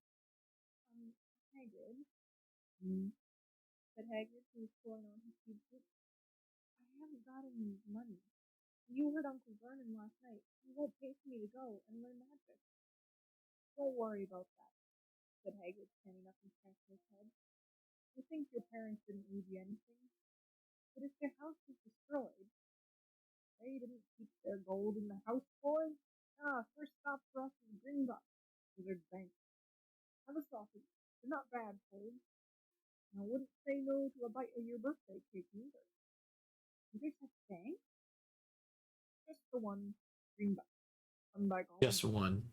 Harry dropped Just goddamn one. Bullshit. Bullshit. You'd be mad to try and rob it. BS. Free commerce and all that? No, the wizarding world has more than one fucking bank. As a matter of fact, I got a visit from The whole world, there's only one bank. That means that there's no competition and the goblins can do whatever they want with your money. Got everything? Put on then. Harry followed Hagrid out onto the rock. The sky was quite clear now, and the sea gleamed in the sunlight. The boat Uncle Vernon had hired was still there, with a lot of water in the bottom after the storm. How did you get here? Harry asked, looking around for another boat. Flew, said Hagrid. Flew? Yeah, but we will go back in there. Of course, you use magic now I've got you. They settled down in the boat. Harry still staring at them, trying to imagine himself. Seems a shame to row, though, said Hagrid, giving Harry another sideways look. If I was to, speed things up a bit, would you mind not mentioning that, Hagrid? Of course not, said Harry, eager to see more magic. Hagrid pulled out the pink umbrella again, tapped it twice on the side of the boat, and then set off towards it. Why would you be mad to try and rob Gringotts? Harry asked. Spells, enchantments, said Hagrid, unfolding his newspaper as he spoke. They say there's dragons guarding the high security wall. Maybe I find a way. Gringotts is hundreds of miles under London, deep under the underground. You die of hunger trying to get out, even if you did manage to get your hands on something. Harry sat and thought about this while Hagrid read his newspaper, the Daily Prophet. Harry had learned from Uncle Vernon that people liked to be left alone while they did this, but it was very different. He'd never had so many questions in his life. Ministry of Magic messing things up as usual, Hagrid muttered, turning the page. To the Ministry of Magic? Harry asked before he could stop himself. Of course, said Hagrid. I want a Dumbledore for me to report. He'd never leave Hogwarts. Old Cornelius Fudge got the job. Wonder if ever there was one. He helped Dumbledore with owls every morning asking for advice. But what does the Ministry of Magic do? Well, their main job is to keep muggles that there's still lizards up and down the country. Why? Why? Blimey, Harry. Everyone be wanting magic solutions to their problems. Nah, he's best left alone. At this moment, the boat bumped gently into the harbor wall. Hagrid folded up his newspaper, and they clambered up to his Yeah, that's what I don't get. After the Is time, Harry magic. watched Hagrid as they If there was magic in this world, Harry couldn't why blame wouldn't him. they Not only was Hagrid be puzzled like, for yeah, himself, we fucking control the world? Like, I think one of them see that, Harry? definitely had that. One series had that. I forget the name of the series. I read it. Not really well written. It's where there's summoners and they summon demons, and demons actually do their magic. They're just really intelligent people, and like anyone could kind of do magic in that world if you just, you know, paid attention. And that's a pretty interesting idea of like how magic work is. Like, it's more of like, it's all about skill. It has not and luck than it does like being like being born lucky. There's a list there of everything you need. Harry unfolded a second piece of paper he had known the night before and read. Hogwarts School of Witchcraft and Wizardry. Which is very interesting that that never went off, but I guess it was more of like, there was, it had a lot of things that, you know, were a bit overly sexualized, and I can understand why young novels like that don't get very far. Please note that all people's clothes should carry name tags. Set book. All students should have a copy of each of the following: The Standard Book of Spells, Grade 1, by Miranda Gossa. History of Magic by Bathilda Bagshot. Magical Theory by Adalbert Walkman. A Beginner's Guide to Transfiguration by Emma Swift. 1000 Magical Codes and Sundial by Felida Core. Magical Drafts and Potions by Arsenius Trigger. Fantastic Beasts and Where to Find Them by Newt Scamander. The Dark Forces, A Guide to Self-Protection by Quentin Tribble. Other equipment: 1 wand, 1 cauldron, 2 hits, standard size 2, 1 set glass or crystal vial, 1 telescope, 1 set brass scale. Students may also bring an owl or a cat or a toad. Parents are reminded that first years are not allowed their own broomstick. Can we buy all this in London? Harry wondered aloud. If you know where to go, said Hagrid. Harry had never been to London before. Although Hagrid seemed to know where he was going, he was obviously not used to getting there in any ordinary way. He got stuck in the ticket barrier on the underground and complained loudly that the seats were too small and the train too slow. Don't know how muggles manage without magic, he said as they climbed the broken down escalator which led up to a bustling road lined with shops. Yes, look at that. Look at that. All Harry had to do was keep close behind them. They passed bookshops and music stores. Soon graphic cards will be affordable for everyone, and we will get back on consoles again. Ordinary streets of ordinary people. Missing words go brr. Brr. Were there really shops that sold spellbooks and broomsticks? I hope Pixel likes it. I think she'll like it. Harry hadn't known that the Dursleys had no sense of humor. Let's add a little bit of there. Somehow, even though everything Hagrid had told him so far was unbelievable, Harry couldn't help trusting him. That's it, said Hagrid, coming to a halt. No, leaky cauldron. It's a famous place. It was a tiny, grubby-looking tub. If Hagrid hadn't pointed it out, Harry wouldn't have noticed it was there. The people hurrying by didn't glance at him.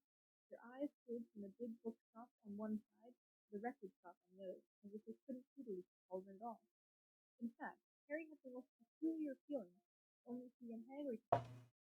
Before he could mention it, Hagrid She will. Even I did her a little something. Aw, Galactic Bee, that's so sweet of you. A little man in a top hat walked into the old barn. He was quite bald and looked like a dummy walnut. The low buzz of chatter That's stopped. so sweet of you. Everyone seemed to know Hagrid. He waved and smiled, and the barman reached for a glass, saying, "Usual, Hagrid? Can't come on Hogwarts," said Hagrid, passing his great hand on Harry's shoulder and making Harry's knees buckle. "Good Lord," said the barman, peering at Harry. "This must be." The leaky cauldron had suddenly gone completely still inside. "Bless my soul," I want to see the pumpkin I tried to carve with Pixel Sona in it. Aw, that's so sweet of you. She just seems like such a sweet person. She just seems like it. Maybe it's all a trick. Everyone was looking. It was all a trick. It was all a dream. Oh, also, I gotta ask, demonic. Everyone in the leaky cauldron. Good, Mr. Potter. I believe I'm meeting you at last. So proud, Mr. Potter. I'm just so proud. Oh, I thought I'd shake your hand. I'm all of a flutter. Delighted, Mr. Potter. Just can't tell you. Diggle's the name. Deadlift Diggle. I've seen you before, said Harry as Deadlift Diggle's top hat fell off in his excitement. He bowed to me once in a shop. He remembers, cried Deadlift Diggle, looking around at everyone. Did you hear that? He remembers me. Harry shook hands again and again. Lord Hawkwood kept coming back for more. A pale young man made his way forward, staring nervously. One of his eyes was fixed. Professor Quirrell, said Hagrid. Harry, Professor Quirrell will be one of your teachers at Hogwarts. Potter, said Professor Quirrell, grasping Harry's hand. I can't tell you how pleased I am to meet you. What sort of magic do you teach, Professor Quirrell? Defense against the dark arts, muttered Professor Quirrell, as though he'd rather not think about it. Not that you need say, Potter, he laughed nervously. You'll be getting all your equipment, I suppose. I pick up a new book on vampires myself. Sent you the pumpkin. It was my second time ever carving a pumpkin. I say it went well. Well, Galactic B, you know you can put it in the art. Aww. Aww. That's so sweet of you, Galactic B. You know you can put it in the art. People would love to see your art. I love the way you did the ears, and I love the way you did. The fur is so all over the place, but yet it feels like it has a flow to it. If only my fluff could be like that. My fluff always feels.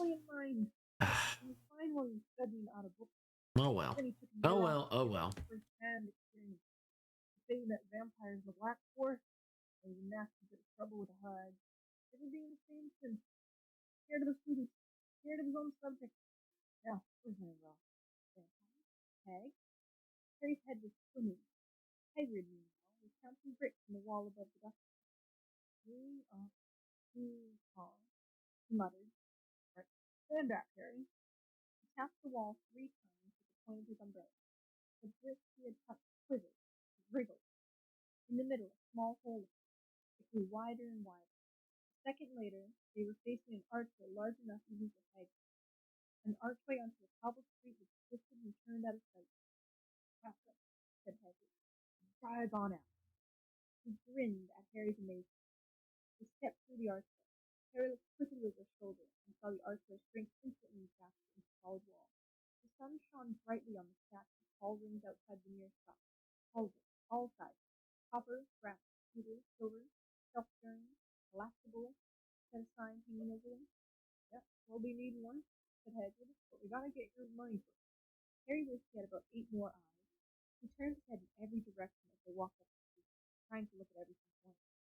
The shops, things outside them, the people doing their shopping. A plump woman outside. Your floof is great. I love the way you did my bee's chest neck. Oh, you mean be aggressive? B-E, aggressive. Came from a dark shop with a sign saying, Hylock, Owl, and Porridge.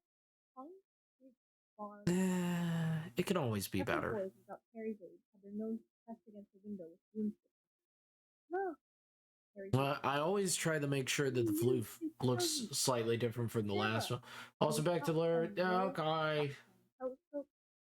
Why do I feel like your compliments aren't believable on me when you do on me? Oh, okay. I think you're awesome, General. I mean, if you don't believe me, you don't believe me. Bring up, said Hagrid. He had reached a snowy white building with towers. Yeah, I try to make things look a little bit different from, you know, each other so that people know, like, hairs are different from fur and stuff like that. You get it. The goblin was about a head shorter than Harry. He had a swarthy, clever face, a pointed beard, and Harry noticed very long fingers and teeth. He bowed as they walked inside. Now they were facing a And then make sure that silver this time, with words engraved upon it. Enter stranger, but take heed of what awaits in its deed. For those who take, but do not own, must pay most duly in their turn. So if you seek beneath our floors, a treasure that was never yours, seek, you have been warned. Beware of finding more than treasure. so strong yet so soft. I love it. I say the distinction is great. Oh, thank you. Thank you. Thank you, Galactic Bee. Are you? I mean, that is a question. Do you? How much art do you do? How much? I would love to know. I'm very. I love art. I love art. Come to take some money out of Mr. Harry Potter's face. You have the keys there. Got it here somewhere, said Hagrid as he started emptying his pockets onto the counter, scattering a handful of moldy dog biscuits over the goblin's book of numbers. The goblin wrinkled his nose. Harry watched the goblin on the right, weighing the pile of. I'm not an artist. I just love creative types. Holding up a tiny golden key. The goblin looked at it closely. Gonna put him on a body pillow. What? What? Nice. I mean, it's your money. Do whatever you want. I'm just like my art on a body pillow. He said, handing it back to Harry. Ah. He'll have someone sit you down to go for All my work is in labor. Labor. And all the dog biscuits back into his pocket. He and Harry followed Giftuber towards one of the doors leading off the hall. You know what in Vault 713?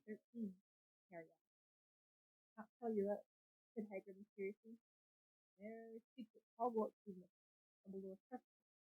More than my job is worth to tell you that. Giftuber held the door open for them. Harry, who had expected more marble, was surprised. They were in a narrow stone passageway, but it was flaming torches. It sloped steeply downward, and there were little railway tracks on the floor. Giftuber whistled, and a small cart came hurtling up the tracks towards them. They climbed in. Hagrid with some difficulty, and were off. At first, they just hurtled through a maze of twisting passages. Harry tried to remember left, right, left, middle fork, right, left, but it was impossible. The rattling cart seemed to know its own way. His griphook wasn't hearing. Harry's eyes stung as the cold air rushed past him, but he kept them wide open. Once he thought he saw a burst of fire at the end of the passage, and twisted around to see if it was a dragon. But too late. They plunged even deeper, passing an underground lake where a huge stalactites and stalagmites grew from the ceiling before. I never know, Harry called to Hagrid over the noise of the cart. What's the difference between a stalagmite and a stalactite? Stalagmite's got an M in it, said Hagrid. And don't ask me questions just now, I think I'm gonna be. He did look very green, and when the cart stopped at last beside a small door in the passageway, Hagrid had got out and had to lean against the wall to stop his knees trembling. A lot of green smoke came billowing out, and as it cleared, Harry gasped. Inside were mounds of gold coins, columns of silver, heaps of little body pillow is good, but if I did make one, it will be sent to my partner. I do plan to use it to create a homebrew race character. Oh, god damn it. I'm thinking of the Jacksepticeye answer of if you had your own restaurant, what would you call it and what would you serve? And someone was like, "Oh, I would call it Applebee's, but we would serve live bees." And he's like, "Would you just go? Would your waiters just go up and just open up the box and say, ah?" One more fully. One seed only. And just fucking bees all They were over going them. even deeper now in gathering seed. The air became colder and colder as they hurtled around tight corners. They went rattling over an underground ravine, and Harry leaned over the side to try and see what was down the dark bottom. But Hagrid groaned and pulled him back by the scruff of his neck. Vault 713 had no ceiling.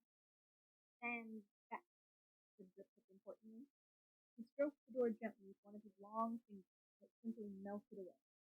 If anyone but a goblin tried that, they'd be stuck through the door and trapped in there, said Griphook. How often do you check to see if anyone's inside? Harry asked. About once every 10 years, said Griphook with a rather nasty grin. Something really extraordinary had to be inside the top securely vault. Harry was sure. He leaned forward eagerly, expecting a fabulous jewel at the very least.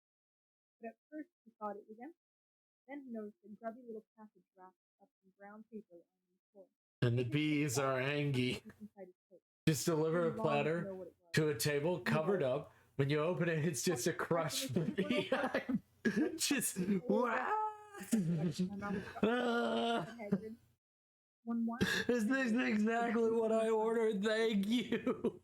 Harry didn't know where she had a bag full of money. Harry didn't have to know how many galleons there were to a pound to know that he was holding more money than he had in his whole life. More money than even Dudley had ever had. Might as well get your uniform, said Hagrid, nodding towards Madame Malkin's robes for all occasions. Listen, Harry, would you mind if I slipped off for a pick-me-up in the least cauldron? Heat and bring up heart. He did still look a bit sick, so Harry entered Madame Malkin's shop alone, feeling nervous. Madame Malkin was a squat, smiling lip, just an all mauve. Hogwarts, dear, she said when Harry started. Got a lot here. Another young man being fitted up just now, in fact. In the back of the shop, a boy with a pale, pointed face was standing on a footstool, while a second witch pinned up his long black robe. Madame Malkin stood Harry on a stool next to him, slipped the long robe over his head, and began to pin it to the right length. Hello, said the boy. Hogwarts too? Yes, said Harry. My father's next door, buying my books, and mother's up the street looking at wands, said the boy. He had a bored, drawling voice. And then I'm going to drag them off to look at racing brooms. I don't see why first years can't have their own. I think I'll bully father into getting me one. I'll smuggle it in somehow. Harry was strongly reminded of Dudley. Have you got your own broom? The boy went on. No, said Harry. Play Quidditch at all? No, Harry said again, wondering what on earth Quidditch was. I do. Father keeps the time if I'm not fit to play for my house. I must say, I agree. Know what house you'll be in yet? No, said Harry, feeling more stupid by the minute. Well, no one really knows until they get there, do they? But I know I'll be in Slytherin. All my family have been. Imagine being Hufflepuff. I think I'd leave. Ugh, I'd be in Hufflepuff. Said Harry. Shut up. Say something a bit more. Shut up, Malfoy. You don't know. Hey. You don't know. The boy suddenly, nodding towards the front window. Hagrid was standing there, grinning at Harry and pointing at two large ice creams to show he couldn't come in. That's Hagrid, said Harry, pleased to know something the boy didn't. He works for Hogwarts. Oh, said the boy. I've heard of him. He's a sort of servant, isn't he? He's the gamekeeper, said Harry, who was liking the boy less and less every second. Yes, exactly. I heard he's a sort of savage. Lives in a hut in the school grounds, and every now and then he gets drunk, tries to do magic, and ends up setting fire to his bed. I think he's brilliant, said Harry coldly. Do you? Said the boy with a slight sneer. Why is he with you? Where are your parents? They're dead, said Harry shortly. He didn't feel much like going into the matter with his boy. Oh, sorry, said the other, not sounding sorry at all. But they were kind, weren't they? They were a witch and a wizard, if that's what you mean. I really don't think they should let the other sort in, do you? They're just the same. They've never been brought up to know our ways. Some of them have never even heard of Hogwarts until they get their letter. Imagine. I think they should keep in the old wizarding family. What's your surname, anyway? The before Harry could answer, Madame Malkin 4.5 stars. There's a wasp in my bee. Harry, not sorry for excuse to stop talking to the boy. You see, they've been Africanized. They're way worse. Harry was rather quiet. 3 out of 5 stars. I was asking for completely American bees. The American cave bee specifically. Not the Africanized version. The taste just is completely off. But when I had my Africanized bees, it was way more. It had a bit more potency, you see. They stung me with quite a diligence.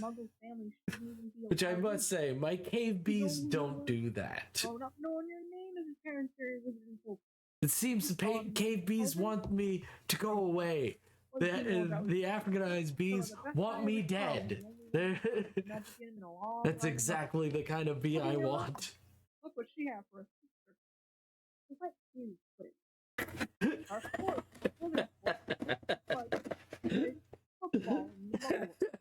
Everyone follows play up in the air on broomsticks. Oh man. There's the what else? What other fucking bee is there? Who allows you? There's 4. Everyone says American bees. Said I'm in Hufflepuff, said Harry gloomily. But Rufflepuff and Slytherin, said Hagrid darkly. Not a single witch or wizard wasn't in Slytherin. You know who was one. But you know who was at Hogwarts? Years and years ago, said Hagrid. They bought Harry's schoolbook in a shop called Flourish and Block, where the shelves were stacked to the ceiling with books as large as paving stones, bound in leather. Books the size of postage stamps and covered with silk. Books with peculiar symbols, and a few books with nothing in them at all. Even the legated Furrow Bee, Rusty Patch Bumblebee, the American Bumblebee, the latest revenges, the Agachloropis Anonyma. Trying to find out how to curse Dudley. Oh, it's so that's not a good idea. So difficult. Not to use magic in the Muggle world except in very special circumstances. So difficult. I'm so bad. Couldn't work on any of them curses yet. You need a lot more study before you get to that. So yeah. And now let's yes. So now we have that, and now we just need to lower the opacity. That doesn't strain my eyes, and now we go over here, and then we wake up in the morning and feeling like P. Diddy. Put my glasses, I'm out the door, I'm gonna hit this city. While Hagrid asked the man behind the counter for a supply of some basic potions for Harry himself examined silver unicorn horns, 21 gallons each. No, I'm thinking of the sweat bee. The sweat bee is funny. Outside the apothecary, Hagrid checked Harry's list again. Just all left. Oh yeah, and I still haven't got your birthday present. Harry felt himself go red. You don't have to. I know I don't have to. Tell you what, I'll get your animal. Not a toad. Toads went out of fashion years ago. You don't ask that. I don't like cats. And you can see. I'll get you an owl. All the kids want owls. They're dead useful. Carry a post and everything. 20 minutes later, they left Ilock's owl enclosure, which had been dark and full of rusty and flickering jewel-bright eyes. Harry now carried a large cage, which held a beautiful snowy owl, fast asleep with her head under her wings. He couldn't stop stammering his thanks. Sounded just like Professor Squirrel. Don't mention it, said Hagrid roughly. Don't expect you had a lot of presents from the Dursleys. There's Ollivanders left now. Only place for wands, Ollivanders. And you gotta have the best wand. Magic wand. This was what Harry had really been looking forward to. The last shop was narrow and shabby. Peeling gold letters over the door read Ollivanders, makers of fine wands, 382 BC. A single wand lay on a faded purple cushion in the dusty window. A tinkling bell rang somewhere in the depths of the shop as he stepped inside. It was a tiny place, empty except for a single spindly chair which Hagrid sat on to wait. Harry felt strangely as though he had entered a very strict library. He swallowed a lot of new questions that just occurred to him. He looked instead at the thousands of narrow boxes piled neatly right up to the ceiling. For some reason, the back of his neck prickled. The very dust and silence in here seemed to tingle with some secret magic. What else do you need? Said a soft voice. Harry jumped. Hagrid must have jumped too. There was a loud crunching noise, and he got quickly off his spindly chair. Ugh. The old man was standing before them, his wide, pale eyes shining like I don't moons know. through the gloom of the shop. Hello, said Harry awkwardly. Ah, yes, said the man. Yes, yes. What thought Yes. I'd be seeing you soon, Harry Potter? It wasn't a question. You have your mother's eye. It seems only yesterday she was in here herself. Her first wand, 10 1/4 inches long, bushy, made of willow, nice wand for charm work. Mr. Ollivander moved closer to Harry. Harry wished he would blink. His silvery eyes were a bit creepy. Your father, on the other hand, favored a mahogany wand. Mahogany. Pliable, a little more powerful and excellent for transfiguration. Well, I'd Have say your father favored confidence. it. No The wand that confidence. chooses the wizard, of course. Mr. No Ollivander came so confidence. close that he and Harry were almost nose to nose. Harry could see himself reflected in those misty eyes. That's when Mr. Ollivander touched a lightning scar on Harry's forehead with a long white finger. I'm sorry to say I sold the one that did that, he said softly. 13 1/2 inches. You, powerful, very powerful. In the wrong hands, or if I'd known that that wand was going out to the world too. He shook his head, and then, to Harry's relief, called Hagrid. Rubius! Rubius Hagrid, how nice to see you again. Oh, 16 inches. Rather bendy, wasn't it? It was, sir, yes, said Hagrid. Good wand, that one. But I suppose they snapped it in half when you got expelled, said Mr. Ollivander, suddenly stirring. Yes, it did, said Hagrid, shuffling his feet. Still bought the peaceful, he added brightly. But you don't use them, said Mr. Ollivander sharply. Oh, no, said Hagrid quickly. Harry noticed his grip the pink umbrella very tightly as he spoke. Said Mr. Ollivander, giving Hagrid a piercing look. Well, now, Mr. Potter, let me see. He pulled a long tape measure with silver markings out of his pocket. Oh, Your goodness. wand, then. Galactic So, B. and right General. Everybody. hold out your Thank you arm. for hanging out with me. Thank you for being amazing. I know it's so easy for you guys. Thank you guys. Over the floor, knee to armpit, Huh. around his head. As he measured, he said, Every Ollivander Oh, wand okay. for powerful magical substance. We use unicorn hair, phoenix tail feathers, heartstrings of dragon. Alright. No two Ollivander wands. Yeah, I'll follow. Just as no two unicorns, Yeah. dragons, or phoenixes are quite the same. That's And easy. of course, you will Cut never it get out. such good results with another wizard's wand. Yeah, I'll follow. Harry suddenly realized Yeah, that easy. Easy, I'll follow. measuring between his nostrils, he was doing it on its own. Mr. Ollivander was flitting around the shelves, taking down boxes. That will do. And the tape measure crumpled into a heap on the floor. Right then, Mr. Potter, try this Oh, one. thank you. Beechwood and dragon heartstrings. Thank you, Pixel. Take it and give it away. Harry took the wand and, feeling foolish, waved it around a bit. Mr. Ollivander snatched it out of his hand almost at once. Maple and phoenix feather, 7 inches, quite a pity. Try. Harry tried, but he had hardly raised the wand when it too snapped back on Mr. Ollivander. No, here, ebony and unicorn, 8 1/2 inches, springy. Go on, try it out. Harry tried and tried. He had no idea what Mr. Ollivander was waiting for. The pile of tried wands was mounted higher and higher on the spindly chair, but the more wands Mr. Ollivander pulled from the shelves, the happier he seemed to become. If you customer, eh? Not to worry, we'll find the perfect match here somewhere. I wonder now. Yes, why not? Unusual combination. Holly and phoenix feathers, 11 inches, nice and comfortable. Harry took the wand. He felt a sudden warmth in his fingers. He raised the wand above his head, brought it pushing down through the dusty air, and a stream of red and gold sparks shot from the end like fireworks, throwing dancing spots of light onto the walls. Hagrid whooped and clapped, and Mr. Ollivander cried, Oh, bravo! Yes, indeed. Oh, very good. Well, sounds good. Harry asked. He put Harry's wand back into its box and wrapped it in brown paper, still muttering. Sorry, said Harry, but what's curious? Mr. Ollivander fixed Harry with his tail fan. I remember every wand I've ever sold, Mr. Potter. Every single wand. It so happens that Phoenix, whose tail feather is in your wand, with another feather. Just one other. It is very curious indeed that you should be destined for this wand when my brother, gave you that wand. Harry swallowed. Yes, 13.5 inches. You. Curious indeed how these things happen. The one chooses the wizard, remember. I think we must expect great things from you, Mr. Potter. After all, he who must not be named is great things. Terrible things. Harry shivered. He wasn't sure he liked Mr. Ollivander too much. He paid 7 gold galleons for his wand, and Mr. Ollivander bowed them from the shop. The late afternoon sun sunk low in the sky as Harry and Hagrid made their way back down Diagon Alley. Back to the wall, back to the leaky cauldron, now empty. Harry didn't speak at all as they walked down the road.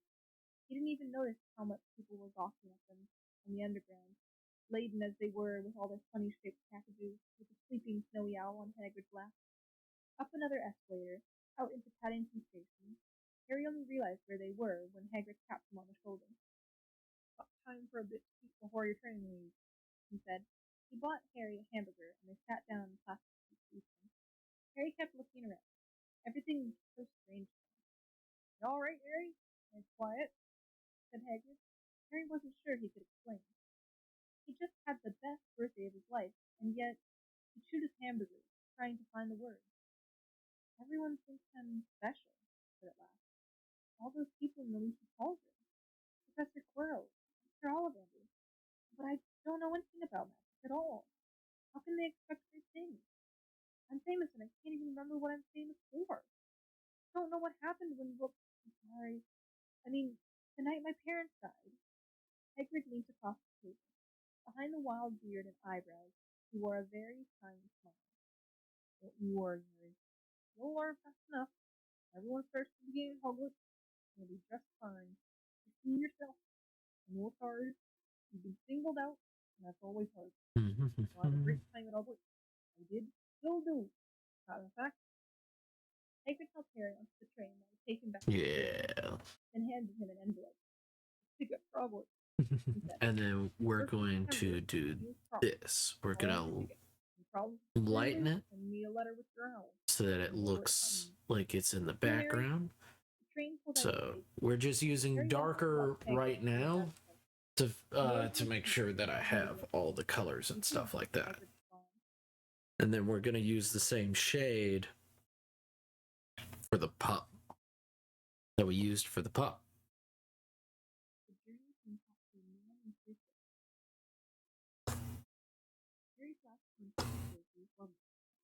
True, Dudley was now scared. He wouldn't stay in the same room, while Aunt Petunia and Uncle Remus didn't cut Harry from the cupboard, force him to do anything or shout at him. In fact, they didn't speak to him at all. Half terrified, half furious, they acted as though any care with Harry in it was something. Although this was an improvement in many ways, it did become a bit depressing. Harry took to his room, with his new owl for company. He had decided to call her Hedwig, a name he had found in the history of magic. His school books were very interesting. He lay on his bed reading late into the night. Hedwig peeping in and out of the open window as he pleased. It was lucky that Aunt Petunia didn't come in to Hoover anymore, because Hedwig kept bringing back dead mice. Every night before he went to sleep, Harry ticked off another day on the piece of paper he had pinned to the wall, counting down to September the 1st. On the last day of August, he thought he'd better speak to his aunt and uncle about getting to the station the next day. So he went down to the living room, where they were watching a quiz show on television. He cleared his throat to let them know he was there, and Dudley screamed and ran from the room. Uncle Vernon? Uncle Vernon grunted to show he was listening. I need to be at King's Cross tomorrow to go to Hogwarts. Uncle Vernon grunted again. Would it be all right if you gave me a lift? Grunt. Harry supposed that meant yes. Thank you. He was about to go back upstairs when Uncle Vernon actually spoke. Funny way to get wizards to Cool. Strange. Magic carpets all got punctures, have they? Harry didn't say anything. Where is this school anyway? I don't know, said Harry, realizing this for the first time. He pulled the ticket Hagrid had given him out of his pocket. I just see the train from platform 9 3/4 at 11 o'clock. Then Uncle stared. Platform what? 9 3/4? Don't talk rubbish, said Uncle Vernon. There is no platform 9 3/4. It's on my ticket. Archie, said Uncle Vernon. How mad. A lot of work. We'll see. You just wait. All right, we'll take you to Kingston. We're going up to London tomorrow anyway. I wouldn't bother. Why are you going to London? Harry asked, trying to keep things friendly. Taking Dumpling to hospital, growled Uncle Vernon. Got to have that ruddy tail removed before he goes to Smelting. Harry woke at 5 o'clock the next morning and was too excited and nervous to go back to sleep. He got up and pulled on his jeans because he didn't want to walk into the station with wizard clothes. He changed on the train. He checked his Hogwarts list yet again to make sure he had everything he needed. Saw that Hedwig was shut safely in her cage, and then paced the room, waiting for the Dursleys to get up. 2 hours later, Harry's huge, heavy trunk had been loaded into the Dursleys' car.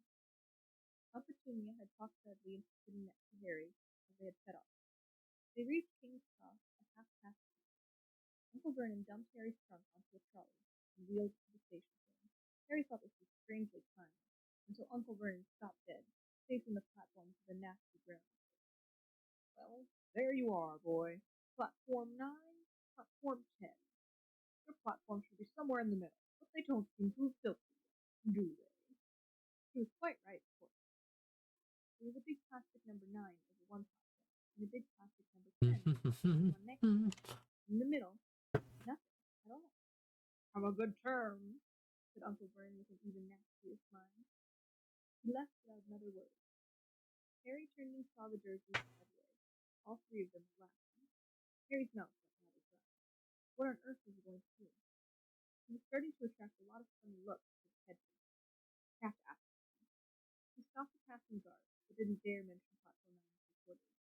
The guard had never heard of Hogwarts, and when Harry couldn't even tell him what part of the country it was in, he started to get annoyed, as though Harry was being stupid on purpose. Getting desperate, Harry asked for the train that left at 11 o'clock, but the guard said there wasn't one. In the end, the guard strode away, muttering about its timelessness. Harry was now trying hard not to panic. According to the large clock of the arrival stage, he had 10 minutes left to get on the train to Hogwarts, and he had no idea how to do it. He was stranded in the middle of the station with a trunk he could hardly lift, and a pocket full of wizard money in a large town. Hagrid must have forgotten to tell him something he had to do, like tapping the 3rd brick on the wall to get into Diagon Alley. He wondered if he should get out his wand and start tapping the ticket box between platforms 9 and 10. At that moment, a group of people passed just behind him, and he caught a few words of what they were saying. His mother, of course. Harry swung right. The speaker was a plump woman who was talking to 4 boys, all of whom knew her. Each of them was pushing a trunk like Harry was touching. And if he said no, heart hammering, Harry pushed his trolley out. Oh yeah, oh yeah, look at that. To hear what they were saying. What's the platform number? Said the boy's mother. 9 3/4, piped a small girl, also red-headed, who was holding her hand. Can I go? You're not old enough, Amy. Now be quiet. All right, Percy, you go first. What looked like the oldest boy marched towards platforms 9 and 10. Harry watched, careful not to blink in case he missed it. But just as the boys reached the divide between the 2 platforms, a large crowd of tourists came swarming in front of them. By the time the last rucksack had cleared away, the boy had vanished. Fred, you next, the plump woman said. I'm not Fred, I'm George, said the boy. Honestly, woman, call yourself our mother. Can't you tell I'm George? Sorry, George, dear. Only joking, I am Fred, said the boy, and off he went. His twin called after him to hurry up. And he must have done, because a second later he had gone. But how had he done it? Now the 3rd brother was walking briskly towards the ticket building. He was almost there, and then, quite suddenly, he wasn't anywhere. There was nothing else for it. Excuse me, Harry said to the plump woman. Hello, dear, she said. First time at Hogwarts. Ron's new, too. She pointed at the last and youngest of her sons. He was tall, thin, and gangly, with freckles, big hands and feet, and a long nose. Yes, said Harry. The thing is, I don't know how to get on the platform, she said kindly, and Harry nodded. Not to worry, she said. All you have to do is walk straight at the barrier between platforms 9 and 10. Don't stop, and don't be scared you'll crash and fall. That's very important. Best do it at a bit of a run if you're nervous. Go on, go now before Ron. Okay, said Harry. He pushed his trolley round and stared at the barrier. It looked very solid. He started to walk towards it. People jostled him on their way to platforms 9 and 10. Harry walked more quickly. He was going to smash right into the ticket box, and then he'd be in trouble. Leaning forward on his trolley, he broke into a heavy run. Wouldn't be able to stop. The trolley was out of control. He was a foot away. He closed his eyes, ready for the crash. But it didn't come. He kept on running. He opened his eyes. A scarlet steam engine waiting next to him. The sign overhead said Hogwarts Express, Love McCoy. Harry looked behind him and saw a wrought iron arch there with a ticket box with the words platform 9 and 3/4. He had smoke from the engine drifted over the heads of the clattering crowd, while cats of every color wound here and there between their legs. Owls hooted to each other in a disgruntled sort of way over the babbling, scraping of heavy trunks. The first few carriages were already past his feet, some hanging out of the window talked to their families, some sliding over seats. Harry pushed his trolley off down the platform in search of an empty seat. Half an downstairs floor, he was saying, Friends, I've lost my toad again. Oh, Neville, he heard the old woman sigh. The boy with dreadlocks was surrounded by a small crowd. Give us a look, Lee, come on! The boy lifted the lid of a box in his arms, and the people around him shrieked and yelled, as something inside poked out a long, hairy leg. Harry pressed on through the crowd until he found an empty compartment near the end of the train. He put Hedwig inside first, and then started to shove and move his trunk towards the train door. He tried to lift up the steps, but hardly raised one end, and twice he dropped his knees from his foot. Want a hand? It was one of the red-haired twins who followed through the ticket box. Yes, please, Harry panted. Wait, Fred, come here and help. With the twins' help, Harry's trunk was at last tucked away in the corner of the compartment. Thanks, said Harry, pushing his sweaty hair out of his eyes. What's that? Said one of the twins suddenly, pointing at Harry's lightning flash. Blimey, said the other twin. Are you? He is, said the first twin. Aren't you? He added to Harry. What? Said Harry. Harry Potter, chorused the twins. Oh, him, said Harry. I mean, yes, I am. The two boys scoffed at him, and Harry felt himself going mad. Then, to his relief, a voice came floating in through the train's open door. Fred, George, are you there? Coming, Mom! With a last look at Harry, the twins hopped off the train. Harry sat down next to the window where, half hidden, he could watch the red-haired family on the platform. Their mother had just taken off her handkerchief. Mom, you've got something on your nose. The youngest boy tried to jerk out of the way, but she grabbed him and began rubbing the end of his nose. Mom, get off! He wriggled free. His April Ron, you got something on his nose, said one of the twins. Stop, said Ron. Where's Percy? Said their mother. He's coming now. The oldest boy came striding into. He'd already changed into his billowing black Hogwarts robe, and Harry noticed a tiny silver badge on his chest with the letter P. Can't stay long, Mother, he said. I'm up front. The precepts got 2 compartments to themselves. Oh, are you a prefect, Percy? Said one of the twins with an air of great surprise. You should have said something. We had no idea. Hang on, I think I remember him saying something about it, said the other twin. Once, or twice, a minute, all summer. Oh, shut up, said Percy the prefect. How come Percy gets new robes anyway? Said one of the twins. Because he's a prefect, said their mother kindly. All right, dear. Well, have a good turn. Send me an owl when you get there. She kissed Percy on the cheek and he laughed. Then she turned to the twins. Now, you choose. telling me you've blown up a toilet. Or blow up a toilet? You never blow up a toilet. Great idea, though. Thanks, Mom. It's not funny. And look after Ron. Don't. It's the Ronnykins is safe with us. Stop, said Ron. He was almost as tall as the twins already, and his nose was still pink where his mother had left it. Hey, Mom, guess what? Guess who we just met on the train? Harry leaped back quickly so they couldn't see him listen. You know that black-haired boy who was nearest in the station? You know who he is?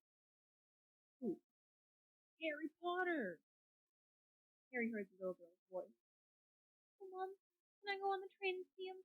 Mom, oh, please. You've already seen him, and the poor boy isn't something you goggle at and rude. Isn't it?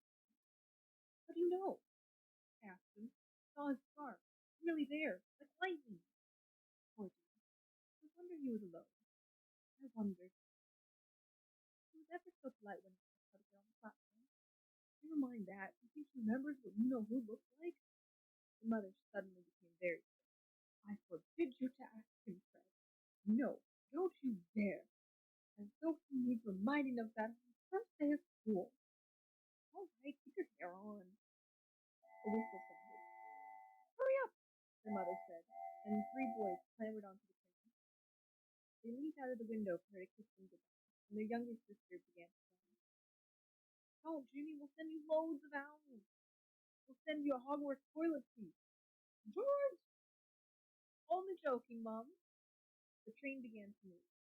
Harry saw the boy's mother waving and their sister, half laughing, half crying, running to keep up with the train before it added too much. Little canisters right here to give a coffee feel. The mother disappeared as the train rounded the corner. And like that. And little canisters. Little canisters right over here.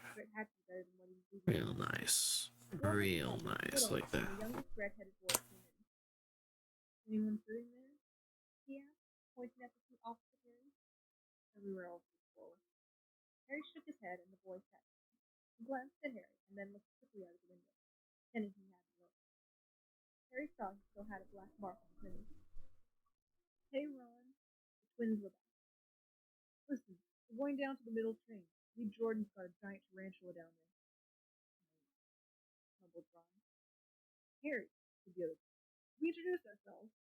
Fred and George Weasley. And this is Ron, my brother. See you later, then. Bye, said Harry and Ron. The twins slid the compartment door shut. Are you really Harry Potter? Ron blurted out. Harry nodded. Oh, well, I thought it might be one of Fred and George's jokes, said Ron. I haven't really got, you know. He pointed to Harry's forehead. Harry pulled back his string until the light was on. Ron stared. That's where you know who? Yes. Yeah. But I can't remember it. String? Said Ron eagerly. Well, I remember a lot of green light, but nothing else. Wow, said Ron. He sat and stared at Harry for a second. Then, as though he had suddenly realized what was going on, he looked quickly out of the window again. Are all your family with you? Asked Harry. He found Ron just as interesting as Ron found him. Yes, I think so, said Ron. I think Mom's got a second cousin who's an accountant. We never talk about him. So you must have loads of magic already. The Weasleys were clearly one of those old wizarding families the pale boy and Diagon Alley had talked about. I heard you went to live with Muggles, said Ron. What are they like? Horrible. Well, not all of them. My aunt and uncle and cousin are there. Wish I'd had 3 wizard brothers. Said Ron. For some reason he was looking gloomy. I'm the 6th. I could say I've got a lot to live up to. Bill and Charlie have already left. Bill was head boy and Charlie was Quidditch team. Now Percy's a prefect. Fred and George mess around a lot, but they still get really good grades. And everyone thinks they're really funny. Everyone expects me to do as well as the others, but if I do, it's no big deal, because they did it first. I never get anything new either. 5 brothers. Got Bill's old robe, Charlie's old pawns. Ron reached inside his jacket and pulled out a fat potato, which was a seed. His name's Scours and he's useless. hardly ever wakes up. That's why Alf and my dad being made a prefect, but they couldn't afford. Not scabbard. Ron's ears pinked. He seemed to think he'd said too much, but he went back to staring out the window. Harry didn't think there was anything wrong with not being able to afford an elm. After all, he'd never had any money in his life until a month ago. And he told Ron all about having to wear Dudley's old clothes and never getting proper birthday presents. This seemed to cheer Ron up. And until Hagrid told me, I didn't know anything about being a wizard, or about my parents, or Voldemort. Ron gasped. What? Said Harry. Just say you know whose name, said Ron, sounding both shocked and impressed. I just saw you, of all people. I'm not trying to be brave or anything in the name, said Harry. I just never knew you shouldn't. See what I mean? I've got loads to learn, that, he added, something that had been worrying him a lot lately. Said I'm the worst in the class. You won't be. There's loads of people who come from noble families, and they learn quick enough. While they had been talking, the train pulled them out of London. Now they were speeding past fields full of cows and sheep. They were quiet for a time, watching the fields and the lanes go by. Around 12:30, there was a great clattering outside in the corridor, and a smiling, dimpled woman slid back their door and said, Anything else for Charlie, dear?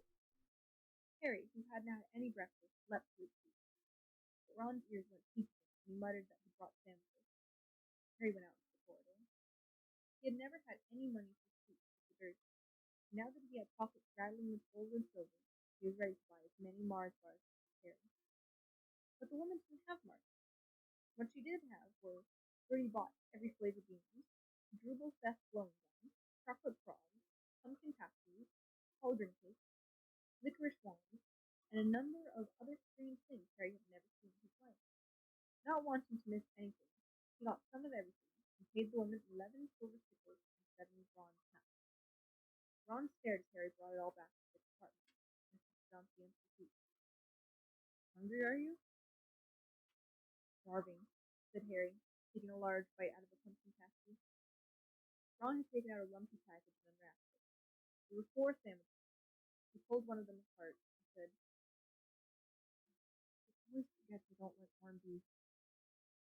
Swap you for one of these, said Harry, holding up the pasty. What? You don't want this. It's all dry, said Harry. He hasn't got much time, he added quickly. You know, with 5 of us. Go on, have a pasty, said Harry, who had never had anything to share before, or, indeed, anyone to share it with. It was a nice feeling, sitting there with Ron, eating their way through all Harry's pasties and cakes, and sandwiches later on. What are these? Harry asked Ron, holding up a pack of chocolate frogs. They're not really frogs, are they? He was starting to feel that nothing was surprising. No, said Ron. The two with the carving. I'm missing a Greek one. What? Oh, of course, you wouldn't know. Chocolate frogs have cards inside. You know, to collect. Same as witches and wizards. I've got about 500, but I haven't got a Greek one. Oh my god. Hey man. Harry unwrapped his chocolate frog. Hey man, just to let you know, it's not cool to be like, oh, you've never heard of this? I'll take your card. You don't need those collectible cards. What a douche. Ron, don't be a douche on the first day. Don't tell me you've never heard of Dumbledore, said Ron. I am a frog. I might get a Greek one. Harry turned over his card and read. Albus Dumbledore, currently headmaster of Hogwarts, considered by many the greatest wizard of his time. Dumbledore is particularly Big old rabbit. He's so old and so cute. For the discovery of 12 uses of dragon's blood and his work on alchemy with his partners, Nicholas Flamel. Professor Dumbledore enjoys chamber music and 10-pin bowling. Harry turned the card back over and saw, to his astonishment, that Dumbledore's face had disappeared. He's gone! You can't expect him to hang around all day, said Ron. He'll be back. Oh, I've got Morgana again. Got about 6 of her. Do you want it? You can start collecting. Ron's eyes strayed to the pile of chocolate frogs they had. Help yourself, said Harry. But in, Muggle world, people just stay put until they don't move at all.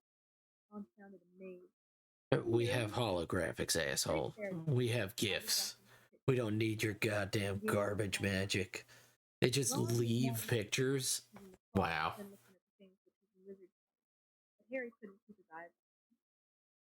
Soon he had not only Dumbledore and Morgana, but Hengist of Woodcraft, Albert Green, Percy, Carousel. Oh yeah. Oh yeah. The background. Oh yeah. Cleoda, who was scratching her nose. Opened a bag of Bertie Bott's every flavored wine. You want to be careful with those, Ron warned Harry. They say every flavor tastes you get all the oats. Marmalade. What are you doing over here? George reckons he had a boogie flavored one. Tiggle rabbit. Look at it. Tiggle bunny. Tiggle bunny. Sweet sprout. They had a good time eating every flavored one. Harry got toast, coconut, baked beans, strawberry, curry, grass, coffee, sardines, and was even brave enough to nibble the end of a honey gray one Ron wouldn't touch, which turned out to be pepper. Countryside now flying past the window was becoming wilder. The meat fields had gone. Now there were woods, twisting rivers, and dark green hills. There was a knock on the door of the compartment, and the round-faced boy Harry had passed on the platform 9 3/4 came in. He looked fearful. Sorry, he said. Have you seen Toad at all? When they shook their heads, he wailed. I've lost him. He's getting away from me. He'll turn up, said Harry. Froggy. Yes, said the miserable boy. Well, I can see him. He left. I don't know why he's so bothered, said Ron. I brought Toad out of these as quick as I could. Mind you, I brought Scabbers, so I can't talk. The rat was still squeezing on his lap. He might have died and you wouldn't know the difference, said Ron in disgust. I tried to turn him yellow yesterday. Make him more interesting. Seldom knows. I'll show you. Look. He rummaged around in his trunk and pulled out a very battered looking bottle. It was chipped in places, and something white was glinting at the end. Unicorn hairs nearly poking out. Anyway. He had just raised his wand when the compartment door stood open again. The toadless boy was back. This time he had a girl with him. He was already wearing his new Hogwarts robe. Anyone see Toad? He has lots of fun, he said. She had a bossy sort of voice, lots of bushy brown hair, and rather large black teeth. I've already told him you never seen it, said Ron. But the girl wasn't listening. She was looking at the wand in his hand. Oh, you doing magic? Let's see it then. He sat down. Ron looked taken back. All right. Alright. Sunshine, daisies, watermelon. Turn the stupid fat rat yellow. He waved his wand. Nothing. Scabbers stayed gray. Are you sure that's a real spell? Said the boy. It's not a very good one, is it? I tried a few simple spells just for practice, and it's all worked. Nobody in my family is magic at all. It was ever such a surprise when I got my letter, and I was ever so pleased. Of course, I mean, it's the very best school of witchcraft there is, I heard. I learned all our set books off by heart, of course. I just hope it'll be enough. I'm Hermione Granger, by the way. Who are you? She said all this very fast. Harry looked at Ron and was relieved to see by his son's face that he hadn't learned all the set books off by heart either. I'm Ron Weasley, Ron muttered. Mary Potter, said Harry. Is it really? Said Hermione. I know all about you. I got a few extra books for back to school.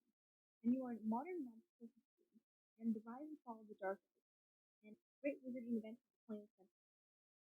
What? Said Harry, feeling dazed. Goodness, didn't you know? I have found out everything I could if it was me, said Hermione. You think you know what else of me? I've been asking around, and I hope I'm in Gryffindor. It sounds by far the best. I hear Dumbledore himself was one, but I suppose Ravenclaw wouldn't be too bad either. Anyway, we better go and look for next time. You two had better change. I expect we'll be there. And she left, taking the totalist boy with her. Whatever comes, I hope he's not in it, said Ron. Threw this one back. Damn.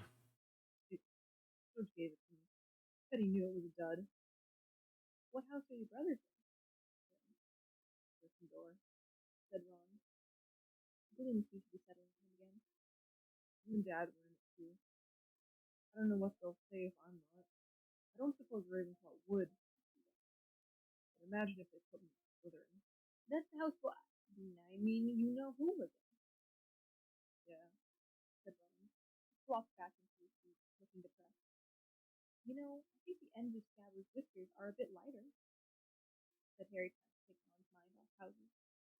What do your older brothers do now they've left anyway? Harry was wondering what a wizard did once he finished school. Charlie's in Romania studying dragons, and Bill's in Africa doing something for Gringotts, said Ron. Did you hear about Gringotts? It's been all over the Daily Prophet. I don't suppose you get that with your mother. Someone tried to rob a high security vault. Harry stared. Wait, what happened to them? Nothing, that's why it's such big news. They haven't been caught. My dad says it must have been a powerful dark wizard to get round Gringotts. But they don't think they took it. That's what's all. Of course, everyone gets scared when something like this happens, in case you know who's behind it. Harry turned his nose over in his mouth. He was starting to get a trickle of fear every time you know who was mentioned. He supposed this was all part of entering the magical world, but he'd been a lot more comfortable saying Voldemort without worrying. What's your Quidditch team? Ron asked. I don't know any, Harry confessed. What? Ron looked dumbfounded. Oh, you wait. It's the best game in the world. And he was off, explaining all about the 4 balls and the positions of the 7 players, describing famous games he'd been to with his brothers and the broomstick he'd like to get if he had the money. He was just taking Harry through the finer points of the game when his apartment door slid open yet again. But it wasn't Neville, the coded boy, as Hermione Granger was. 3 boys. Keep up the good work as I now go to work. No, I'll miss you. I'll miss the bee. I'll miss you, bee. Is it true? He said.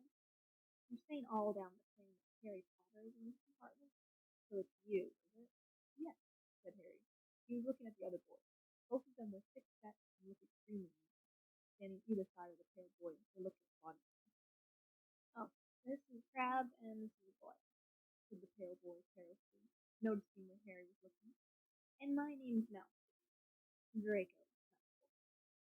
Ron gave a slight pause, which might have been hiding his pigment. Draco Malfoy looked at him. Think my name's funny to you? You don't need to ask who you are. My father told me all the Weasleys have red hair, freckles, and more children than they can afford. He turned back to Harry. You'll soon find out some wizarding families are much better than others, Potter. You don't want to go making friends with the wrong sort. I understand. He held out his hand to shake Harry's, but Harry didn't take it. I think I can tell who the wrong sort are for myself, he said coolly. Draco Malfoy didn't go there. The pink tinge appeared in his pale cheeks. I'd be careful if I were you, Potter, he said slowly. Unless you're a bit lighter. Yeah, we'll have more shading and light in them, right? What do you mean? What? No, they're perfect. They're fine. No. Don't worry about them.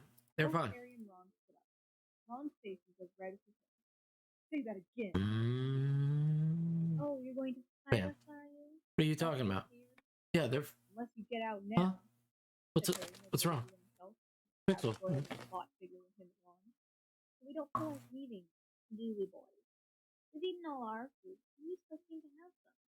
Boyle reached towards the chocolate frog. Ron leapt forward.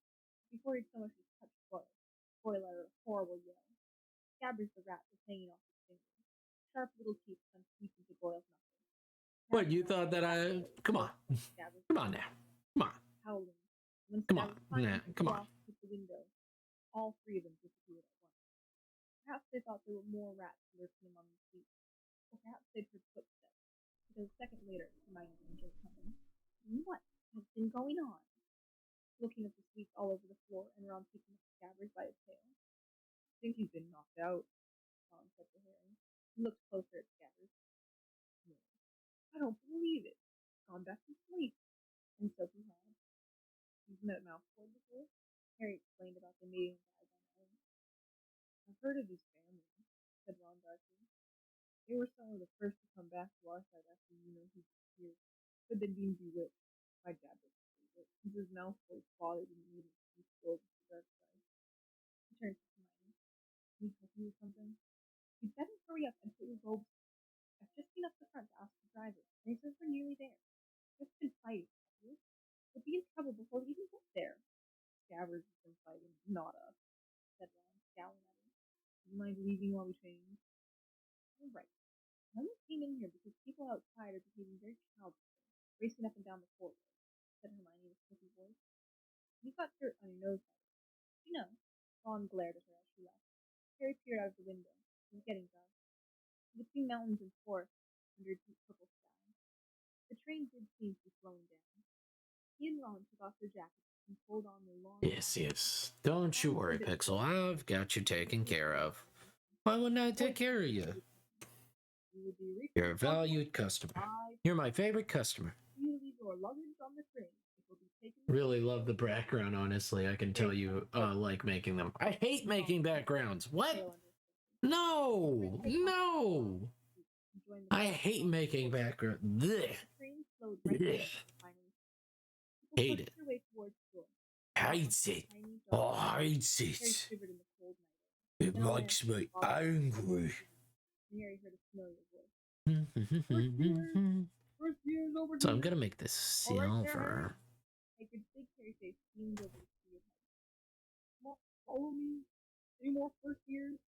Mind your step. Now. First years, follow me. Slipping and stumbling, they followed Hagrid. It was so dark either side of the Oh, it's. Nobody spoke.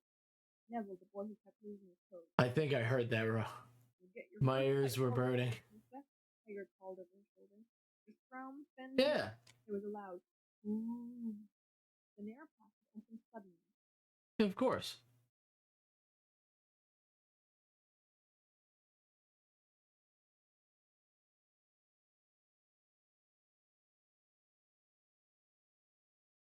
Of course.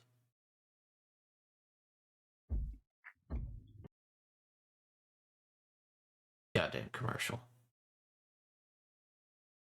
Council, do government employees get a discount? Yes, in fact. What's your position? I'm a former Spectre.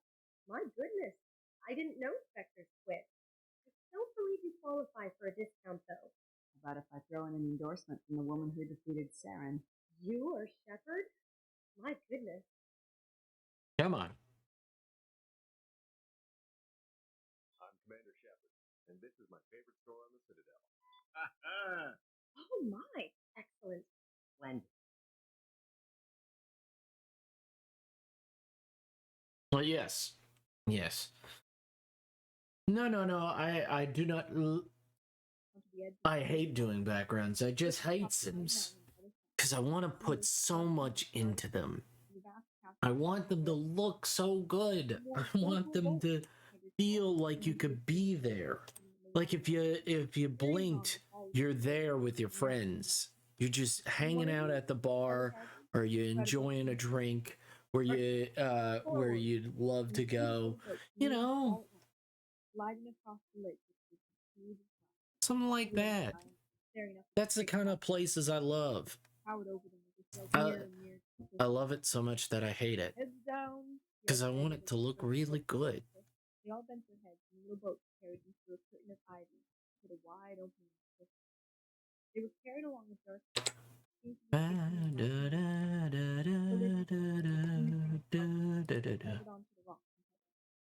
Oi, you there!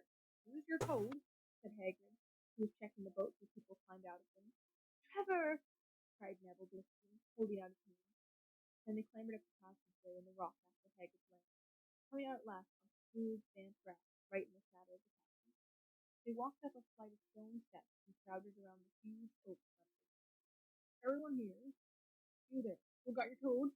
Hagrid raised his gigantic fist and knocked 3 times at the castle door.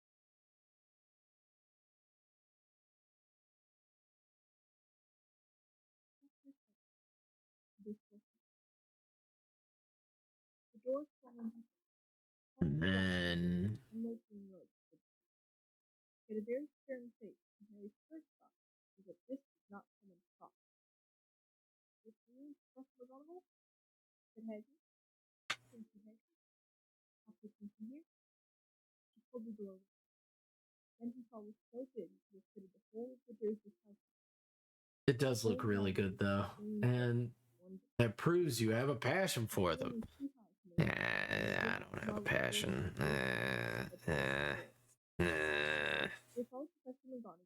They never feel perfect. They never feel, just right. I'd love to see them be fully three-dimensional and stuff like that, but I know like this is just some silly little thing.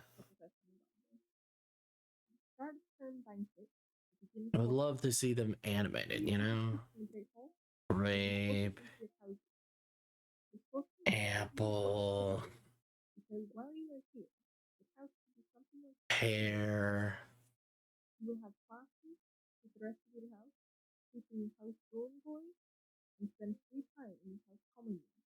The 4 houses are called Gryffindor, Hufflepuff, Ravenclaw, and Slytherin.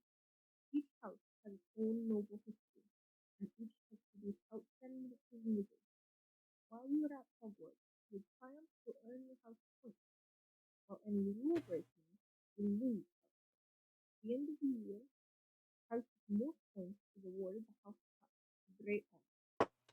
Hope each of you will be a credit to your That's just the artist. You're talking shit to yourself. Yeah. Okay. Yeah. Maybe. Maybe. Maybe I am. But those pictures on bar walls and stuff like that that you see that have that.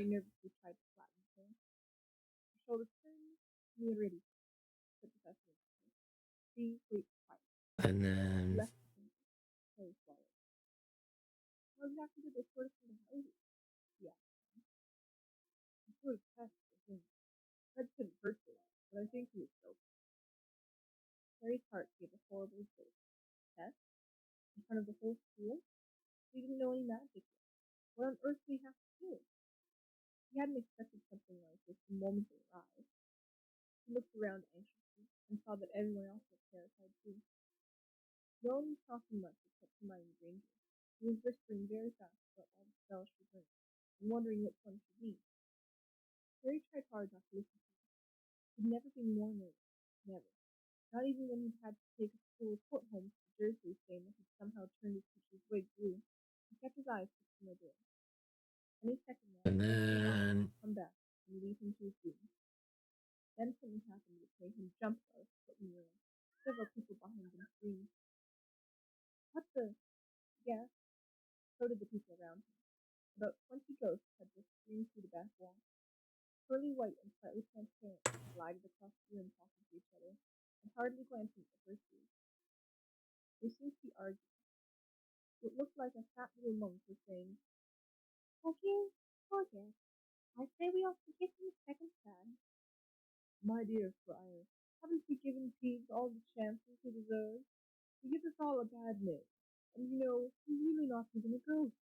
I say, what are you all doing here? The ghost wearing a ruff and tights suddenly noticed the first two.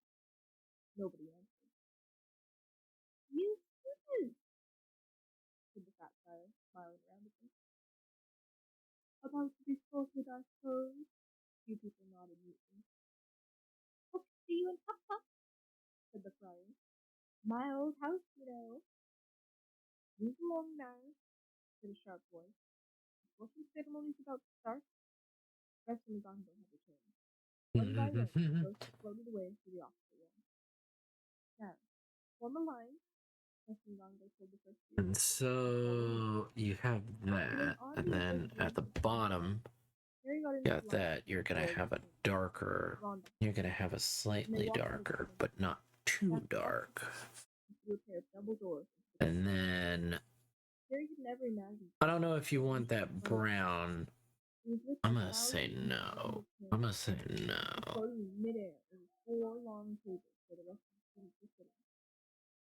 These tables were laid with glittering golden plates and goblets. At the top of the hall was another long table, where the teachers were sitting. Professor McGonagall led the first years up to it. so they came to a halt in a line facing the other students with teachers behind them. Hundreds of faces staring at them like pale lanterns in flickering candlelight. Dotted here and there among the students, the ghost on Mr. Silver. Mainly to avoid all the staring eyes, Harry looked upwards and saw a velvety black ceiling dotted with stars. He heard Hermione whisper, "Who's in it? Look at the sky outside. I read about it in Hogwarts in history."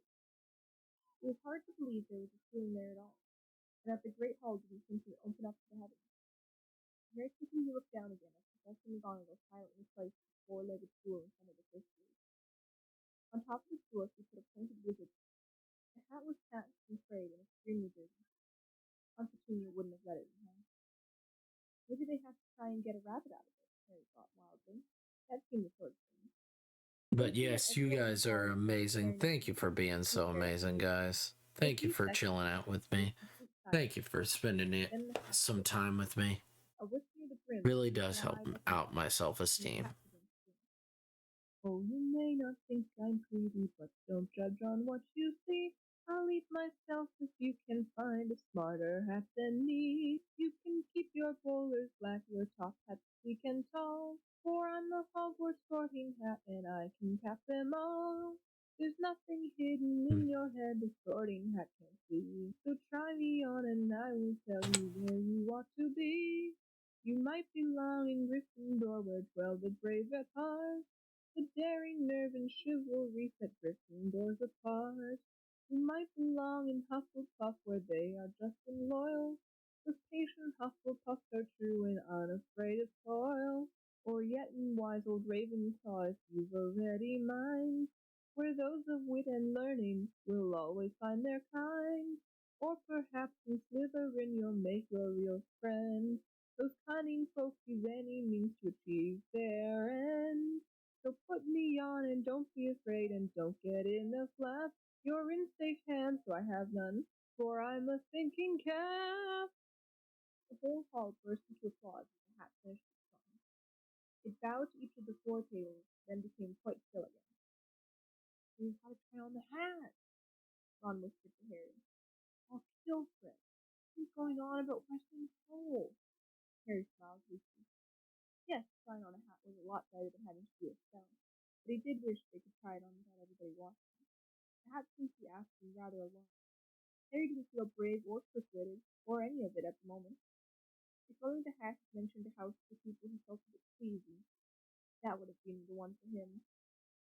Professor McGonagall now stepped forward, holding a long roll of paper. You guys are amazing. You guys are pretty dang awesome for spending the time with me. Sinclair's girl with blonde pigtails stumbled out of line, put on the hat, which fell right down over her eyes, and sat down. A moment passed. "Hufflepuff!" Hufflepuff.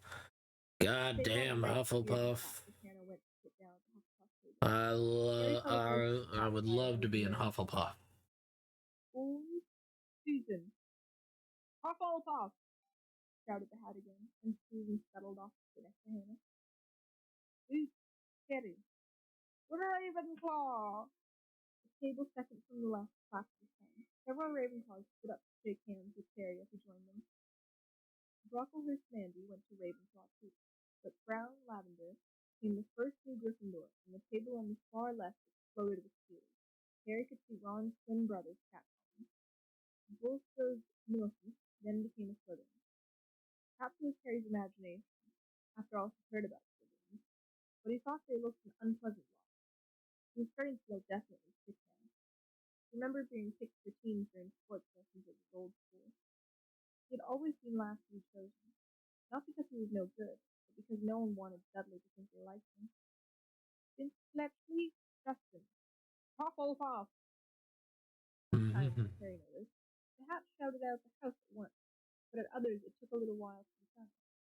Finnegan Seamus, the sandy-haired boy next to Harry in the line, sat on the stool for almost a whole minute before the hat declared him a Gryffindor. "Granger, Hermione." Hermione almost ran to the stool and jammed the hat eagerly on her head. "Gryffindor!" shouted the hat. Ron groaned. Horrible thoughts struck Harry, as horrible thoughts always do when you're very nervous. What if he wasn't chosen at all? What if he just sat there with the hat over his eyes for ages, until Professor McGonagall jerked it off his head and said there had obviously been a mistake, and he'd better get back on the train? When Neville Longbottom, before he kept losing his toad, was called, he fell over on his way to the school. The hat took a long time to decide with Neville. When it finally shouted, Gryffindor! Neville ran off, still wearing it, and had to jog back amid gales of laughter to give it to McDougal Morag. Malfoy swaggered forwards when his name was called, and got his wish at once. The hat had barely touched his head when it screamed, Slytherin! Malfoy went to join his friends, having very pleased. There weren't many people left now. Moon, Knott, Parkinson, then a pair of twin girls, Patil and Patil, then Perk, Sallyanne, and then, last, a third Harry. When Harry stepped forward, whispers suddenly broke out like there were hissing fires all over the hall. Potter, did she say? See, Harry Potter? The last thing Harry saw before the hat dropped over his eyes was the hall full of people straining to get a good look at him. Next second, he was looking at the black inside of the hat. He waited. Said a small voice in his ear. Difficult. Very difficult. Plenty of courage, I see. Not a mind either. There's talent, oh my goodness, yes. A nice thirst to prove yourself. Now that's something. But where shall I put you? Harry gripped the edge of the stool and thought, Not Slytherin, not Slytherin. Not Slytherin, eh? Said the small voice. Are you sure? You could be great, you know. It's all in your head. And Slytherin will help you on your way to greatness, no doubt. Well, if you're sure, said Hagrid. Gryffindor! Harry heard the hat shout the last words the whole hall. He took off the hat and walked quickly towards the Gryffindor table. But just because you're in one house doesn't mean you can't be friends with other houses. I don't understand that. That's very silly. I would definitely be friends with everybody. I would try to be friends, but knowing me, I'm very much a wallflower. Harry sat down opposite the ghost in the rough incinerator. Now. The ghost patted his arm, giving Harry a sudden horrible feeling. He just plunged into a bucket of ice cold water. He could see the high table properly now. It's kind of got a raspberry taste to it. Looks like it's so raspberry. And now, do this. Dumbledore's silver hair was the only thing in the whole hall that shone as brightly as the ghost. Harry spotted Professor Quirrell, the nervous young man from Luigi called him.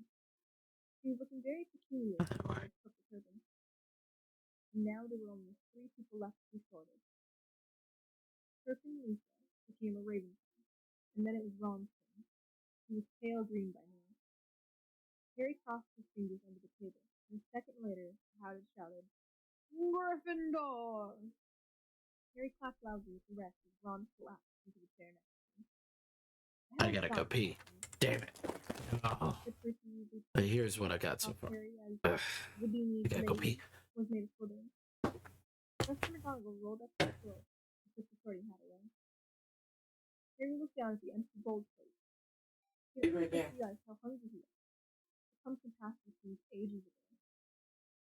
Albus Dumbledore had got to his feet. He was beaming at the students. His arms opened wide, as if nothing could have pleased him more than to see them all there. Welcome, he said. Welcome to a new year at Hogwarts. Before we begin our banquet, I would like to say a few words. And here they are. Nitwit, Blubber, Podment, Peace. Thanks. He sat back down. Everybody clapped and cheered. Harry didn't know whether to laugh or not. Is he a bit mad? He asked Percy uncertainly. Mad? Said Percy airily. He's a genius. Best wizard in the world. But he is a bit mad, yes. Potatoes, Harry? Harry's mouth fell open. Dishes in front of him were now piled with food. He had never seen so many things he liked to eat on one table. Roast beef, roast chicken, pork chops, and lamb chops, sausages, bacon and steak, boiled potatoes, roast potatoes, chips, Yorkshire pudding, tea, carrots, gravy, ketchup, and, for some strange reason, mint humbug. Dursley had never exactly starved him, but he'd never been allowed to eat as much as he liked. Dudley had always taken anything that Harry really wanted, even if it made him sick. Harry piled his plate with a bit of everything except the humbug, and began to eat. Wow, wow, That wow, humbug wow, looked wow. pretty good, said the ghost in Dun, another dun, sadly, dun, dun, dun, watching dun, Harry dun, flush his face. dun, dun, Can't dun, you? dun, dun, dun, dun, I've had dun. this eaten for nearly 400 years, said the ghost. Hmm. I don't need to, of course, but one does miss it. I don't think I've introduced myself. Sir Nicholas Benimsey Porpington, at your service. President Ghost of Gryffindor Tower. I know who you are, said Ron suddenly. My brothers told me about you. You're nearly headless Nick. I would prefer you to call me Sir Nicholas Benimsey. The ghost began speaking, but sandy-haired Seamus Finnegan interrupted. Nearly headless? How can he be nearly headless? Sir Nicholas looked extremely limp, as if their little chat wasn't going at all the way he wanted. Nice this, he said irritably. He seized his left ear and pulled. His whole head swung off his neck and fell onto his shoulder, as if it was on a hinge. Someone had obviously tried to behead him, but not done it properly. Looking pleased at the stunned looks on their face, nearly headless Nick put his head back on top of his neck, coughed, and said, So, new Gryffindors. I hope you're going to help us win the house championship this year. Gryffindor have never gone so long without winning. Slytherin have got the cup 6 years in a row. The bloody bear is becoming almost unbearable. Please, do the Gryffindors. Harry looked over at the Slytherin table. He saw a horrible ghost sitting there, with blank staring eyes, a gaunt face, and robes stained with silver blood. He was right next to Malfoy, who, Harry was pleased to see, didn't look too pleased with Stephen arrangement. How did he get covered in blood? Asked Seamus with great interest. I never asked, nearly headless Nick said delicately. When everyone had eaten as much as they could, the remains of the food faded from the plate, leaving them sparkly clean as before. A moment later, the puddings appeared. Blocks of ice cream in every flavor you could think of, apple pie, treacle tart, chocolate eclairs, and jam donuts, rice bowl, strawberries, jelly, rice pudding. Harry helped himself to a treacle tart, a soft turn to their family. I'm half and half, said Seamus. He doubted the muggle. Mom didn't tell him she was a witch till after they were married. Bit of a nasty shock for him. The others laughed. What about you, Neville? Said Ron. Well, my gran brought me up, and she's a witch, said Neville. But my family thought I was all muggle for ages. My great uncle Algy kept trying to catch me off guard and force the magic out of me. He pushed me off the end of Blackpool Pier once. I nearly drowned, but nothing happened until I was 8. Great Uncle Algy came round for tea, and he was hanging me out of an upstairs window by the ankles, and my great auntie Enid offered him a meringue. He accidentally let go, but I bounced all the way down the garden and into the road. We were all really pleased. Gran was crying. She was so happy. You should have seen their faces when I got in here. They thought I might not be magic enough to come with me. Great Uncle Algy was so pleased he bought me a toad. On Harry's other side, Percy Weasley and Hermione were talking about Leslie. If you help me start right away, so much to learn. I'm particularly interested in consideration. Turning something to something else. I suppose he did. You'll be starting small. Just matches into needles and that sort of thing. Harry, who was starting to feel warm and sleepy, looked up at the high table again. Hagrid was drinking deeply from his goblet. Professor McGonagall was talking to Professor Dumbledore.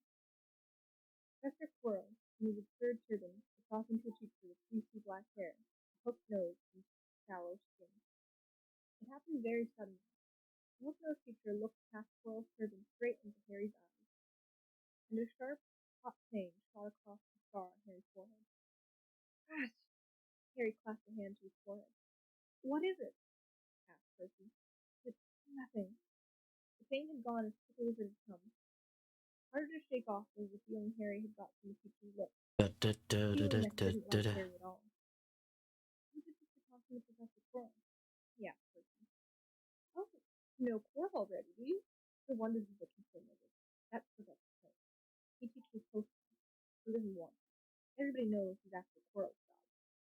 There's an awful lot about the dark arts. Harry watched Snape for a while, but Snape didn't look at him again. At last, the pudding's tube disappeared, and Professor Dumbledore got to his feet again. And now we do a bright pink. Just a few more words now. You're all fed and watered. I have a few statutory notes to give you. First year should note that the forest and the ground is forbidden to all pupils. And a few of our older students would do well to remember that as well. Dumbledore's twinkling eyes flashed in the direction of the Weasley twins. We've also been asked by Mr. Filch, the caretaker, to remind you all that no magic should be used between classes in the corridors. Quidditch trials will be held in the second week of term. Anyone interested in playing for their house teams should contact Madam Hoops. And finally, I must tell you that this year, the third floor corridor on the right-hand side, out of bounds to everyone who does not wish to die a very painful death.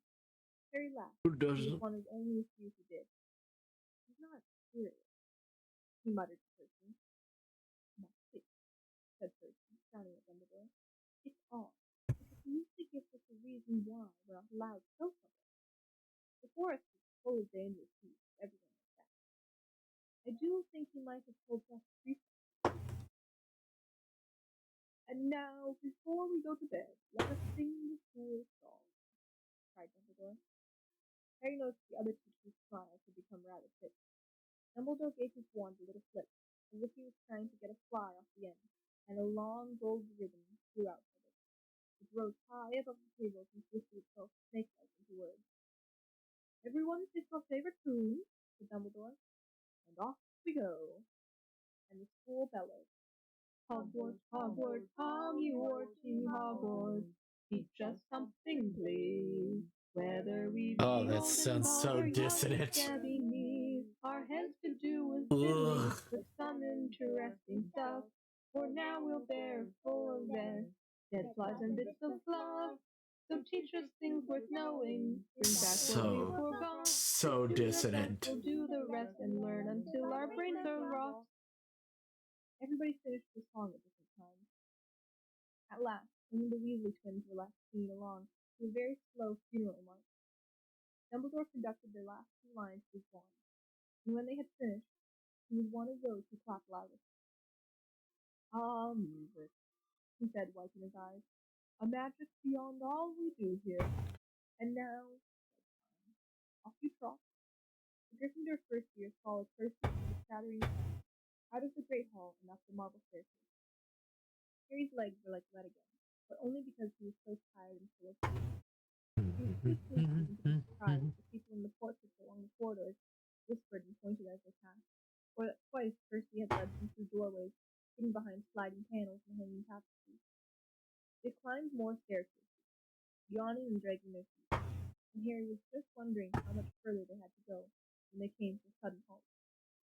A bundle of walking sticks was floating in mid-air ahead of them, and as Percy took a step towards it, they started throwing themselves at him. Please, Percy whispered to the first year. Poltergeist. He raised his voice. Please, show yourself. A loud, rude sound, as the air being let out of the balloon, answered. Hey, He walked in close to how them are then. you, Omega? There was a pop. Hope and you're over their doing heads, Percy's dark well. eyes and a wide Well, mouth appeared, floating hopefully cross-legged in I'm the air, doing clutching his well. walking stick. I've got to. He said with an evil cackle. I am making What a time? little itty He bitty. swooped suddenly at them. They all I'm going to just add Go this. away, please, or the Baron will hear about this. I mean it, barked Percy. Steve stuck out his tongue and vanished, dropping the walking stick on Neville's head. They heard him zooming away, rattling coats of armor as he passed. "You want to watch out for thieves," said Percy as they set off again. "The bloody baron's the only one who can control him. He won't even listen to us preach. Here we are." At the very end of the corridor, I'm just doing my normal stuff. "Hogwarts," she said. "Caput Lucanus," said Percy, and the portrait swung forward to reveal a round hole in the wall. They all scrambled through it, I'm just doing my normal, found just themselves in the commissions and stuff like that. cozy round Hopefully room she likes it. across the army. Hopefully she enjoys it. The girls through one door to That's the what door, I'm hoping. and the boys through another. This is... Top of a spiral staircase. They were obviously in one of the towers. They found their bed. And then I'm going to... Am I well, I guess?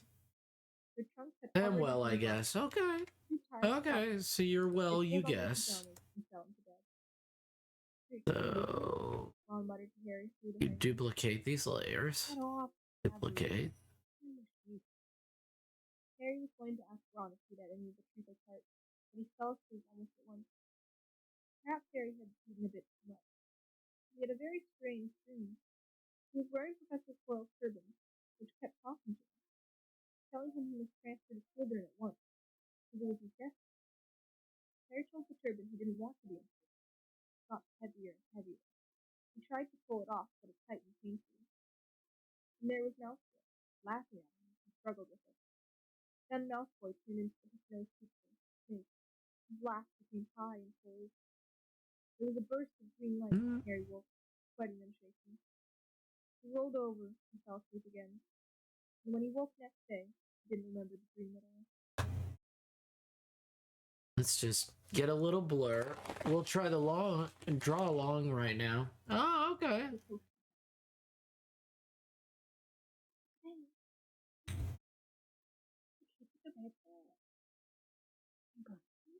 No, I'm just waiting.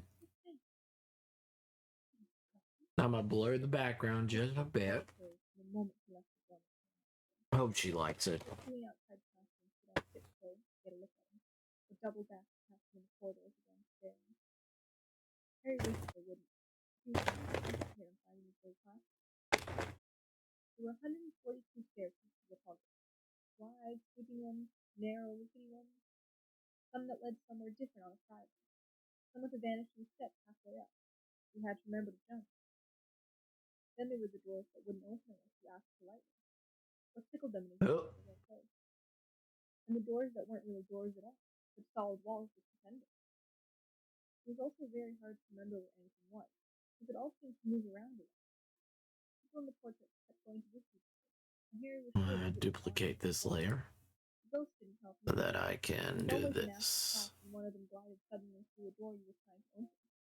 Nearly Headless Nick was always happy to point new Gryffindors in the right direction. But Peeves the Poltergeist was worth 2 lost doors and tripped carefully if you met him when you were late for class. He would drop waste paper baskets on your head, pull rugs from under your feet, help you with bits of chalk, and sneak up behind you invisible, grab your nose, and say, "Pop check hung!" Even worse than Peeves, if that was possible, was the caretaker, Argus Filch. Harry and Ron managed to get on the wrong side of him on the very first morning. Filch found them trying to force their way through the door, which turned out to be the entrance to the out-of-bounds corridor on the third floor. You wouldn't believe they were lost. They were sure they were trying to break in on purpose, and was threatening to lock them in the dungeons when they were rescued by the Oh, damn. Okay. That's pretty... She patrolled the corridors alone. Break a rule in front of her, just put one toe out. That's pretty drastic of a blur. Still, she knew the secret passageways of the school better than anyone, except you could pop up suddenly as any. That looks amazing. Go. Oh, thank you, even. Go back to work. Go back to work. You incredible person. Thank you for coming in for even just a moment. But you're at work. Every Wednesday at midnight, and learn the names of different stars and the movements of the planet. 3 times a week they went out to the greenhouses behind the castle to play for volleyball, but the dumpy little witch helped Professor Sprout, where they learned how to take care of all the strange plants and fungi, and found out what they were useful. Easily the most boring lesson was history of magic, which was the only class taught I'm by on both. a break. Professor Binns had been very old indeed, and he had fallen asleep in front of the crackling fire, and got up the next morning. Don't you worry, I'm doing a motion, a radio blur. While they scribbled down names and dates, and got Emmerich easily. Hope you guys can hear the audiobook. Professor Flitwick, the charm teacher, was a tiny little wizard who had to stand on a pile of books to be over his desk. At the start of their first lesson, he took the register, and when he reached Harry's name, he gave an excited squeak to pop it out of place. Professor McGonagall was again different. Harry had been quite right to think she wasn't a wrong. So what I'm doing, she gave them a talking to the moment they had sat down in the first lesson. Transfiguration is some of the most complex and dangerous magic you will learn at Hogwarts. Anyone messing around in my class can leave and not no. back. You have been Filter, blur. Then she changed Steph into a pig and back. They were all very. Oh, hey, Trevor! Trevor! Trevor! Hope you're doing well. They were each given a match and started trying to turn it into a needle. By the end of the lesson, only Hermione Granger had made any difference in the match. Professor McGonagall showed the class how it had gone all silver and pointy, and gave Hermione a rare sign. The class everyone had really been looking forward to was Defense Against the Dark Arts. Aw, thank you. Turned out to be a bit of a joke. The classroom smelled strongly of garlic, which everyone said was to ward off the vampires who met in Romania, and was afraid would be coming back to get him one of these days. This turban, he told them, had been given to him by an African prince as a thank you for getting rid of a troublesome zombie, but they weren't sure they believed the story. For one thing, when Seamus Finnegan asked eagerly to hear how Quirrell had fought all zombies, Quirrell went pink and started talking about the weather. For another, they had noticed that a funny smell hung around the turban, and the Weasley twins insisted it was stuffed full of garlic as well. That Quirrell was protected wherever he went. Thank you for the follow. Thank you. Hi, hey-o. I'm doing fantastic. Hope you've been doing well, you amazing goat. I'm just doing what I'm doing. I'm just doing what I'm doing. This is a commission that I'm doing. My commissions are open, by the way, if you guys didn't know. My commissions are open. Just check out my Ko-fi if you want a commission. McGonagall favored us. Oh. But it hadn't stopped for giving them a huge pile of homework. Just then, the post arrived. Harry had got used to this family, but it had given him a bit of a shock on the first morning, when about 100 owls had suddenly streamed into the great hall during breakfast, circling the tables until they saw their owners and dropping letters and packets onto their laps. Hedwig hadn't brought Harry anything so far. She sometimes flew into nibble his ear and have a bit of toast before going off to sleep in the owlry with the other school rooms. This morning, however, she fluttered down between the marmalade and the sugar bowl and dropped a note on Harry's plate. Let's see if Pixel likes this. Dear Harry, it said in a very this is. I know you get Friday afternoon, so would you like to come and have a cup of tea with me around 3? I want to hear all about your first week. Send this man to back to Hedwig. Harry borrowed Ron's quill for the yes, please, see you later. On the back. Go. What time is it there? 5:20 in the morning. Because the potion's lesson turned out to be the worst thing that happened to him so far. Yeah. Harry got the idea that Professor Snape was like by the end of the first 3:20 a.m. for me. I need to draw more. Yes, you do. Dislike him. He hated him. Potion's lessons took place down in one of the dungeons. It was colder here than up in the main castle. It would have been quite creepy enough without the pickled animals. 6:20 there. God damn. Well, you need to go to bed, Trevor. Get some rest. Yeah. He said so. Harry Potter. Our new celebrity. Draco Malfoy and his friends have a boy behind the hand. What do you guys think of that? You looked up eyes were black like Hagrid's, but they had none of Hagrid's warmth. They were cold and empty, and made you think of dark times. You are here to learn subtle science and exact art of potion. Me. He spoke in barely more than a whisper. Let me just give this one. This is just a personal thing. I'm going to add a little There's bit. a little foolish wand waiting for you. Many of you will hardly believe this is magic. I don't expect you will really understand the beauty of a softly shimmering cauldron with its shimmering fumes and delicate powder of liquids that creeps through human veins, bewitching the mind, ensnaring the sense. I can teach you how to bottle fame, brew glory, even suffer death. You aren't as big a bunch of dunderheads as I usually see. More silence followed this first speech. Harry and Ron exchanged looks with raised eyebrows. Hermione Granger was on the edge of her seat and looked desperate to start proving she wasn't a dunderhead. Potter, what would I get if I added powdered roots of asphodel to an infusion of wormwood? Powdered root of what? An infusion of what? Harry glanced at Ron, who looked as stumped as he was. Hermione's hand had shot up into the air. I don't know, sir, said Harry. Snape's lips curled into a smile. Hello, hello, Fluff. I was gonna ask you a question, Fluff. I was gonna ask you a question, Fluff. If you don't mind, since you're here. Just a second. Just let me. Hermione stretched her hand. High into the air as it would go. Let's see. Where is it? He tried not to look. Bam.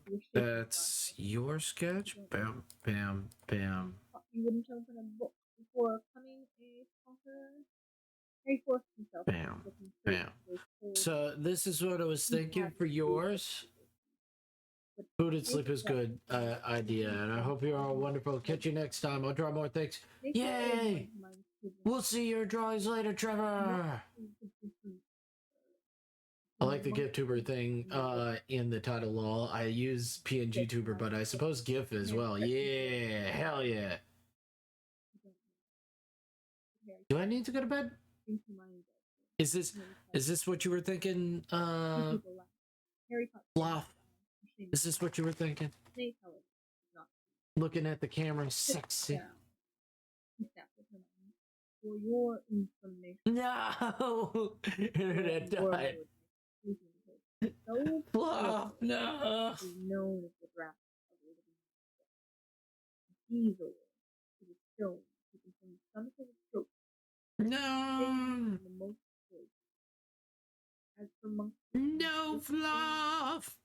They are the same plant, which also goes by the name of peanut. Okay. Well, why aren't you all copying that down? There was a sudden rummaging for quills and parts. Alright. More purple tint for that. And a point will be taken from Gryffindor House for your treat, Potter. Things didn't improve for the Gryffindors as the potion lesson continued. Snape put them all into pairs and set them to mixing up a simple potion to cure boils. He swept around. What do you think of the sketch? Watching them wade for your character?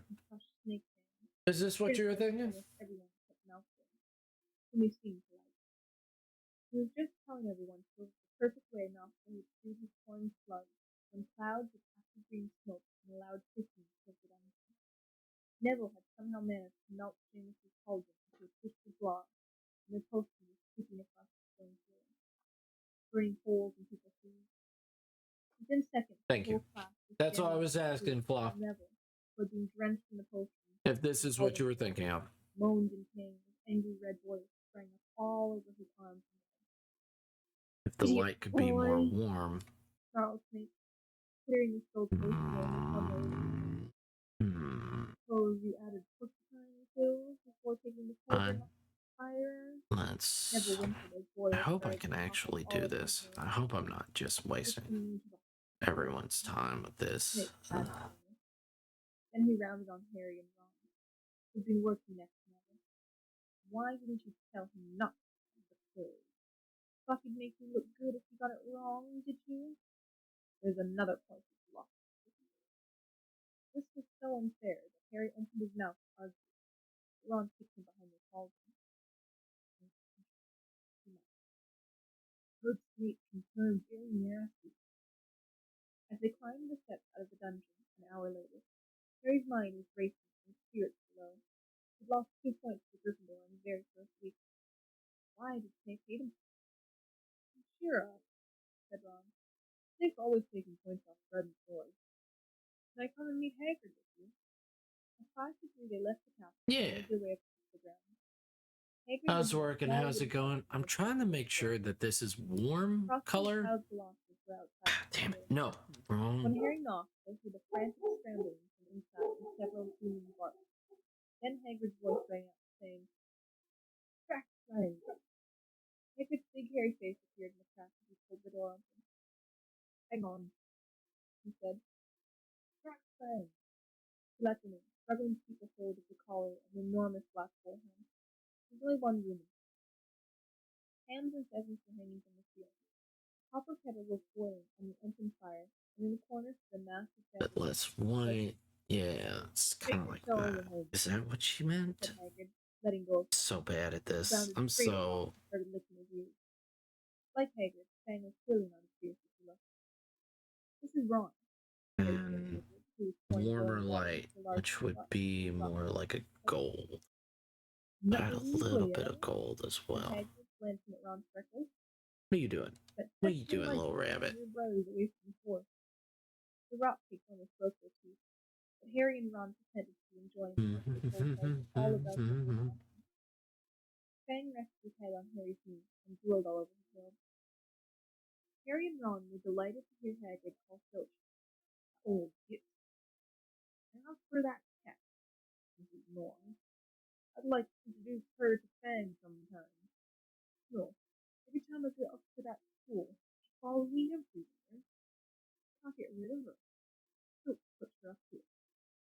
Harry told Hagrid about Snape's lesson. Hagrid, like Ron, You're was not very bad much at this. You had just a something bit in tired. No, I'm "You good. seem to really hate me." Yes, it is. "Rubbish," said Hagrid. "Why should he?" Work is But good Harry on a didn't break. listen to Hagrid All of you. in his Yep. eyes and said, Beautiful, Shiba. "How's your brother Charlie?" Movies were good. Still feeling like poop though. No. It was Hannah. Is this what you were Harry wondered thinking? if Of a Hagrid more had redder something light? on purpose. Is that what you were thinking? While Ron told the What are you children doing? all about What are you Charlie's doing? life, Harry picked up a piece of I paper that see was lying on you, the table under a tea table. big, It was a cutting from the daily big bun. Gringotts break-in later. Investigations continued to break-in at Gringotts on the 31st of July, widely believed to be the work of dark wizards and witches unknown. Gringotts goblins today insisted that nothing had been taken. The vault that was searched had in fact been emptied that very same day. They will not tell you what was in there, so keep your noses out of it if you know what's good for you, said a Gringotts goblin this afternoon. Harry remembered Ron telling him on the train that someone had tried to rob Gringotts. Ron hadn't mentioned the date. "Hagrid," said Harry, I love "the that they Gringotts actually place changed happened that on for my the movie birthday. because that They might is have been not hiding how over there." officials speak to There was no doubt anyone about it. Hagrid definitely didn't mean Harry ever. Potter. He grunted and hopped over the rock. You keep your nose out of it if you know what's best for you. The vault that was searched had in fact been emptied earlier that very same day. Hagrid had emptied Vault 7. Yes, it was. Maybe a bit less intense top, but tiniest bit. Yes. All right, Eraser. Do your work. The pockets weighed down with rock chips that had been too polite to refuse. Harry thought that none of the lessons he'd had so far had given him as much to think about as he had. Had Hagrid collected that package just in time? Where was it now? Did Hagrid know something about Snape that he didn't know And about Harry? you wanted your collar to have a little bit more purple in it. Right? Yeah. A little bit more purple. So, wow. Harry had never believed he'd be the boy who heard more than Becky, but that was before he met Draco Malfoy. Still, A little bit more purple. Yes. Ooh, look at that. Have to put up with Look at that purple. Oh, They didn't until they spotted a notice conducting the Gryffindor common room. Made them all groan. Fine lessons will be starting on Thursday, and Gryffindor and Slytherin will be learning together. Typical, said Harry darkly. Just what I always wanted. Make a fool of myself on a broomstick in front of a Malfoy. They'd been looking forward to learning to fly more than anything else. You don't know you'll make a fool of yourself, said Ron reasonably. Anyway, I know Malfoy's always going on about how he's good at Quidditch, but I think it's all talk. Malfoy certainly did talk about flying a lot. Complained loudly about first years not getting on the house Quidditch team, and told long, boastful stories, which always seemed to end with him narrowly escaping muggles and helicopters. He wasn't the only one. The way Seamus Finnegan told it, he spent most of his childhood zooming around the countryside on his broomstick. Even Ron would tell anyone who'd listen about the time he'd almost put a hang glider on Charlie's old broomstick. Everyone from the Dean family talked about Quidditch constantly. Ron had already had a big argument with Dean Thomas, who shared their dormitory, about football. Ron couldn't see what was so exciting about a game with only one ball, when no one was allowed to fly. Harry caught Ron prodding Dean's poster of West Ham's football team, trying to make the players move. Neville had never been on a broomstick in his life, so his grandmother had never let him near one. Privately, Harry felt she'd had good reason, because Neville managed to have an extraordinary number of accidents, even with both feet on the ground. Hermione Granger was So the most nervous yes, about flying. and This is something he couldn't learn by heart out of a book. Not that she hadn't tried. At breakfast on Thursday, she bored them all stupid with flying kits. oh yeah, look at that. There's little lights everywhere. There's little lights coming off there. There's little lights coming off there. Oof. But everybody else was very pleased fit it like that. You just the arrival of the post. right. Am I right? No. It's this one. Yeah. Something that Malfoy had been That a little bit like that. Malfoy's eagle owl Hit always like that. bringing him packages of sweets from home, which he opened gloatingly. Yeah, look at that. A barn owl brought Neville a So small remember, package from his grandmother. remember where shade is hitting and where light is not hitting. Remember that the light comes off differently from different angles. Angles. This tells you if there's something you've forgotten to do. Look, you hold it tight like this, and if it turns red, oh, his face fell, because the remembrall suddenly glowed scarlet. You've forgotten something. Neville was trying to remember what he'd forgotten when Draco Malfoy, who was passing the Gryffindor table, snatched the remembrall out of his hand. Harry and Ron jumped to their feet. They were half hoping for a reason to fight Malfoy, but Professor McGonagall, who could spot trouble quicker than any teacher in the school, was there in a flash. What's going on? Malfoy's got my remembrall, Professor. Scowling, Malfoy quickly dropped the remembrall back on the table. He's looking, he said, and he poked away with Crabbe and Goyle behind him. At 3:30 that afternoon, Harry, Ron, and the other Gryffindors hurried down the front steps to the ground. And a little bit like a little bit of, you see this? You see? Yeah. Towards the smooth lawn on the opposite side of the grounds of the forbidden forest. The trees were swaying darkly. And then we have a little smoke here and there. And so were 20 broomsticks lying in neat lines on the ground. Have a little smoke here and there. About school brooms, saying that some of them started to vibrate as they flew too high, or always flew slightly to the left. Their teacher, Madame Hooch, arrived.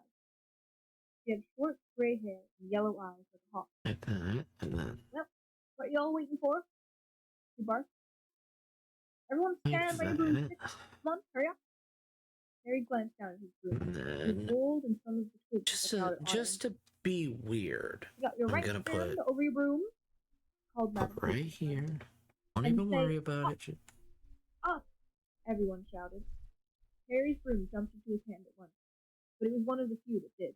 Hermione Granger's had simply rolled over on the ground, and Neville's hadn't moved at all. Perhaps brooms, like horses, could tell when you were afraid, thought Harry. There was a quiver in Neville's voice that said only too clearly that he wanted to keep his feet on the ground. Madame Hooch showed them how to mount the brooms without sliding off the end, and walked up and down the road. Can you zoom in on the nose? Is it Harry and Ron still speckled? Sorry, I'm viewing from my phone. Now, when I blow my whistle, you kick off from the ground, hard. You mean speckled? The room steady, Yeah. rise a few feet, and then come straight back down by Yeah, of leaning course it's forward speckled. slightly. Of course My it's little? speckled. 3, 2. Neville, nervous and jumpy and frightened hip, as being hip, left hip. on the ground, pushed off hard Like a before the little whistle hamster. touched Madam Hicks' lips. Come back, boy! She shouted. But Neville was rising straight up like a cork shot out of a bottle. 12 feet. 20 feet. Harry saw Of course his I scared speckled white it. face look down at the ground, falling away. Saw him gasp, slide sideways off the broom and wham! Thud and nasty crack. And Neville lay face down on the grass in a heap. His broomstick was still rising higher and higher. He started to drift lazily towards his wooden horse and out of sight. Madam Hooch was bending over Neville, her face as white as his. How can this? Harry heard her mutter. Come on, boy. It's all right. You get it. She turned to the rest of the class. None of you is to move while I take this boy to hospital with me. You leave those rooms where they are, or you'll be out of Hogwarts before you can say Quidditch. Come on, dear. Neville, his face fiercely, clutching his wrist, hobbled up to Madam Hooch, who had her arm around him. No sooner were they out of earshot than Malfoy burst into laughter. Do you see his face, the great lump? The other Slytherin stormed. What's up, Malfoy? Snapped Karate Patel. Sticking up for Longbottom? Said Pansy Parkinson, a hard-faced Slytherin girl. Never thought you'd like a fat, well crybaby, Parvati. Look, said Malfoy, darting forward and snatching something out of the ground. That stupid thing Longbottom's grand sentence. The Remembrall glittered in the sun as he held it up. Give that here, Malfoy, said Harry quietly. Everyone stopped talking and walked. Malfoy smiled nastily. I think I'll leave it somewhere for Longbottom to collect. How about up a tree? Give it here, Harry yelled. Malfoy had leapt onto his broomstick. I'm gonna get Again, that in line, bunny he boy. stood flying, covering level with the topmost branches of an oak, he called, Come and get it, Potter. Harry grabbed his broom. No! Shouted Hermione. Madam Hooch told us not to move. It'll get us all in trouble. Harry ignored. Blood was pounding in his ears. He mounted the broom, kicked hard against the ground and up the floor. Air rushed through his hair and the rope whisked out behind him. And in a rush of fierce joy, he realized he'd found something he could do without being caught. This was easy. This was wonderful. He pulled his broomstick up a little to take it even higher, and heard screams and gasps of girls back on the ground, and an admiring whoop from Ron. He turned his broomstick sharply to face Malfoy in midair. Malfoy was stunned. Give it here, like the Black Cauldron. or I'll knock you off that broom. Oh yeah. Girl, remember to say, I'm gonna be right back. I really need to pee. Harry knew somehow what to do. He leaped forward and grasped the broom tightly in both hands. It's funny. He shot towards Malfoy like a javelin. Malfoy only just got out of the way in time. Harry made a sharp stout turn and held the broom steady. A few people below were clapping. No crab and Goyle up here to save your neck, Malfoy, Harry called. The same thought seemed to have struck Malfoy. Catch it if you can, then, he shouted and threw the glass ball high into the air and streaked back towards the ground. Harry saw, as though in slow motion, the ball rise up into the air and then start to fall. He leaned forward and pointed his broom handle down. The next second, he was gathering speed in the steep skies, racing the ball. Wind whistling in his ears, mingling with the screams of people watching. He stretched out his hand. Flipped from the ground, he caught it, just in time to pull his broom, and then toppled gently onto the grass to Remembrall clutched safely in his fist. Harry Potter! His heart sank faster than he just died.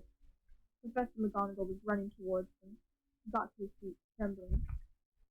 Never, in all my time at Hogwarts, Professor McGonagall was almost speechless with shock, and her glasses flashed furiously. How dare you! I have broken your neck! It wasn't your fault, Professor. He tightened still.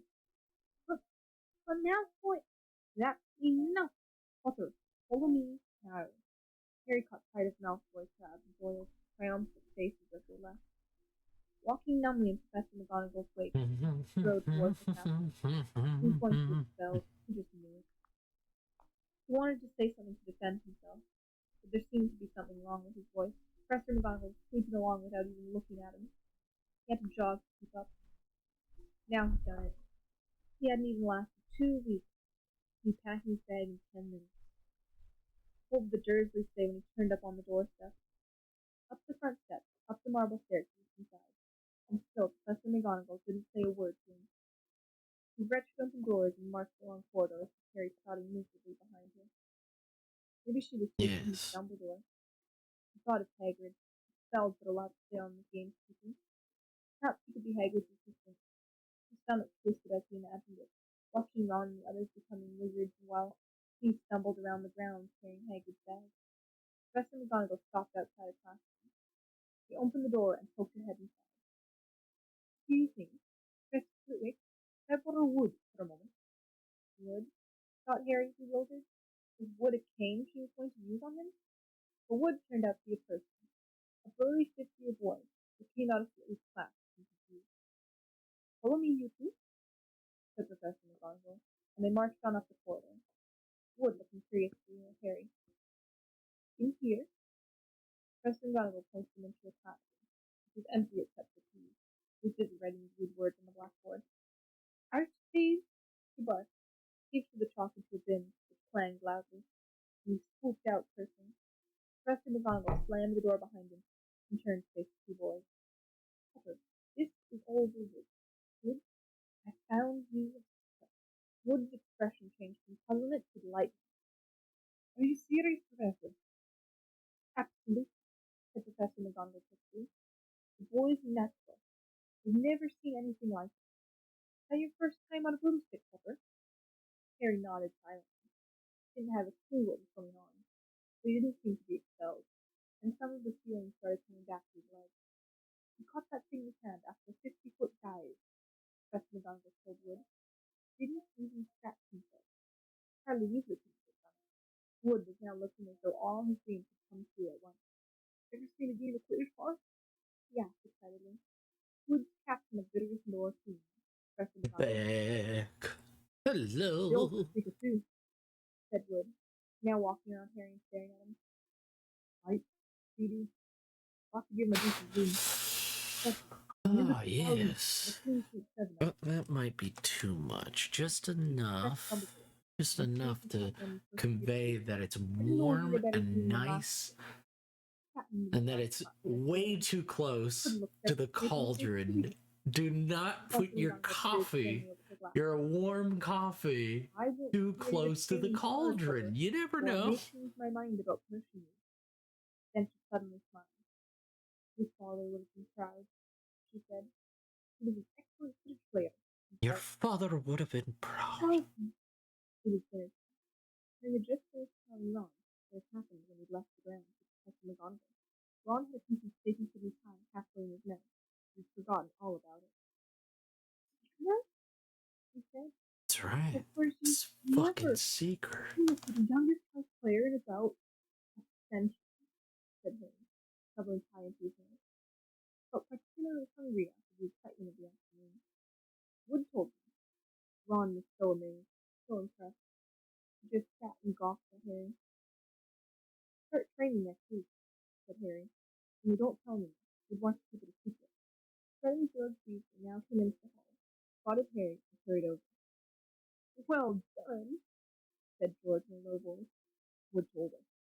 We're on the team too, Peter. I tell you, we're going to win that Quidditch Cup for sure this year, said Fred. We haven't won since Charlie left. But this year's team is going to be brilliant. You must be good, Harry. Wood was almost skippingly told us. Anyway, we've got to go. Jordan reckons he's found a new secret passageway out of school. Said it's that one behind the Oh yeah. Oh yeah. Because the light is hitting the ground. That's what it was missing. You see that? Oh, For the last meal, Potter? When are you getting the train back to Mother? You're a lot braver now you're back on the ground and you've got your little friends with you, said Harry sweetly. There was, of course, nothing at all little about Sam and George. As the high table was full of people, neither of them could do more than crack their knuckles and scowl. I'll take you on any time of my own, said Malfoy. Tonight, if you want. Wizards, do it. One's own real Time to go back to work. Stay awesome, amazing. I After the will wizard try. cleared No the forest, promises. I Forky will Head, try. No said Ron Weasley. promises. I'm the second to yours. Malfoy looked at Crabbe and the boy, sizing them up. Crabbe, he said. Midnight all right? We'll meet you in the turf. That's all. When Malfoy had gone, Ron and Harry looked at each other. What is a wizard field? I would have said no. Fuck What do you. mean like second? I would have said Well, no. a second's there to take over if you die, said Ron casually, getting I toward would that have. last I would have told the teacher immediately. After Like the look on he's Harry's face, he added, is threatening to. the people who die in property, you know, these real wizards. Most of you Malfoy will be able to do is send sparks at each other. Neither of you knows enough magic to do any real damage. I bet he expects you to refuse anyway. And what if I wave my wand and nothing happens? Throw it away and punch him on the nose, Ron suggested. Excuse me? They both looked at him. It was Hermione's danger. Can a person eat in peace in this place? Said Ron. Hermione ignored him and spoke to Harry. Couldn't help overhearing what you and Malfoy were saying. Very good, Ron muttered. And you mustn't go wandering around the school at night. Think of the point of leaving Gryffindor for class. And you're bound to be. It's really very selfish of you. And it's really none of your business, said Harry. Goodbye, said Ron. It wasn't what you call the perfect end today. Harry thought as he lay awake much later listening to Dean. Pixel, what do you think? Neville wasn't back from the hospital then. Ron took all injuries such as can't remember how to walk. It was a very good thing. He was going to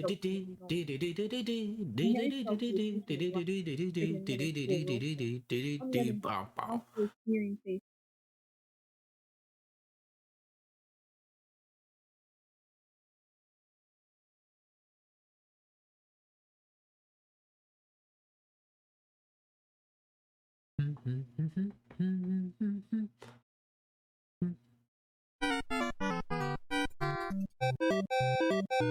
Yay!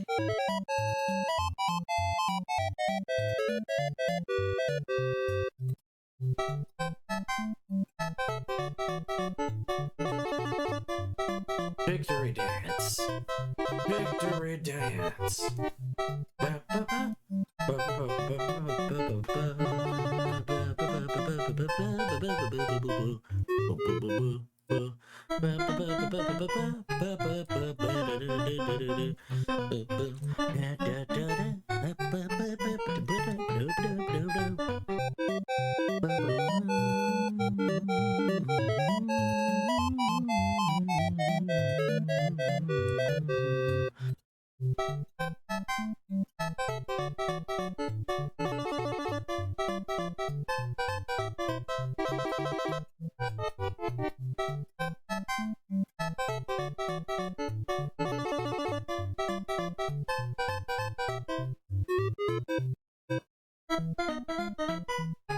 Have a good one, Fluff.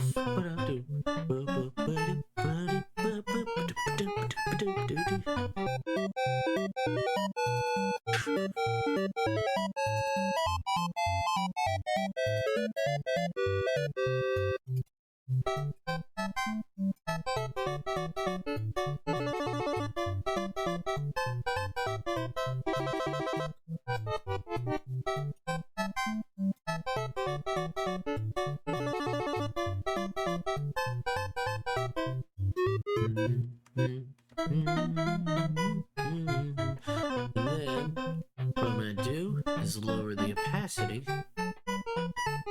on the lines. On the lines.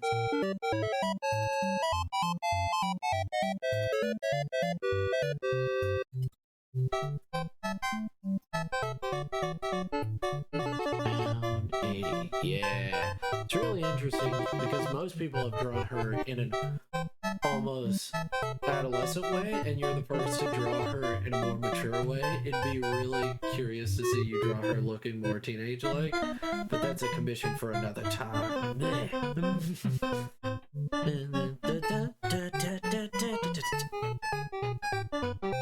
I did good! Yay! I get to be the coolest. So, and then you add a little bit of red to that to get the light, the warm light of the room. And then you do that. Yeah.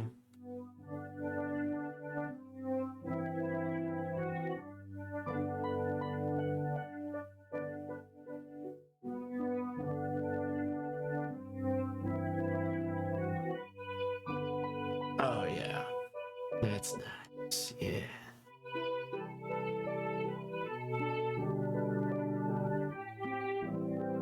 And then you add a little bit of orange to it. Just a little bit, not too much, just enough that you know it's there.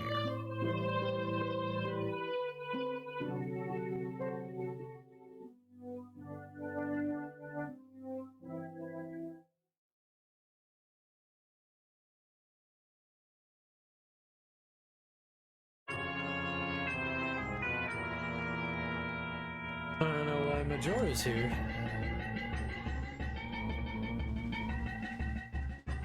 Fucking Majora. What's Majora doing here?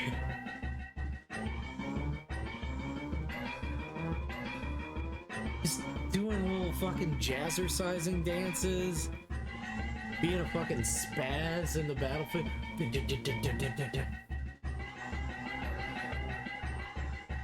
And then... yeah.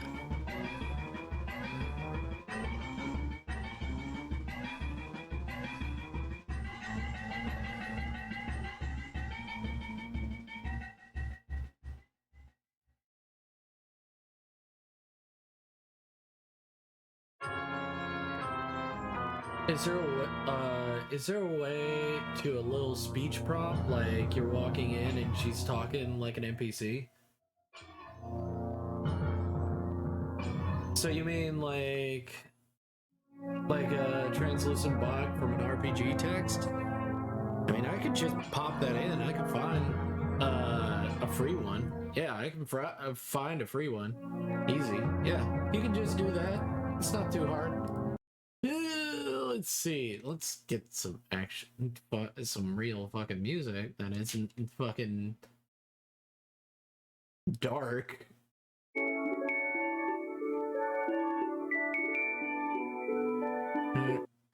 Translucent.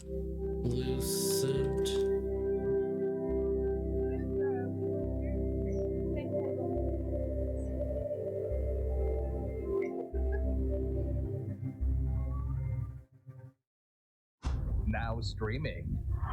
Assemble the herd. I wouldn't use the term superhero.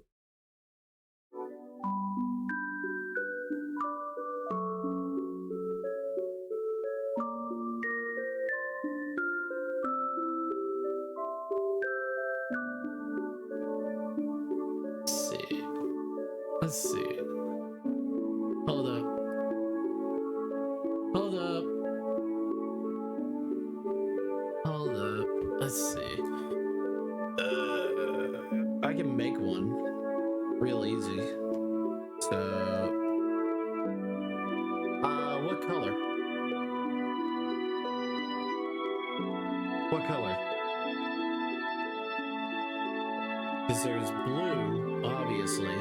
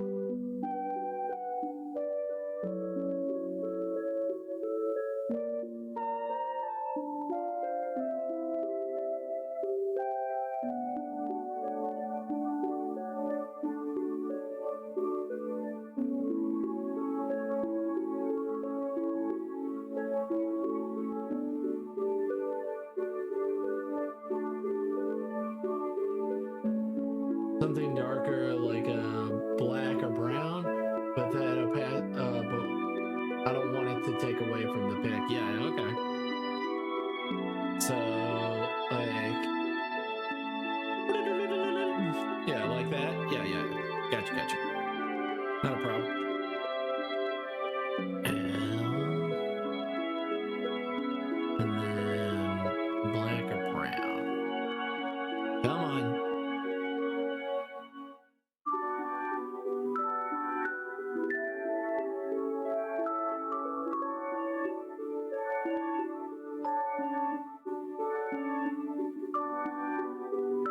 With like some kind of like right around here.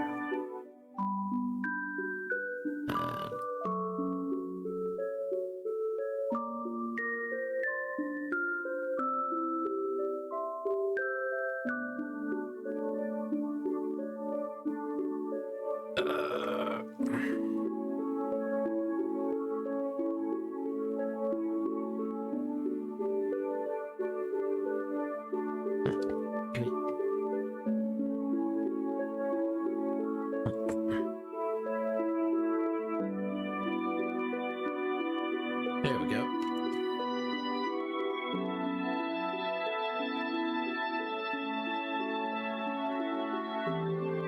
And then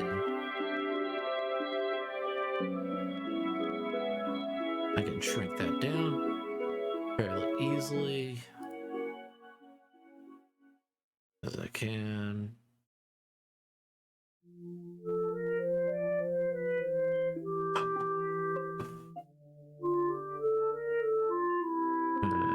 Move the text box like that.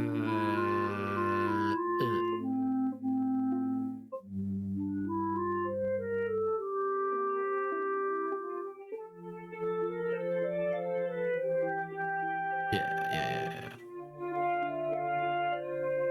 Is that what you're thinking? Are you thinking something like that? I mean, I can make it smaller. I can make it even smaller. I can do this, something like this.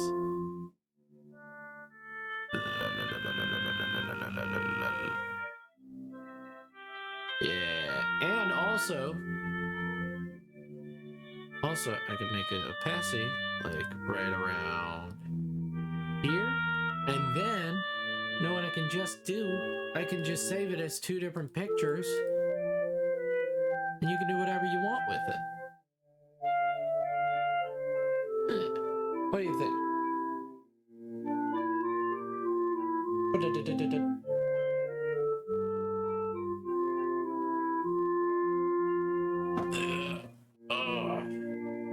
What do you think? That's good. I like that. Yeah. Yeah, see, I know how to make those little text box. They're not that hard to make. They're real simple.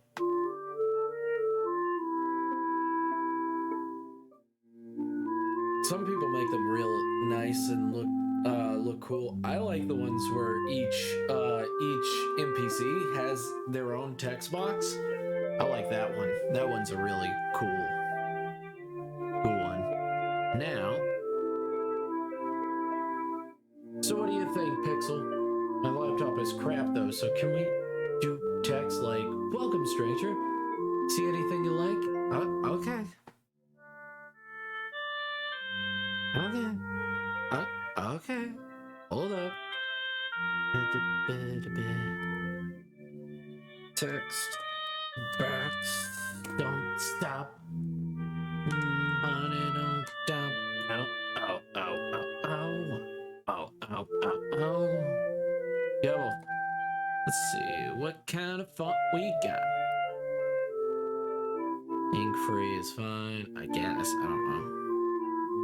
Let's bring up. Nope. That's wrong. Fucking no. That's way too high. No, that's way too low. God damn it. Got that.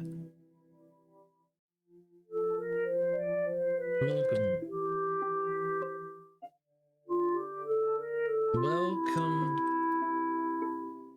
Strange. Welcome, stranger. Welcome, stranger. See. Dang. You like? Didn't misspell it. Okay. Go. Go. Why you do this? I like the idea of separate save files, though, so I can do it eventually, but right now my laptop barely streams. Hey, it works.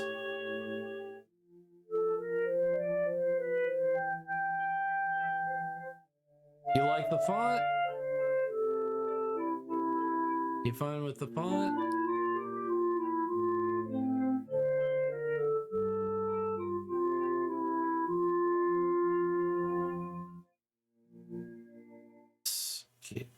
We can bring it down a little bit to that so it's not so intense.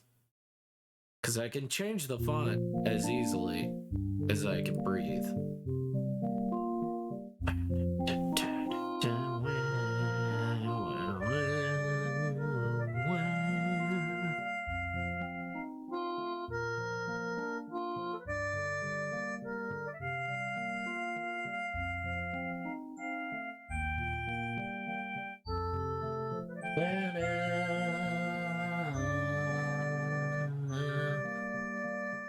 Cursive?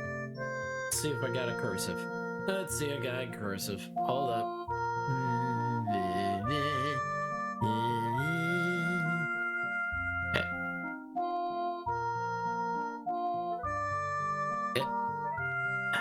Ink free. Meow, meow, meow, meow, meow, meow, meow, meow.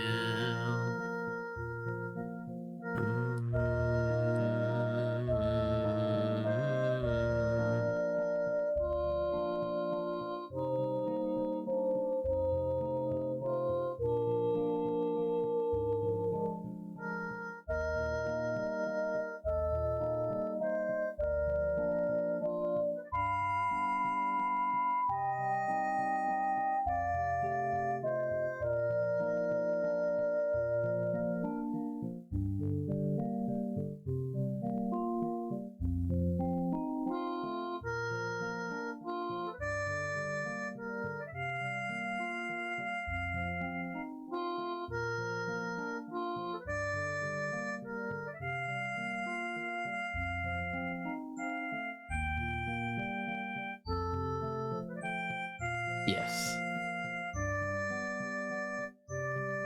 Yeah. Welcome, stranger. See anything you like? That looks nice. Yeah. Oh.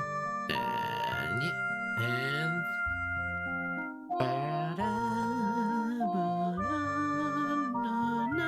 That's gonna fucking annoy me. Look.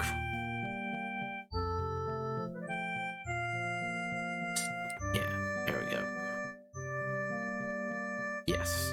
There we go. There you go.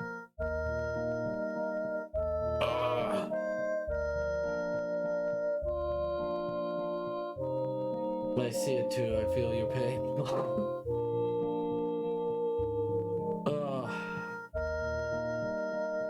So.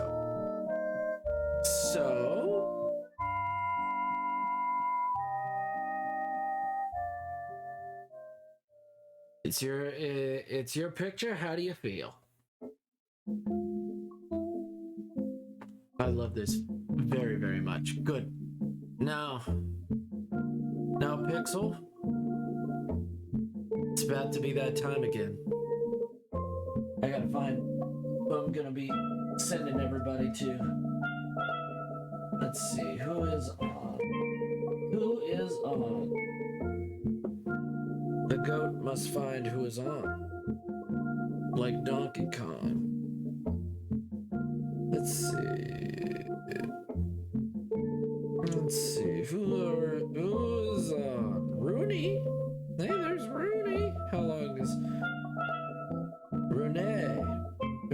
is what it is. Brunette.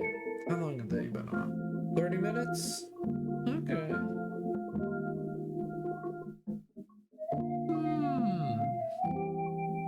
I will have this rendered by tomorrow. Because rendering takes time, and I've got to go to bed. I didn't even know what time it was. I literally didn't know what time it was. Thank you. Thank you, Pixel. I'm glad you enjoy it. Glad I could make your dreams come true, and hopefully this is exactly what you wanted. Yeah, sure. Sure. Yeah. Yeah. So I will render it and send you the better version. Bam. There you go. There you go, girl.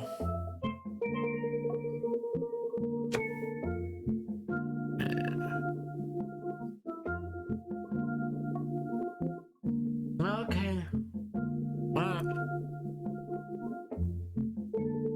But we gotta figure out who we're sending you guys to. Thank you. Oh, right. Before we do anything, save.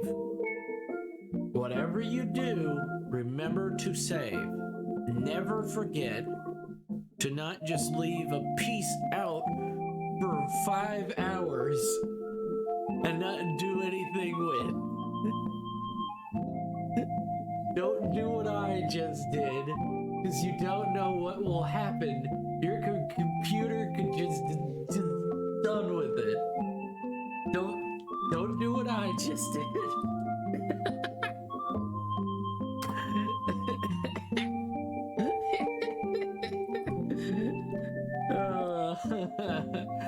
Oh my god.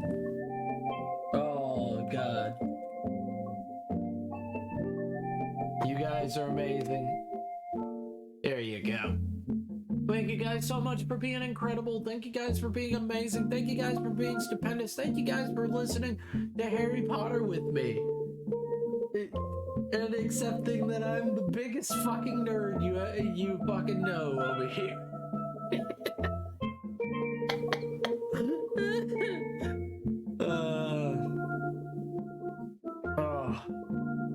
You guys are amazing. You guys are awesome.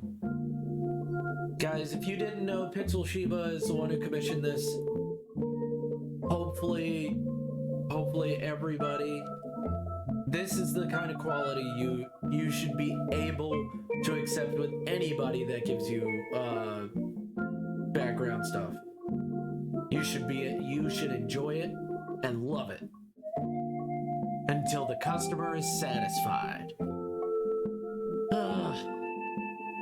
And now I'm gonna go to bed. I need sleep.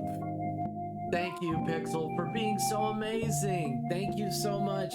Thank you, Ascalad. Thank you, everybody, for being so beautiful and wonderful and amazing. I really do mean it. You guys are incredible.